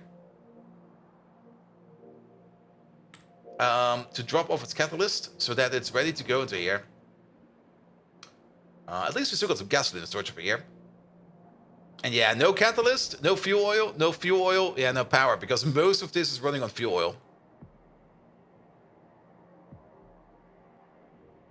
So let's wait for the train to arrive. Where is he? There you are. Yeah, going to the correct spot. Don't wait over here for anything, just drive through. And we've already seen this problem like I think an hour ago. And of course we were like, yeah, the catalyst will be there soon, right? Never happened. So at least this place over here, yeah, the whole problem was that we had this big traffic jam over here. And a lot of people were asking for a catalyst now. The other place that probably still needs some more catalyst is going to be this place over here, probably. But this place over here, well, it's also contributing to power. It's not contributing enough to power. Yeah, this also wants catalyst. So we probably have to babysit this train over here like a little bit. Where are you? There we go. And let's just watch the stuff over here go in. Ah, they're both empty. And we're gonna be fine. Let's hope that the kickstart is big enough. If the kickstart power element is not big enough, then we might have an issue. And we will probably only need like a little bit. How are you still having power? A 4 terawatt capacitor bank to kickstart it? Well, we got something similar. This is basically our 4 gigawatts capacitor bank. I mean, this is what this is. This is like 27 turbines. Each running at, let's say, 10 gigawatts. That's only 270 gigawatts. That might not be enough. Ooh. But there are other turbines in place that might want to take over for that. We don't have a lot of steam in here, just a bit. We can try right away. If not, then we will have to wait for a bit longer. Problem is, we currently can't see anymore. So we will have to guess. In the meantime, we're just gonna enjoy our base in darkness. There we go.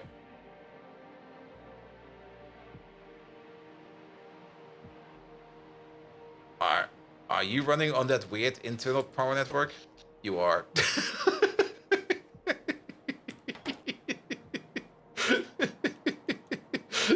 There's like this one arc power plant that somehow got disconnected, which is operating. I'm not quite sure what it is operating in here, but it's operating something over here. Just consistently and always has been running on arc power over here. And keep in mind, this is still the cannibal arc power plant, where these arcs over here, they turn the piston to make power. Once they get tired, we butcher them.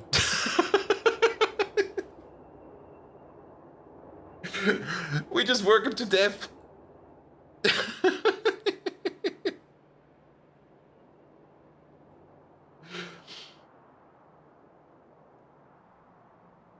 Alright, I think we can press the button. Press the button. There you go. Bam. These will immediately kick it off as hard as they can. Oh, that might not be enough. We might need more. We don't need the full 2 terawatts, but... Oh... Beep. Patient dead. Patient very, very, very dead. Okay, we need more Kickstarter. Oh, by the way, I see what happened. Really? Only the first?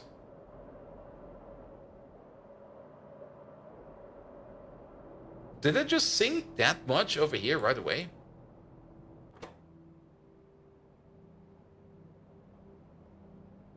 I have to watch this pump over there.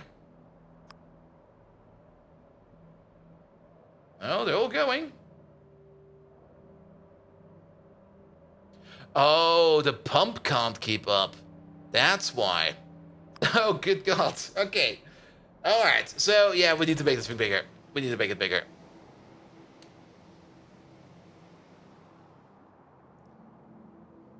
Satisfaction 2 terawatts. Yeah, that 2 terawatts is a fake number.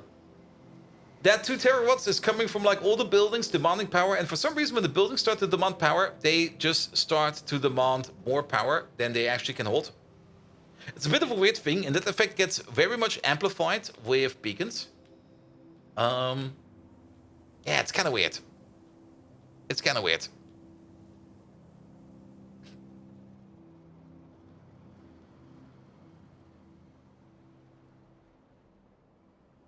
Oh, your Twitch name, please, in Stone Bricks. Sure. Let me quickly just work on this power issue real quick.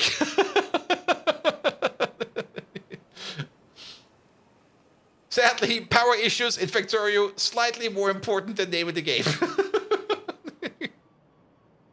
But yes, it's in the list over there. I mean, I got it like in the activity feed over there, so it will not be lost. Don't worry about that. And that's why you don't use 5 beacons everywhere and you keep expanding power? Absolutely. Oh, and the nuclear power is useless on Pi. That's also a thing we can do. We can fix this in 2 different ways. For one, improve the kickstart power plant. And for another, currently... Okay, that just looked weird. Currently, the nuclear power plant is also off because we're again backed up on plutonium. Because, well, I'm not wasting plutonium. I mean, nuclear power will work if you probably void stuff, but I just don't want to void stuff. I'm way too greedy. I'm super greedy. I'm so sorry, but whenever I see like plutonium, it's good. Like I want to keep it. I want to keep it as a pet. This is my pet rock, Plutonium Kun, and sometimes I bang Plutonium Kun against the other Plutonium Kun, and then they make like bright colors. Nothing bad has ever happened. 10 more turbines, that's going to be like another 100 gigawatts. That should hopefully be enough. Alright, let's also unstuck the nuclear power plant. Should be able to do a full loop with some minor dull uranium voiding. At the moment, the problem is that we are backing up, I think it's on Americum 243. I can show you in a second, because we're going to be over here in like a second. Then we can see exactly what we're backing up. Oh, or we're backing up on... We're also kind of backing up on Purex over there. Or we're backing up on helium. That could also be the case. So, plutonium is over here, stuck. And we're stuck, not because of helium, not because of this. We're stuck because not of this yet. Yet. Soon to be stuck.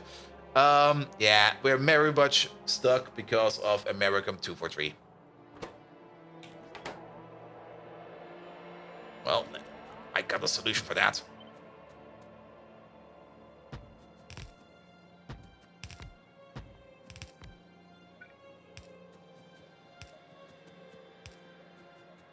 There we go. Americum. No, Americum. It's Americum. Absolutely. All right. The uranium itself is not really much of an issue. I mean, the uranium that we're making in here, we need to top it off every now and then. Though we... I don't have radar right now. Like I said. But that goes into Fuel Rods Mark II, doesn't it? Yes, and we're also backed up on Fuel Rods Mark II because I'm not using them for anything right now. I mean, Fuel Rods Mark II production is for there.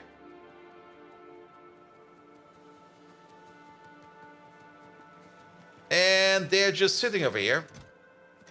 All the way backed up. Like, we got like 10,000. 10,000 is probably enough. The fuel rods we can probably use for something. I mean, there are things out there where we can put them into. But at the moment, they just sit there. I mean, if we would be making like... There are some products out there that require the fuel rods, and we got more than enough. No, boilers Mark II or control rods? Control rods we're doing. Control rods over here. But control rods do not require... Do they require the fuel rods? No, they do not.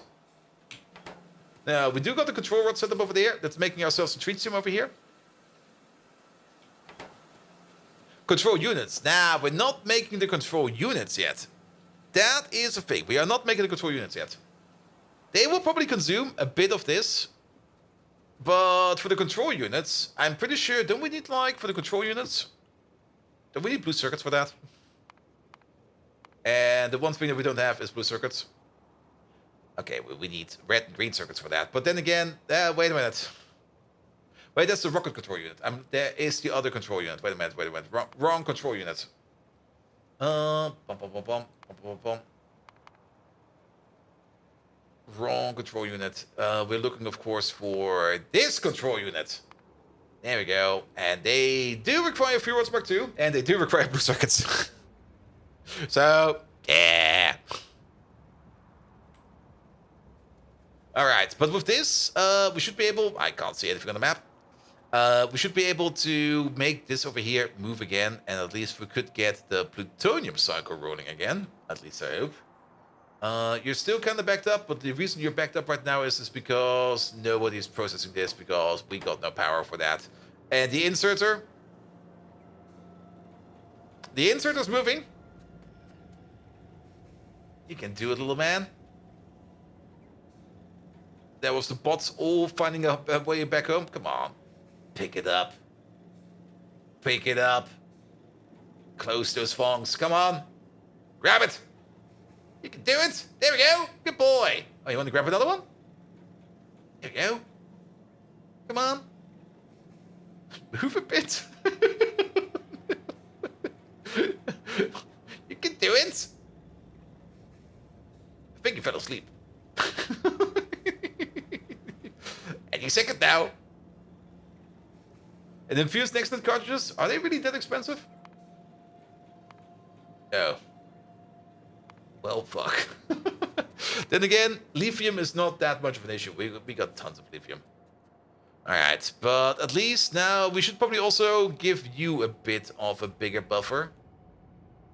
And I think we can't really turn into anything yet. So how about we just copy paste over you? Nah, full send it.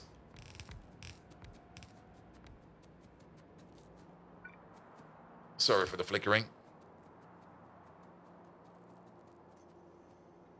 There we go. And then at least the plutonium process over here can pick it up again. Once the plutonium process over here starts spinning up again, we will automatically start doing nuclear fuel immediately. Unless we're also backed up with neutrons. Okay, we... well, what are these over here? Oh, those are steam buffers, okay. Yeah, remember those neutrons over there? I mean, over here.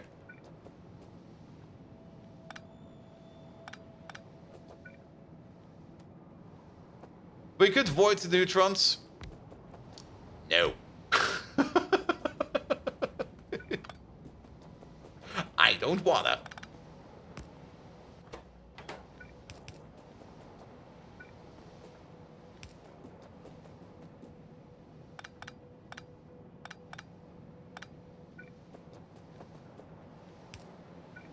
There we go, you over there. And bish, bosh, bosh, bish. Bosh. Bazinga. You over there, you over there. And shit, where did you come from? Neutron pipe, that is you. Where's the other neutron pipe? Shit. Bosch green or blue screen? Bosch blue. Wait, Bosch blue? What's Bosch blue? Oh, Bosch green or Bosch blue? Bosch blue. I got a Bosch blue drill over there. It's great. Alright, you're getting neutrons from over there. It was this one over here. This pipe of neutrons. Can highly recommend the Bosch green. Blue. God damn it.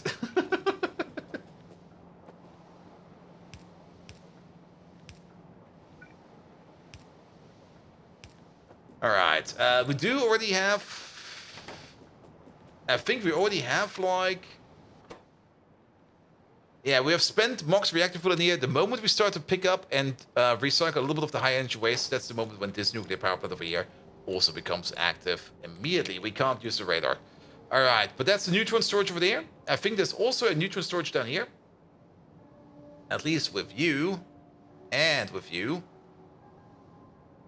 It'll be fine.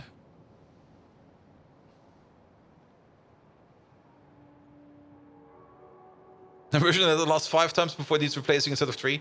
Yeah, I mean, I use it so rarely. That's probably going to be fine for quite some time. Alright. With that, we got at least plutonium power available. And then let's go to the kickstart power plant. Put in some extra turbines. Then we will be sitting over there at 37 turbines in total. Basically 40. There will be 400 or... Yeah, it will be actually a little bit less than that. We can also do the accurate calculation. It will be 370 gigawatts of power. And let's hope that will be enough to kickstart everything. It should be. I mean, even though it now says like something like 2 terawatts. Is it 2 terawatts already? What does it say? Yeah, 2 terawatts. Even though it does say 2 terawatts of power demand over there, that's not accurate. Once we start meeting the demand of most of the machines, that will go down again. Yeah, not like anything else would help. Everything is crap. Yeah, everything is crap.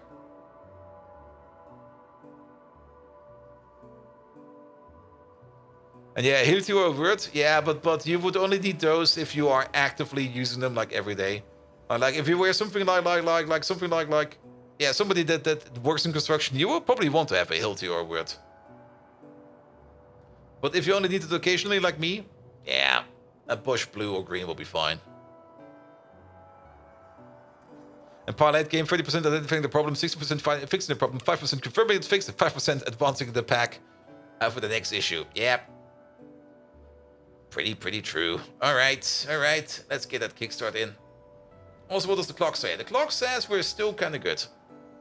Let's hope that we can at least get a little bit more done. Where are we? Okay, we're almost there.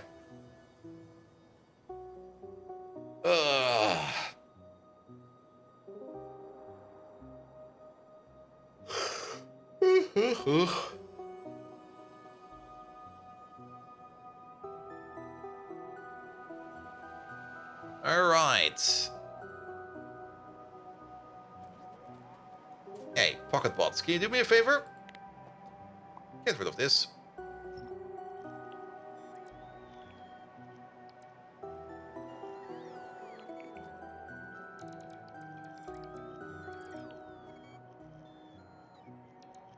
There we go.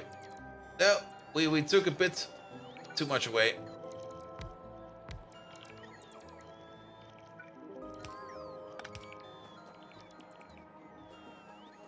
There we go. That's good.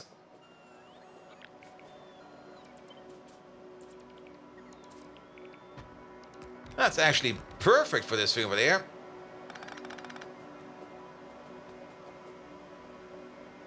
Well, despite I've said if the modpack is balanced or not, it's surprisingly well balanced. Though it might also just be balanced because we are sometimes voiding stuff.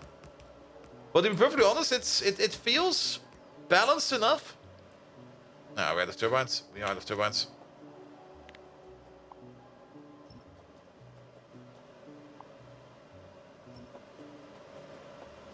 Here we go.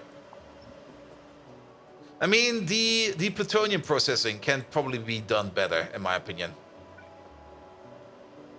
Because the entire plutonium processing does make... It feels kind of off. They also kind of... The thing with Pi is, they do work on it, and they do make things better, but sometimes they introduce changes that will fuck you over. And You have to be prepared for that.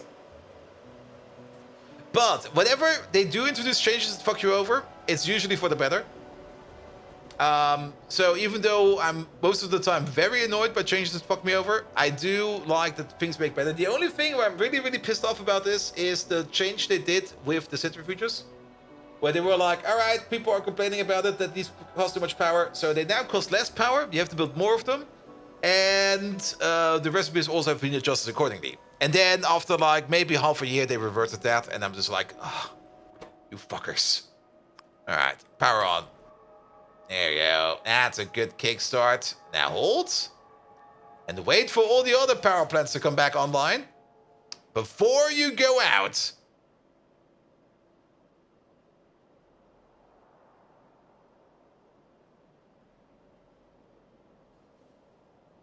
Hold it. Hold it.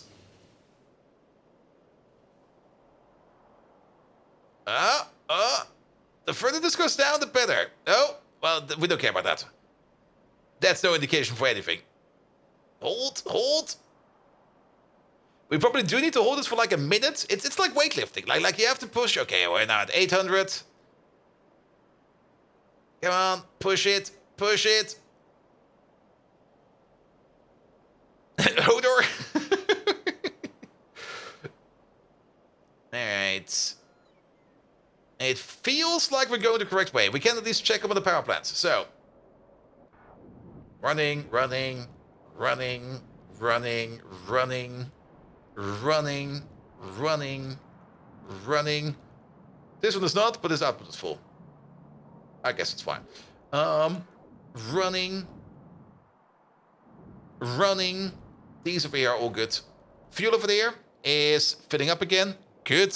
Prediction is going to be a boy or girl. It's going to be a pie. Like a full meat pie. Then, this power plant over there always takes a little bit of time, but it already also activated because we can see the ash coming out, so you're good as well. The gas power plants over there. Not you. You.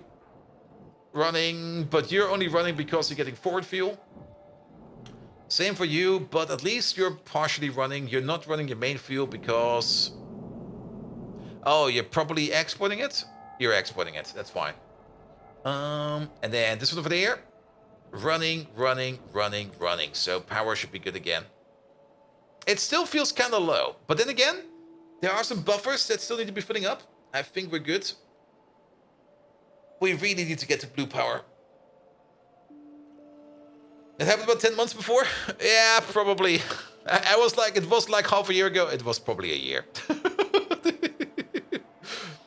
Like immediately my brain went like, no, Bolt, you're wrong. You've been playing this map for almost 2 years now. Like, what the fuck, man?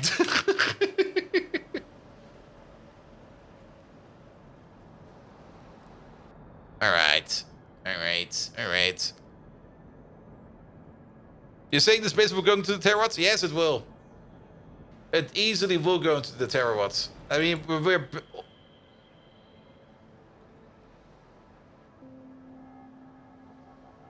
I'm slightly distressed by this number. Are we consuming too much power? Is that it?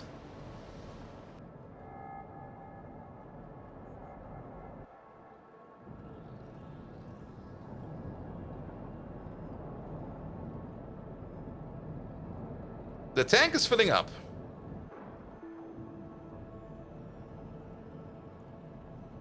The tank is filling up. Yeah, the tanks are filling up. The steam buffer tanks are filling up.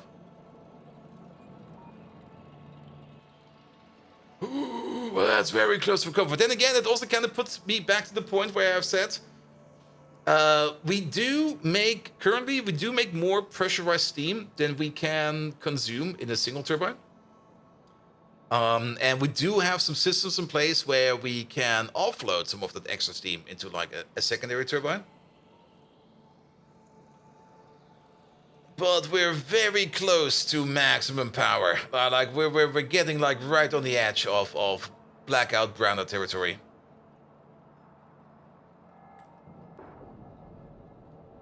How is nuclear power over here going? If nuclear power over here will at least de-stress us for a while, that will be fine. Where's that over there? Yeah, nuclear power is partially running. Why only half of them running? Like, why you don't run?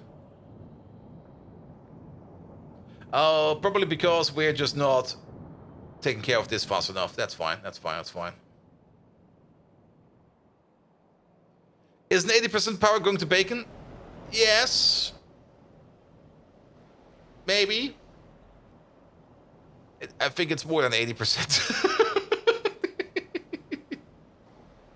Should we install more power gates? Probably. Do I care?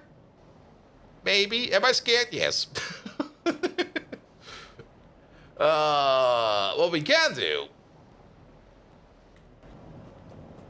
Can you pin this for me? What is that one over there?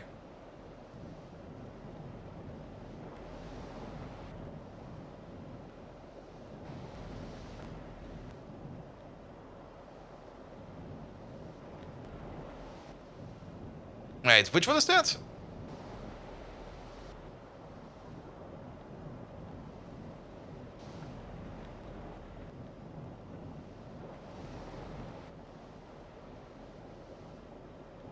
Sorry, Superbuck, I'm not quite sure what you want to pin there.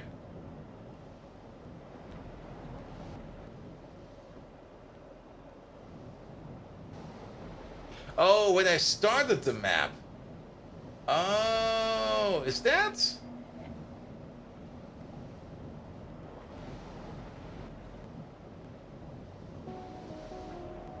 I see.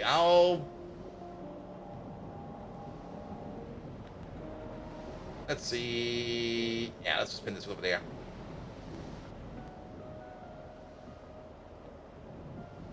I was a little bit confused by like why are you pinning like a random schedule? Like, what the hell? Power fluctuation? Wait, it is? Yeah, that's fine. That's fine. We're good again. Ah, terawatt!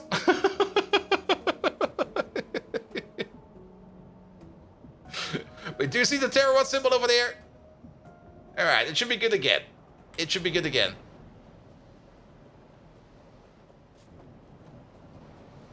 Pretty sure it's fine. It's not fine. Alright, it's fine for now. Good, then. Scale the summit.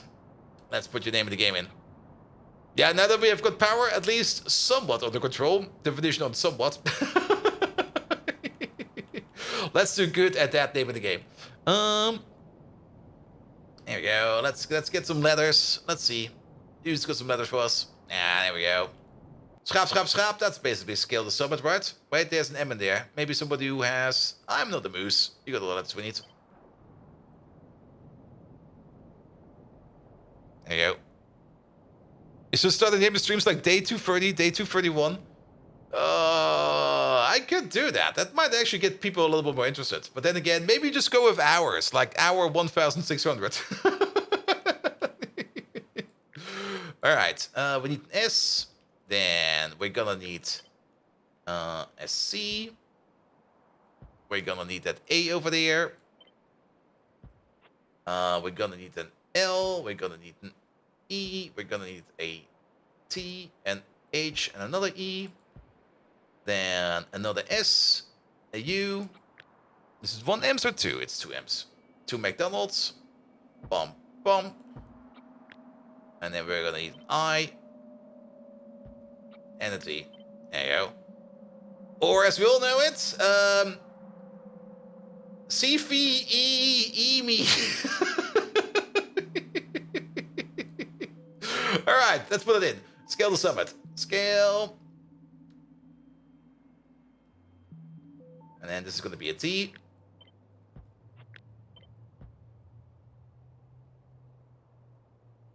And this is going to be an H. Wait, an H. Wait. That's how the H goes. I was like, wait, that's the wrong way around. Scale the, and it's going to be an S.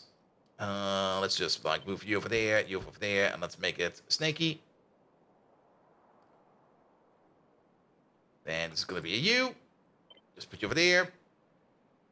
There we go. Let's give it a little bit more style over there. Then this is going to be a T.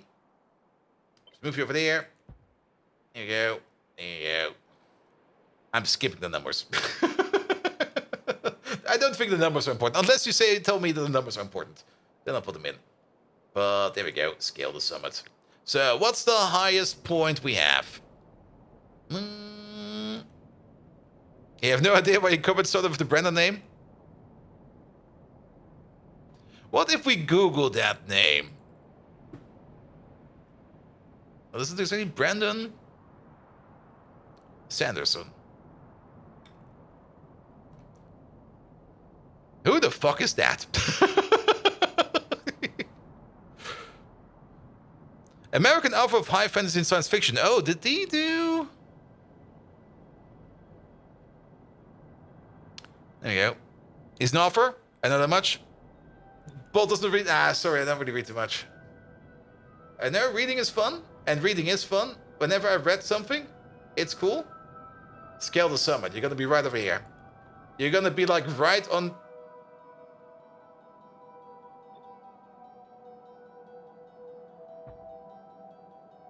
That was so weird.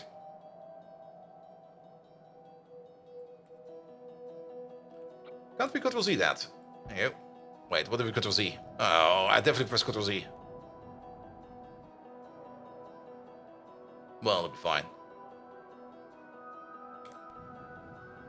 He completed the works of Robert Jordan at the end of the Wheel of Time series. I see. Ooh, that's a nice nickname. Thank you so much for that.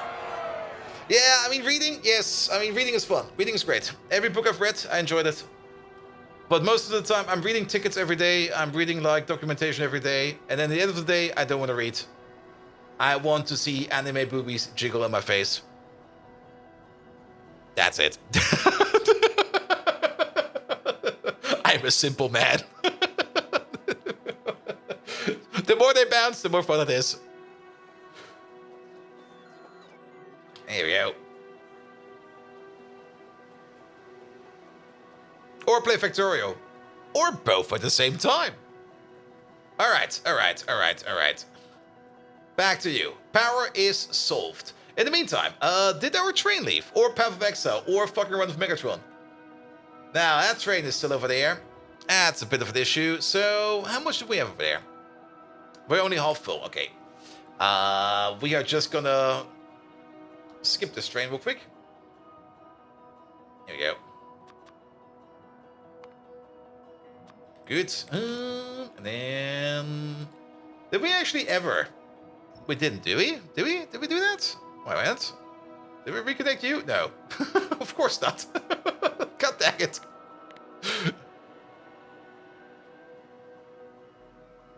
Are you having a hard time watching my dear friend Nokotan? I dropped it. I'm sorry, but the previews that some fans did with the different music made it so much better. And then when it came out, I was just like...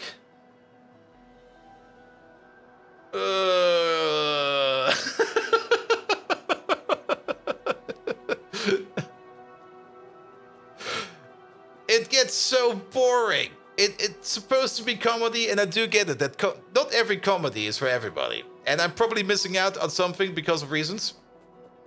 And I'm just sitting there going like, yeah... No.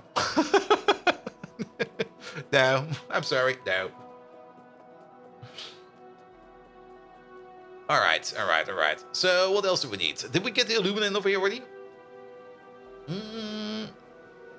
Look at those heavy Japanese oriented? Probably. And I'm pretty sure there's some Japanese language jokes in there that I'm just not getting, which probably makes it way better.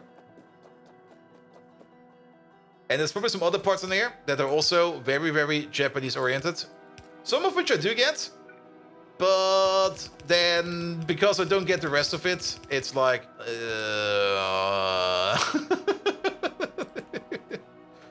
I do want to get more into it, but then again... Acquiring a foreign comedy style is... Not quite sure if that's actually possible or not.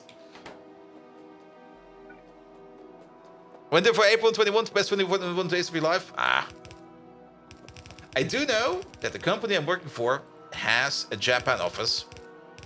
Maybe, if I'm lucky, I can maybe convince them like, hey, about the Japan office over there. They probably need my help over there, right? Right. You want to send me over there for like 4 weeks straight, right? Work and travel, right? Double Danger Dad! Hello there! Welcome. How are you doing? Good day, man! I'm sorry to say that Megatron is sadly off for today. Megatron ran out of money, and he's broke. He's standing in the corner with a barrel around his waist, asking for more money, and I don't want to give it to him. But nevertheless, Double Danger Dad, how are you doing? Thank you so much for the lovely raid. After we raided you on recommendation from...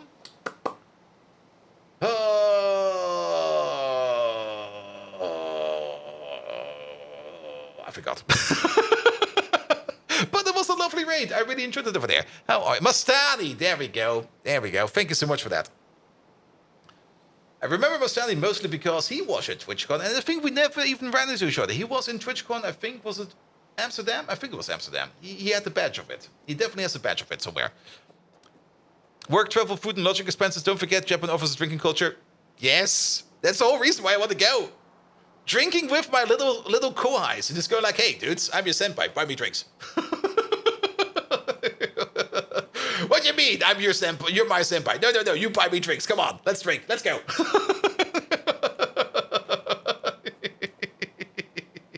But nevertheless, guys, we just got rated by Double Danger Dad. If you don't remember who he is, we rated him like, I think, 2 weeks ago. Something like that. So do go out there and check him out. Where is he? Double Danger Dad. Also, Double Danger Dad, I think you're from the same time zone as me, which also means it's about midnight. Oh, good God. I've been here 50 years. I'm half a Peter Tola. Give me beer, stat. What are those leftmost machines missing? The leftmost. They're missing plastic.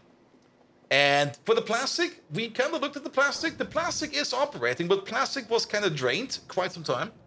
And the little train over here is currently going around everywhere, topping everybody off of plastic. And it might just be that this guy over there is like the last station that's open. We can check on plastic. Plastic!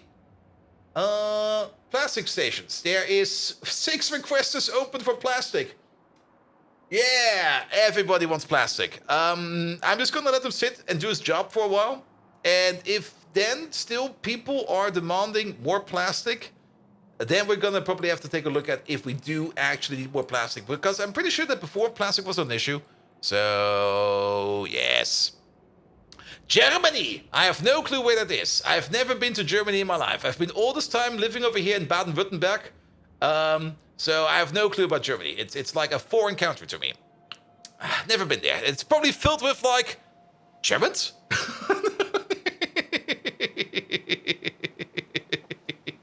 What do you mean I'm Dutch? Jij bent van Nederland. Come on!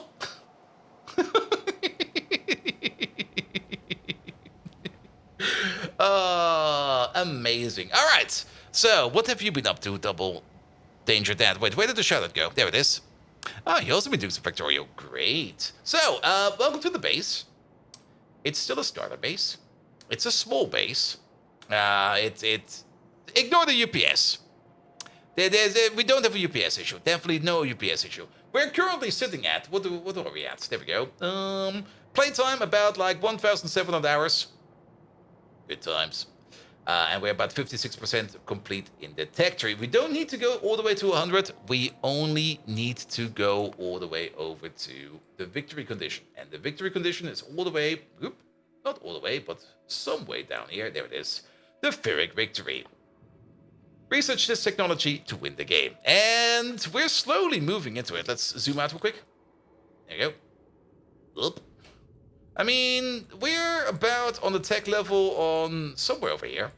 It's kind of hard to exactly gauge these things out. We do got some gateway techs, like, of course, the science packs are the gateway techs. So production science, we have it researched, but we're not making it yet. We're still working on that. But yeah, production science is going to be like the first big gateway. And then I think over here somewhere, they always recalculate this tree whenever you start a Factorio. So it's always a little bit hard to remember where stuff is. And also, whenever there's an update, this thing just moves. The next gateway will be then over here with PyScience Spec 4. And then after that, after we get to PyScience Spec 4, that's basically the last big gate. Because after that, it's just going to be like utility science over here, space science over there, and then we win. But PyScience Spec 4 is the final big gate. Even though it does kind of seem like this over here demands a lot more tech, don't be fooled by that. This thing over there doesn't actually not really demand that much, but PyScience Spec 4 is like the last big hurdle. Also, zoom, zoom, zoom. That's a fun effect. I never noticed that before. That makes it look way more eerie. There we go. I think this is the correct size. Also, I can't believe this is the same game DDD is streaming. What is he doing? Is he doing vanilla? DDD, do tell us. What are you currently doing in Factorio? I do remember raiding over, but... I have a bit of an issue with my sleep cycle right now, and everything is a bit of one big giant hogwash. You're on Pi Sandspec 4 now and Soul Destroying? Nice, I'm looking forward to it. And Rhaegar doesn't even here to see it. I also noticed some other bugs. Maybe I should ping Rhaegar again. Playing for the first time vanilla? Alright. Vanilla is so much fun. You can have so much fun in vanilla, and I'm very much looking forward to Factorio 2.0, where we get so many new goodies. It's gonna be a whole new game. I really, really want to get my grubby fingers on it. But yeah, I mean, we're more or less playing like the Burnout Factorio Addict mod pack. If you play Pi, that's basically after that. After you complete like one pack of Pi, the only thing that comes after that is more Pi.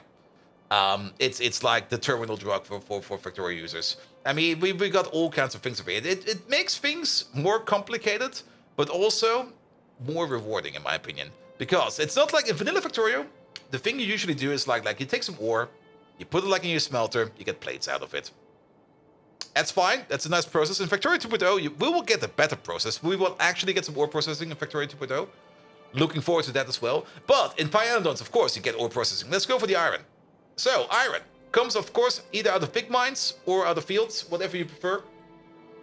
And of course, you need to crush it first, and you crush your iron ore into processed iron. You get some stone as a byproduct. Then you take your crushed iron ore over there. You sort it into iron ore grade 1, iron ore grade 2, and iron ore grade 3. You take the iron ore grade 3, you crush it into grade 2. You take the iron ore grade 2, you crush it into grade 1. For grade 2 and grade 1 crushing, you also get some byproducts. I think one of them makes gravel, the other one maybe makes sand. Who knows? Don't care. And once you got everything on iron ore grade 1, you put it into a ball mill over there, and you turn it into iron ore dust. Iron ore dust is also what we export over here, because we need iron ore dust for other products as well. But once we want to further refine our iron ore, we bring it over here, where we then take our iron ore dust and we put it into a hydroclassifier, where we then turn it into iron slime and iron pulp stage 1. The iron slime, we turn that into deslimed or unslimed iron, and the iron pulp stage 1, we put that over there to turn that into iron ore or iron concentrate. The iron concentrate we turn into fine iron powder, as well as iron powder. The iron powder will be regurgitated back into the machine over here, and the fine iron powder over there will be turned into iron pulp stage 7. The iron pulp stage 7 then, well, we get to that soon. The deslimed iron over here will then be turned over here into iron pulp stage 2, which we then turn into iron pulp stage 3, into pulp stage 4, into pulp stage 5.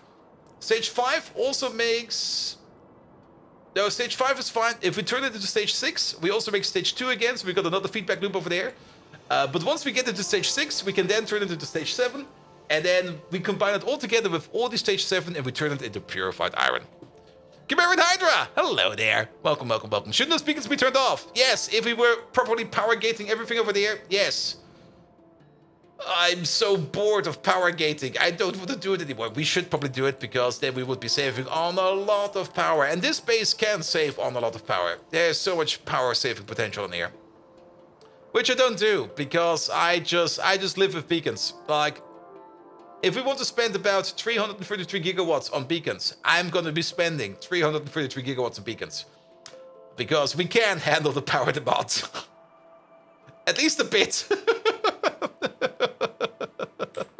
Not complicated at all. Well, once we're at the purified iron stage, we can then turn it into the molten iron. And then the molten iron we can either turn into iron plates, or we cook the molten iron up once more time with some more oxygen and some more coke into iron steel, into molten steel, yada yada yada.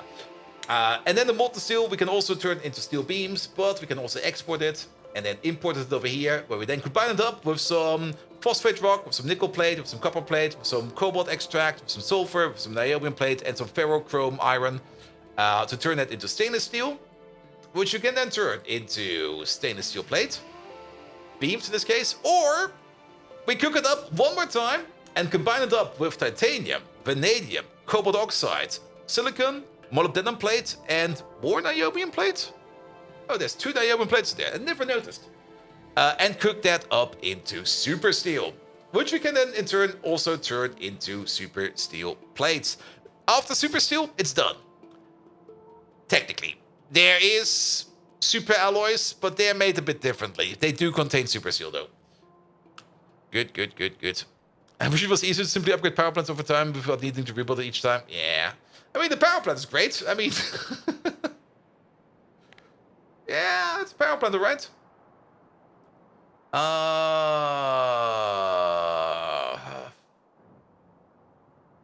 Train. Train. Not again. Please, not again. Not again. I will probably have to fix this. Probably like 3, 2. We're still good. We're still good. But we're about to break in power because... yeah. Do we got some stored? Okay, we at least got some more stored. Very important. Are we still making catalyst? There's 14,000 in there. We are making catalyst. We need to prioritize this a bit. Well then, there's this very stupid trick we could do. Pick up the low priority station. And we should absolutely make sure that this station, for example... yeah, you. Oh, really? Alright, to get 2 more over there. There's no coverage over there. At least now we deprioritize the station a little bit by putting more stations in the way. I think there is another requester out there somewhere. Let's have a look at this real quick.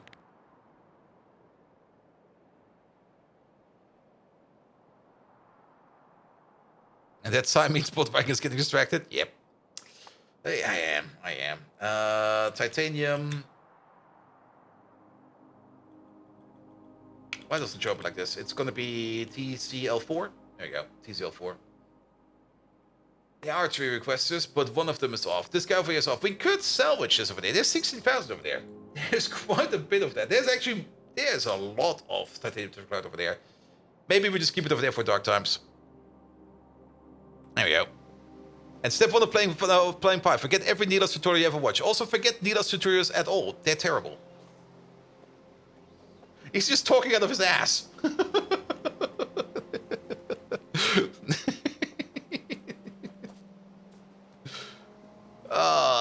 There we go. Alright. Nevertheless, well, we'll be fine. We'll be fine. But yes, distractions are present. So, you're waiting for plastic to make the diodes. You over there. The only thing you're waiting on over there is the Kaito-san. Let's work on the Kaito-san real quick. For that, we'll need the train. And the train is available. Rip. There we go. There we go. I do kind of want to check in occasionally on this train. Okay, you're going over to the provider now. You know what? Let's put in the priority manually real quick. So you still go to the provider. After you've gone to the provider, you go to this checkpoint over there. And then you will automatically go where I need you to go. And let's hope that he will be fast enough before we run out of power. Again. It will be very terrible if we run out of power again. Good. Epoxy. Next step. You get some epoxy. We already got all the inserters ready for you. Perfect. So how about you get this? You get that. Epoxy will definitely be coming from the bottom because we've got the epoxy station at the bottom. You also need nichrome, and you also do need nickel plates. Do we need nichrome and nickel plates somewhere else? Not really. Do you need anything special? Plastic.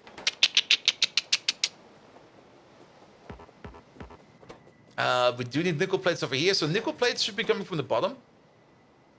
And what was it again? The nichrome can come from the top. And again, do we have space at the top? We already have quite a lot of stations over here. Do we have less stations at the bottom? It's almost 50-50. Almost 50-50. So I guess we'll get the nichrome from the bottom then. There we go. Put in a requester, please. There you go. Start working on that. You over there. Rusty the Wolf? No. Nichrome. 2-8 requester. Please. Why was there a lag?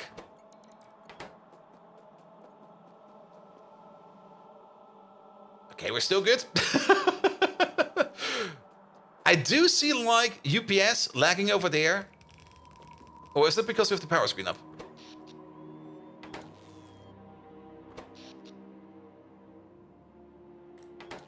It's not because of the power screen up. The power screen does cause us UPS. Is there a traffic jam?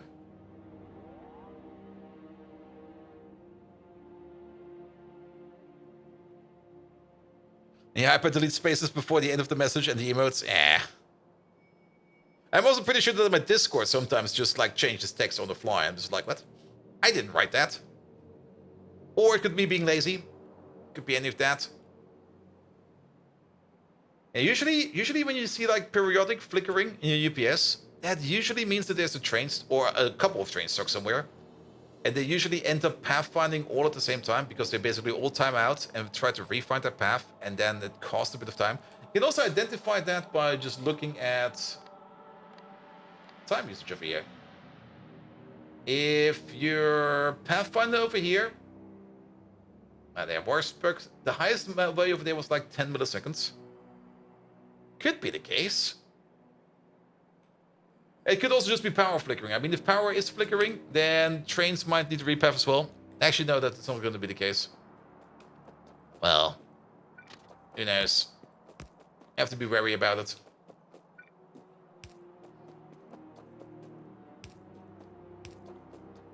For you, Windows is doing that, even though you had autocorrect turned off like 5 ways till Sunday. Yeah. It could also just be myself just fat fingering myself through the message and just going like, wait a minute. Is this correct? Alright, you over there. You're gonna bring us, what is it? It's gonna be the Necro. Yes, the Necro. Even the stupid water plant on PC now this autocorrect is dumb. Yeah, I do notice, I mean, my phone is set to like 3 languages. It's set to like German, English, and Dutch. At least for like keyboard input. And sometimes it just autocorrects all the way crossover. Like sometimes it goes like, oh, you're writing Dutch, right? No, this is English, you idiot. And it goes like, no, this is Dutch. And I'm like,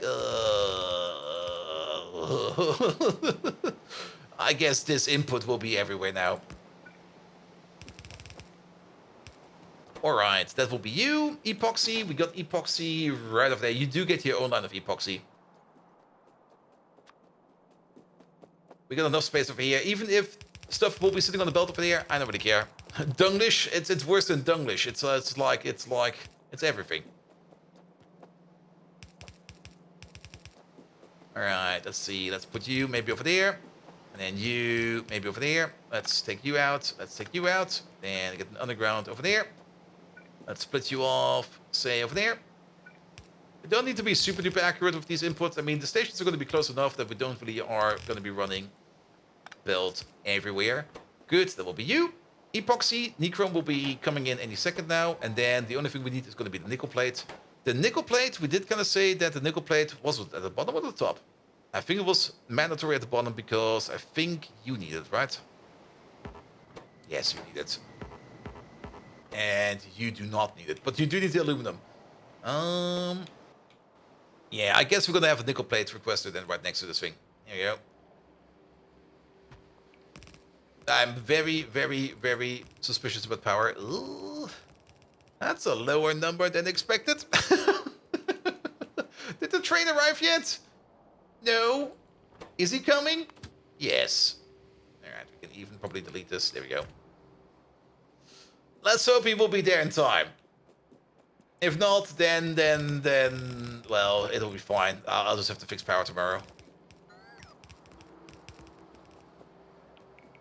Again, lag spike. What is that lag spike?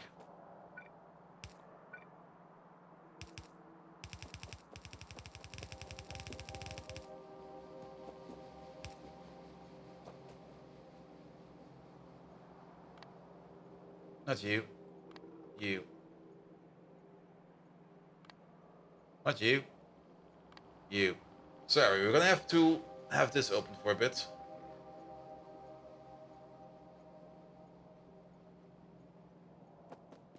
It's kind of hard to see in this thing what's going on, especially if you got like a random background, but I'm kind of curious to see what the lag spike is.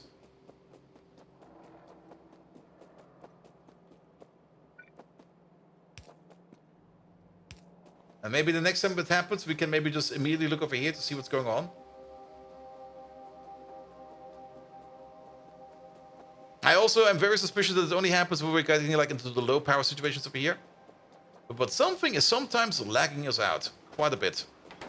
And it is very suspicious. And I don't like it. Also, that kind of broke. Wait a minute. Okay, that's super broke.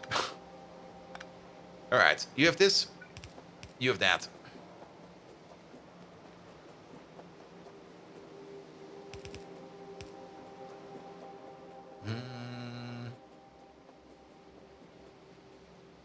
I think it might be the train pathfinder. My money is on the train pathfinder because it would indicate... Okay. The train pathfinder. The last number over there. That's the highest value, right? Because that just changed from 8 to 9. Yeah, there we go. Changed again. But we don't see that happening, right?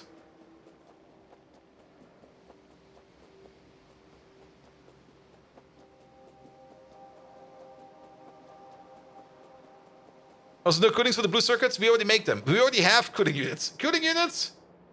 Where are they? Over here somewhere. And by over here, I mean over there. And by over there, I mean over here. We're backed up on cooling units. We got all the cooling units. I do also see that trains is sometimes sitting at 18 milliseconds. I'm very curious about it. No, we already got most of the parts. The only parts we're making over here are the parts we are not making somewhere else yet.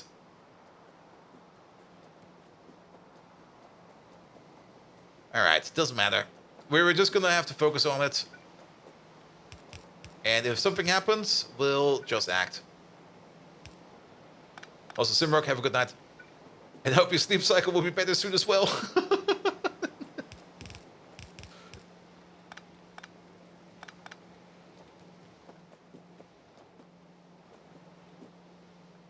When I was looking at the cooling units, it was 16 seconds. Really? Wait, zoom, zoom, zoom, move, move, move, zoom, zoom, zoom, move, move, move. Sorry if it's a little bit confusing. It might just be... that's 12. Oh, is it maybe if we zoom out that we spend more time animating all the trains? Howler Gaming! Happy 3-year anniversary to my boldest of Vikings. Howler Gaming, thank you so much for 36 months. How you doing? Is that a new beard? We do have additional beards available. I think I'm good all the way up to the 5-year badge. I have to check up again though. But we definitely have silver beards. Bigger silver beards. And there's also still the silver full beard. That also still exists.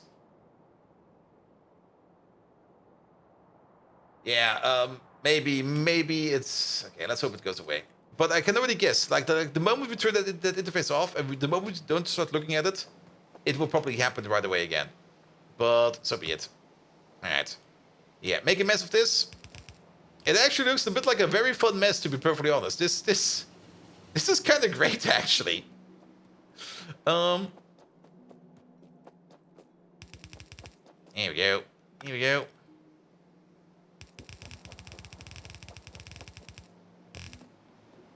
Alright, with all of this, we can now make the low power resistor. So that over there is also done. Gold. We have gold already somewhere. Tint cable. We do need to make an auxiliary build for tint cable. We're going to be ordering in molten copper, molten tin, as well as borax, as well as the advanced casting unit. And we're just going to be casting tint cable on site. Epoxy, we already have available. And then for you over there, graphene roll, magnetic cores, as well as iron niobium. Iron niobium is also available or required in... Is it you? I thought I saw iron niobium somewhere else as well.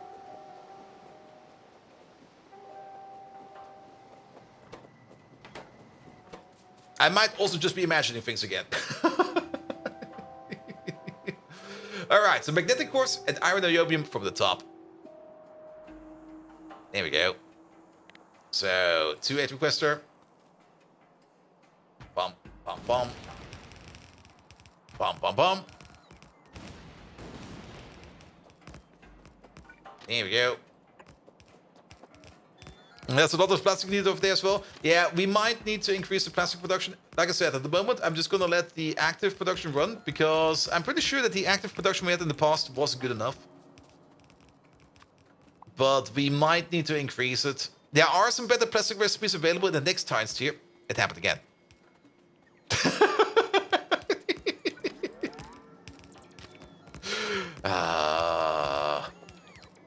Something is giving me lag spikes.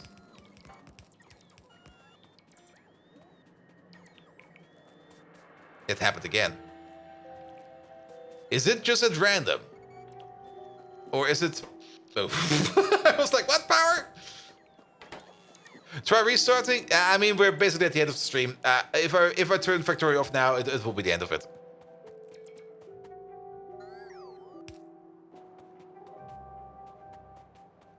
I think it's electricity. Did you see how it lagged the moment we put down a power pole? The benzene, the propane one. Yeah, I don't think we've got that one available yet. Where's my... Yeah, plastic. Actually, does this one require plastic? No, but we can find some plastic in here. There you go, plastic. So, yeah, the benzene and the ethylene one over there in the distillation column, this one is pretty good because we got metric tons of benzene and iron oxide. We got infinite. We got infinite iron oxide. This one is terrible. The nylon one is not too bad. Refined syngas is something we do have a lot of, and nylon is something we have like also basically infinite of. Titanium tetrachloride and propene, I value my titanium tetrachloride way too much. So, no. Casein, hot air, and formaldehyde. That's the one we're currently doing. Makes a decent amount of plastic. Melamine to plastic is one we also run because we do have a place that makes melamine. We do need melamine for certain products, and if the melamine is not really making anything for anybody, it might as well make plastic. The chromium, aniline, formaldehyde, hydrogen.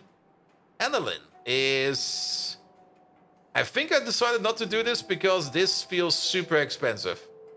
Like, Nixlet antimony alloy is not that cheap, and nitrobenzene is also not that cheap. The other one would be phenol. We could maybe do phenol.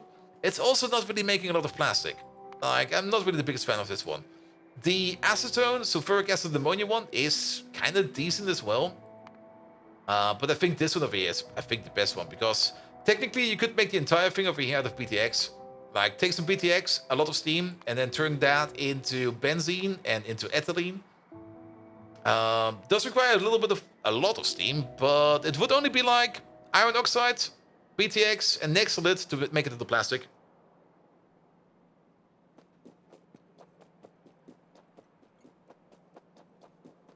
Simrock, did you want to go to bed? Well, so be it. Or was it somebody else going to bed? No. Well, Simrock, you'll be fine. You'll be fine. Alright. Doesn't matter. We're probably going to figure it out sooner or later. Alright, nevertheless. Oh, it was Mustadi. Wait a minute. But who's then said... Mr. Washington and Silenced both said Night Simrock.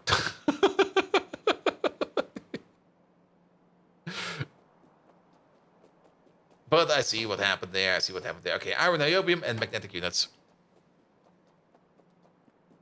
But yes, I get it. If Fossil was going to bed, yeah, it's fine. Alright, iron, niobium. Yeah, it's probably going to be something like FENB. There it is. Iron, niobium, alloy. Requester, please. That is the correct stuff, right? Wait. I think I ordered the wrong stuff. That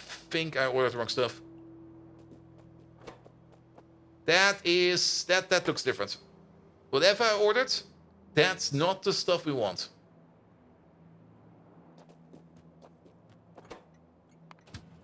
That's a different icon. Go back, go home.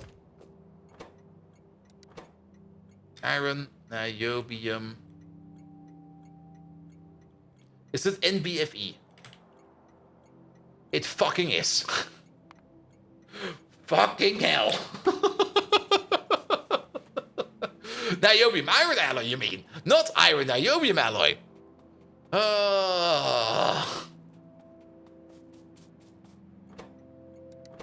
Alright, and then you over there, you're gonna be a requester. I don't think we have named it yet. We will see. You're gonna be the magnetic units. These things. Magnetic cores.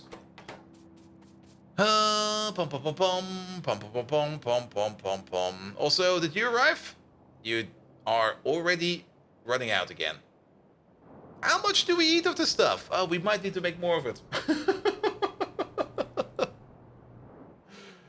That's going so fast. Are you at least?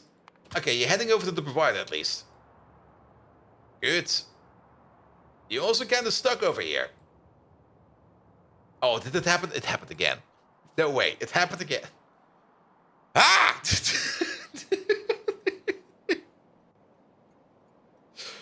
Is that why we're getting the lag spikes? Because there's two trains circle jerking in an intersection.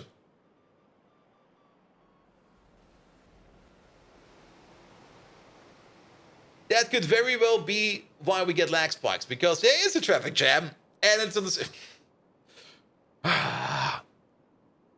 Didn't I think I did? But let's have another look. Let's have another look. At least we're still making titanium tetrachloride. So the train can come over right away, pick the stuff up. We will probably do an emergency drop right after. So I'm going to fix the trains. I'm going to dump my inventory into a chest. I'm going to fly over to that emergency supply of titanium tetrachloride. I'm going to drop it over into the refinery right after. And then hope that we can at least survive another cycle or two. And then I hope afterwards it will stabilize. But I'm kind of surprised that that corner of the base is suddenly having that many issues. Because that has been running super stable for at least 1,000 hours. So that's the peak on what's going on over there. Or maybe something else is going wrong over there. Maybe it's something entirely different. We're almost there. It's just over there.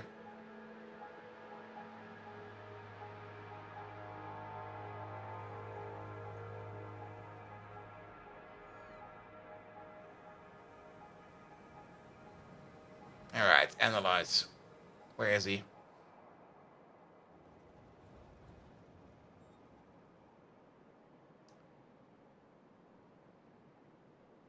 All right, getting closer. My mini map is still. Wait a minute.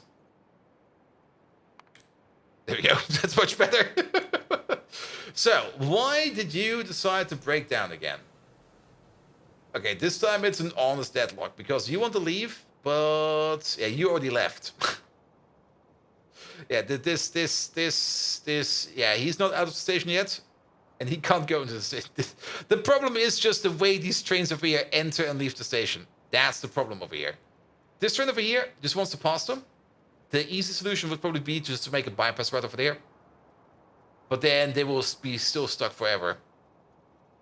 This is just an issue with trains just being absolute idiots.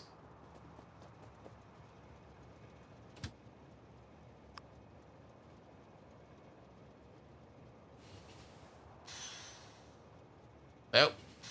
Too close. I was too eager to go somewhere else. Off you go. Get out of here.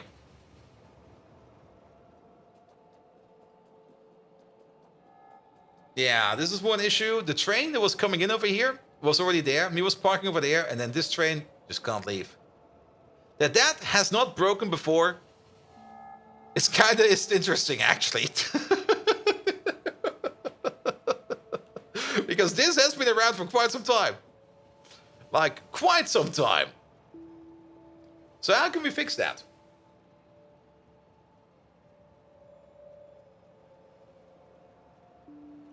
I know how. Kinda unorthodox, but what we can do.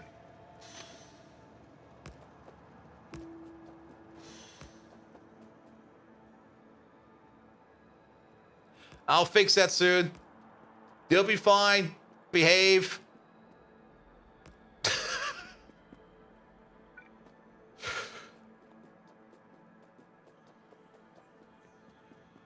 How did that happen?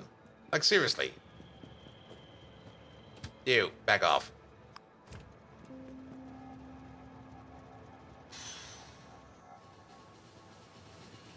Goodbye, bot. Okay, he's back. Nobody wants to fix you? Yeah, somebody will fix you. Skedaddle.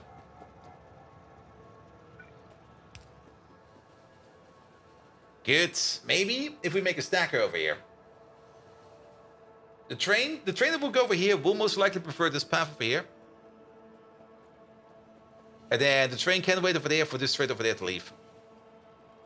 It's not really a good fix. It's kind of a bit of a terrible fix. But it might help. But now we have to babysit this place. I did kind of say I wanted to airdrop stuff. So let's airdrop some stuff. As long as it works, yep, pretty much. Okay, turn off this, because once I drop my inventory, I don't want new inventory. Here we go. And of course, the stuff we want to pick up is all the way on the other side of the base. And then we have to go to the other side of the base. Did we get some energy drink? I just dropped my inventory. Though me running around with energy drink will probably also just kill me. Also, I don't got squeak through installed, so I will just get stuck somewhere. Nah. We're just gonna fly over there real quick. Can remove the signals of the train. Cannot park that rail segment. I think I know what you mean. Like, don't make the... Will that be fine? I mean, we have to go back over there, either way. I think I know what you wanted me to do. And I think I see what your answer would be. I might... Well, will it cause... I don't really want to have like a big blocker over there. I do kind of want the trains to shuffle around as much as possible. But it could just be the case that in that position, for that kind of intersection, because for some reason I decided to put the trains in there upside down, it might just not work. All right, we need to be over there. Oop.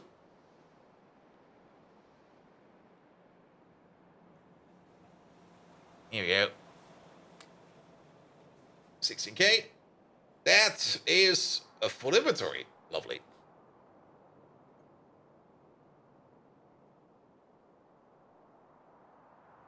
Power still seems fine. I hope. No, was it a flicker? Don't tell me I just saw a flicker. I'm just waiting for all the lights to go out again and just like merp.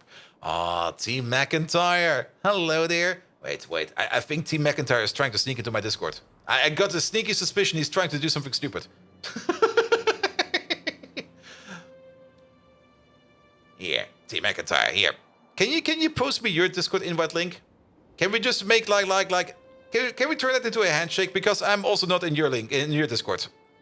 Does that link still work? Yes, that link should still work. If not, then he will probably tell me and be like, hey dude, it's not working no more. You want to question me? Perfect. I'm always happy to answer questions.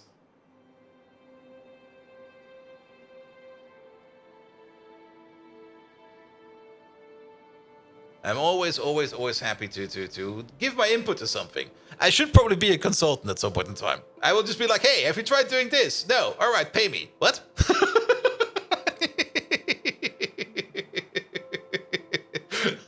That's a terrible idea. See? I'm a good consultant. I give you the option you should not do.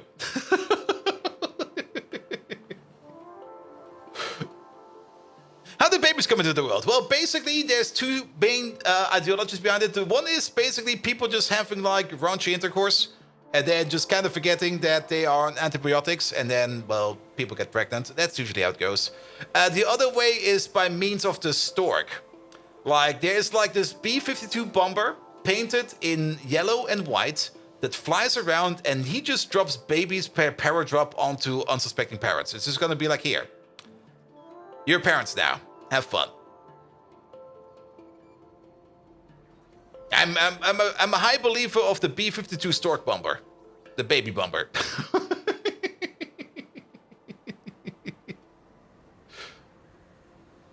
Antibiotics can appear detected with the name applies. Well, but it's very true. I mean, if you... What was it? Was it? No, it was antibiotics and the anti-baby pill. Like, if you're on birth control and you take antibiotics, it will stop working. It's one of the prime reasons why people accidentally get pregnant. And America has upgraded to the B-2 stealth stork bomber. That sounds so amazing.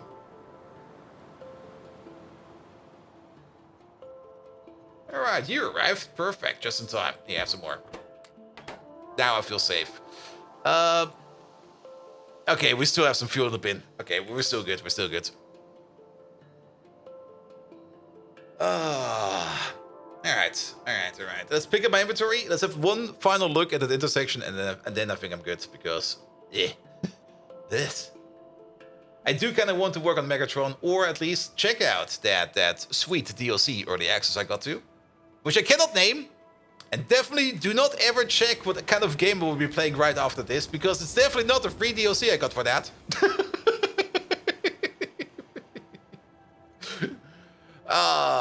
But I'm looking forward to it. It's been a while since I played that. That's the one no one knows where the father is. Oof. It's not free, you pay an exposure? Yes. But then again, it is also a pretty good game. I mean, if I think about the history of... I mean, I do understand that a lot of people are kind of bummed about the DLC policy of Stellaris, but... Of Paradox Games? Of course it's Stellaris. Of Paradox Games, but to be perfectly honest, they're constantly working on the games. They're constantly providing updates. That does not come for free. They're constantly trying to tweak the game. They're constantly trying to make the game better. And all that effort does need to be paid somehow. And that comes from DLCs. I mean, there's probably also other ways they could do it, but to be perfectly honest, I don't really mind the DLC policy for Paradox too much.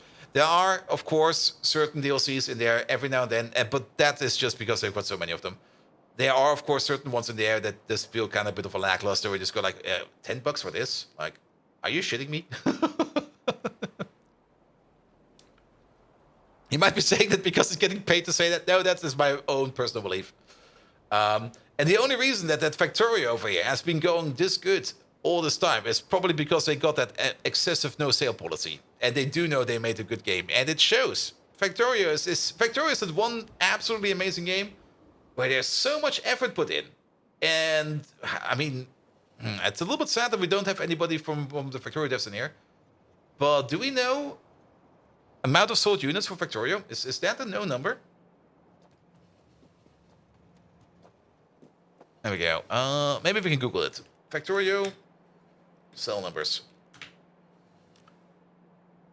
The game averages on 500,000 sales per year. It has sold 5.5 million, at least to whatever Google tells me over here. Those numbers are probably not that accurate. But let's say it's accurate. What does Factorio cost these days?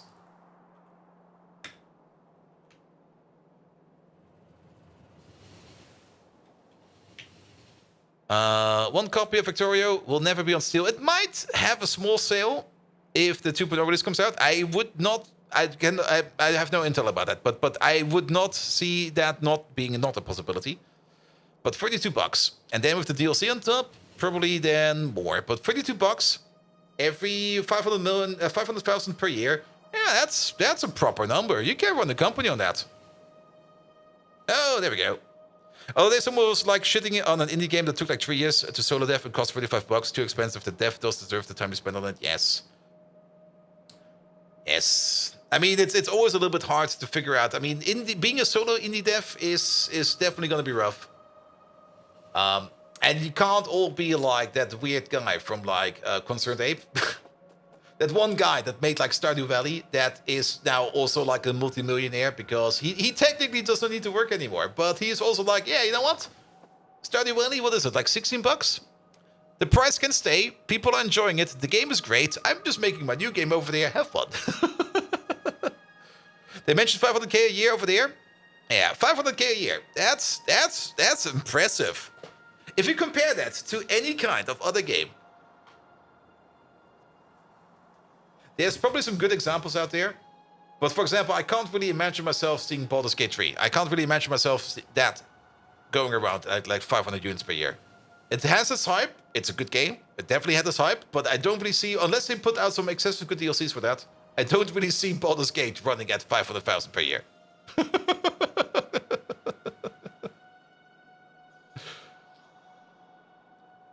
Here we go.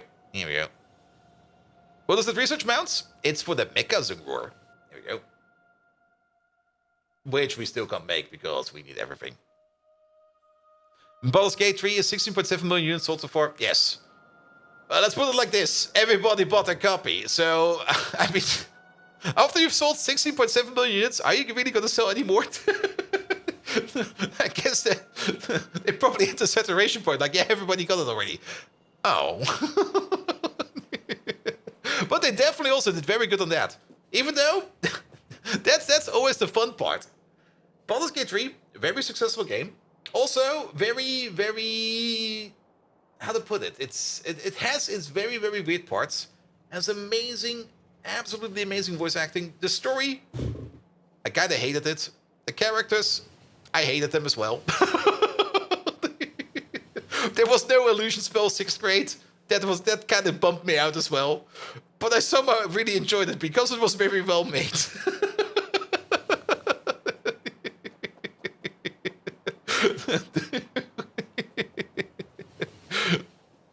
That's a mod bolt? Yep.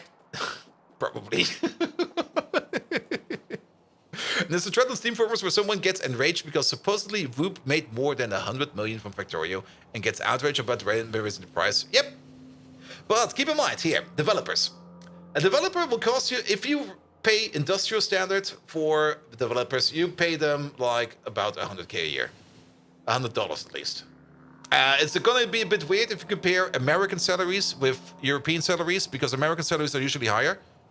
But then again, they do have to pay for their own health insurance. They have to pay for this. They have to pay for that. There's a whole bunch of extra payment they have to do, which you don't have to do in Europe. So there is always a bit of a difference between them. But on average, you're going to pay your developers like 100k. And if you have like, how many developers does Whoop have? Like, let's say they've got like 10. That's $1 million per year. $1 million per year, just salaries. And then they've been around for like 10 years, that's already 10 million. Now, they definitely have more than 10 people. They do have so many taxes, they don't got taxes. Yeah, let's not get into that. That's all different. And it's been over 10 years, yes. Money in salaries goes very fast. And of course, they do need money for development costs. They do need money to bridge the gap between this game and whatever they're doing next, which is the DLC. And then they need money again to bridge the gap from whatever the DLC is to whatever they'll be doing after that. I don't really get the gut feeling yet that there's going to be another DLC after Factorio, but you never know. But one step at a time. Yeah, it's a completely stupid number that came up anyway. Yeah. You paid like 15 bucks flat for Malware Bytes Pro, and now it's a yearly service provide, and they license contact us, but we activate the file for you. Yeah. The big problem with projects, especially successful projects, is that they do scale sometimes kind of weird. Like back when you're like a solo dev or something like that, do we need to do something about this? You know what we need to do over here to fix this? Here. I think this is what Orihara meant. Bum, bum, bum, bum, bum, bum. These need to be train signals. And then you over there, and over there. And I think these over here, these are not even train signals yet.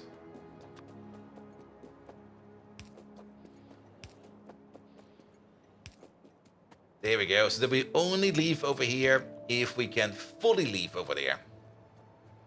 So that stuff like this doesn't happen. So that this train, for example, is still in here. A train could move over there. I'm pretty sure. I hope. Not quite sure if this actually works like this, but I'm almost certain that this signal over here will actually stop the train where it is right now. So if it leaves, I think it will still count as being in the station. But sadly, we can't check with you. And which most people who own Factorio will not have paid. Also true. Hey there, Puma, how are you doing? Welcome.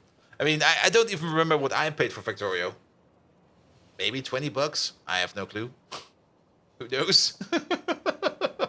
Maybe 25. When the DLC comes out, I don't even want a free copy. I'll buy it. I'll buy 10 and distribute them around. Maybe. Who knows? I probably have to ping Whoop about that at some point in time. Good. I do kind of hope that the Factorio devs at least maybe do some kind of content creator thingamajig, maybe. But I have not heard anything. But then again, they're so enigmatic, I don't really see them doing that at all. They're just going to probably be like, do we actually need to do any kind of PR?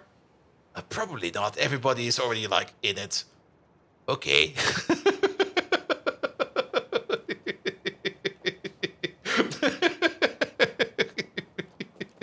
they don't really need to. All right, but it's way past midnight, and we're way overdue, and we're basically just jabbering on about everything. But actually, we are jabbering about Factorio. But I think it's time to call it quits. Also, okay, YouTube chat was dead. All right, last objective for the day. Who we're gonna raid? Maybe Flanker. Is Flanker doing some ready or not? He's doing Delta Force. Okay, good. That means we can't join him.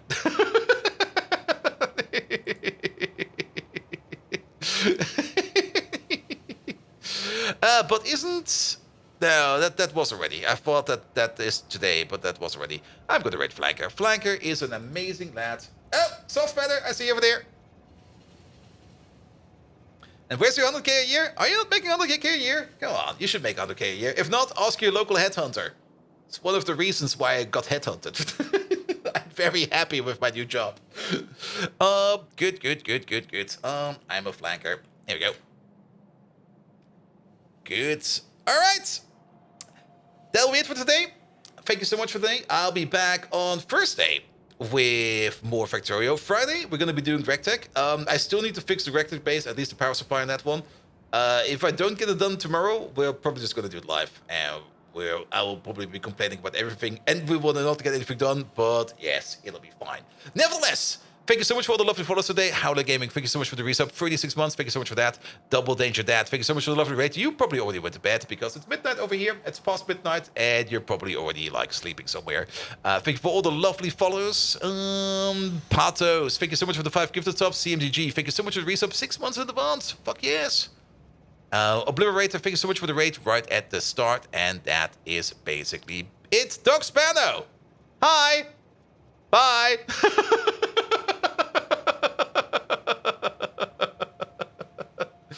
Did I cancel the raid? No. Wait, what? What happened? Did he go offline?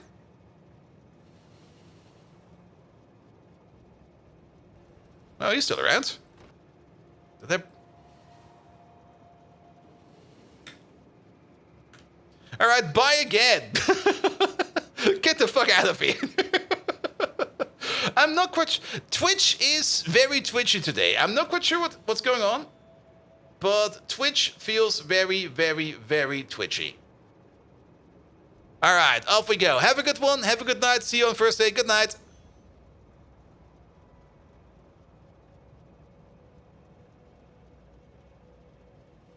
Mm-hmm.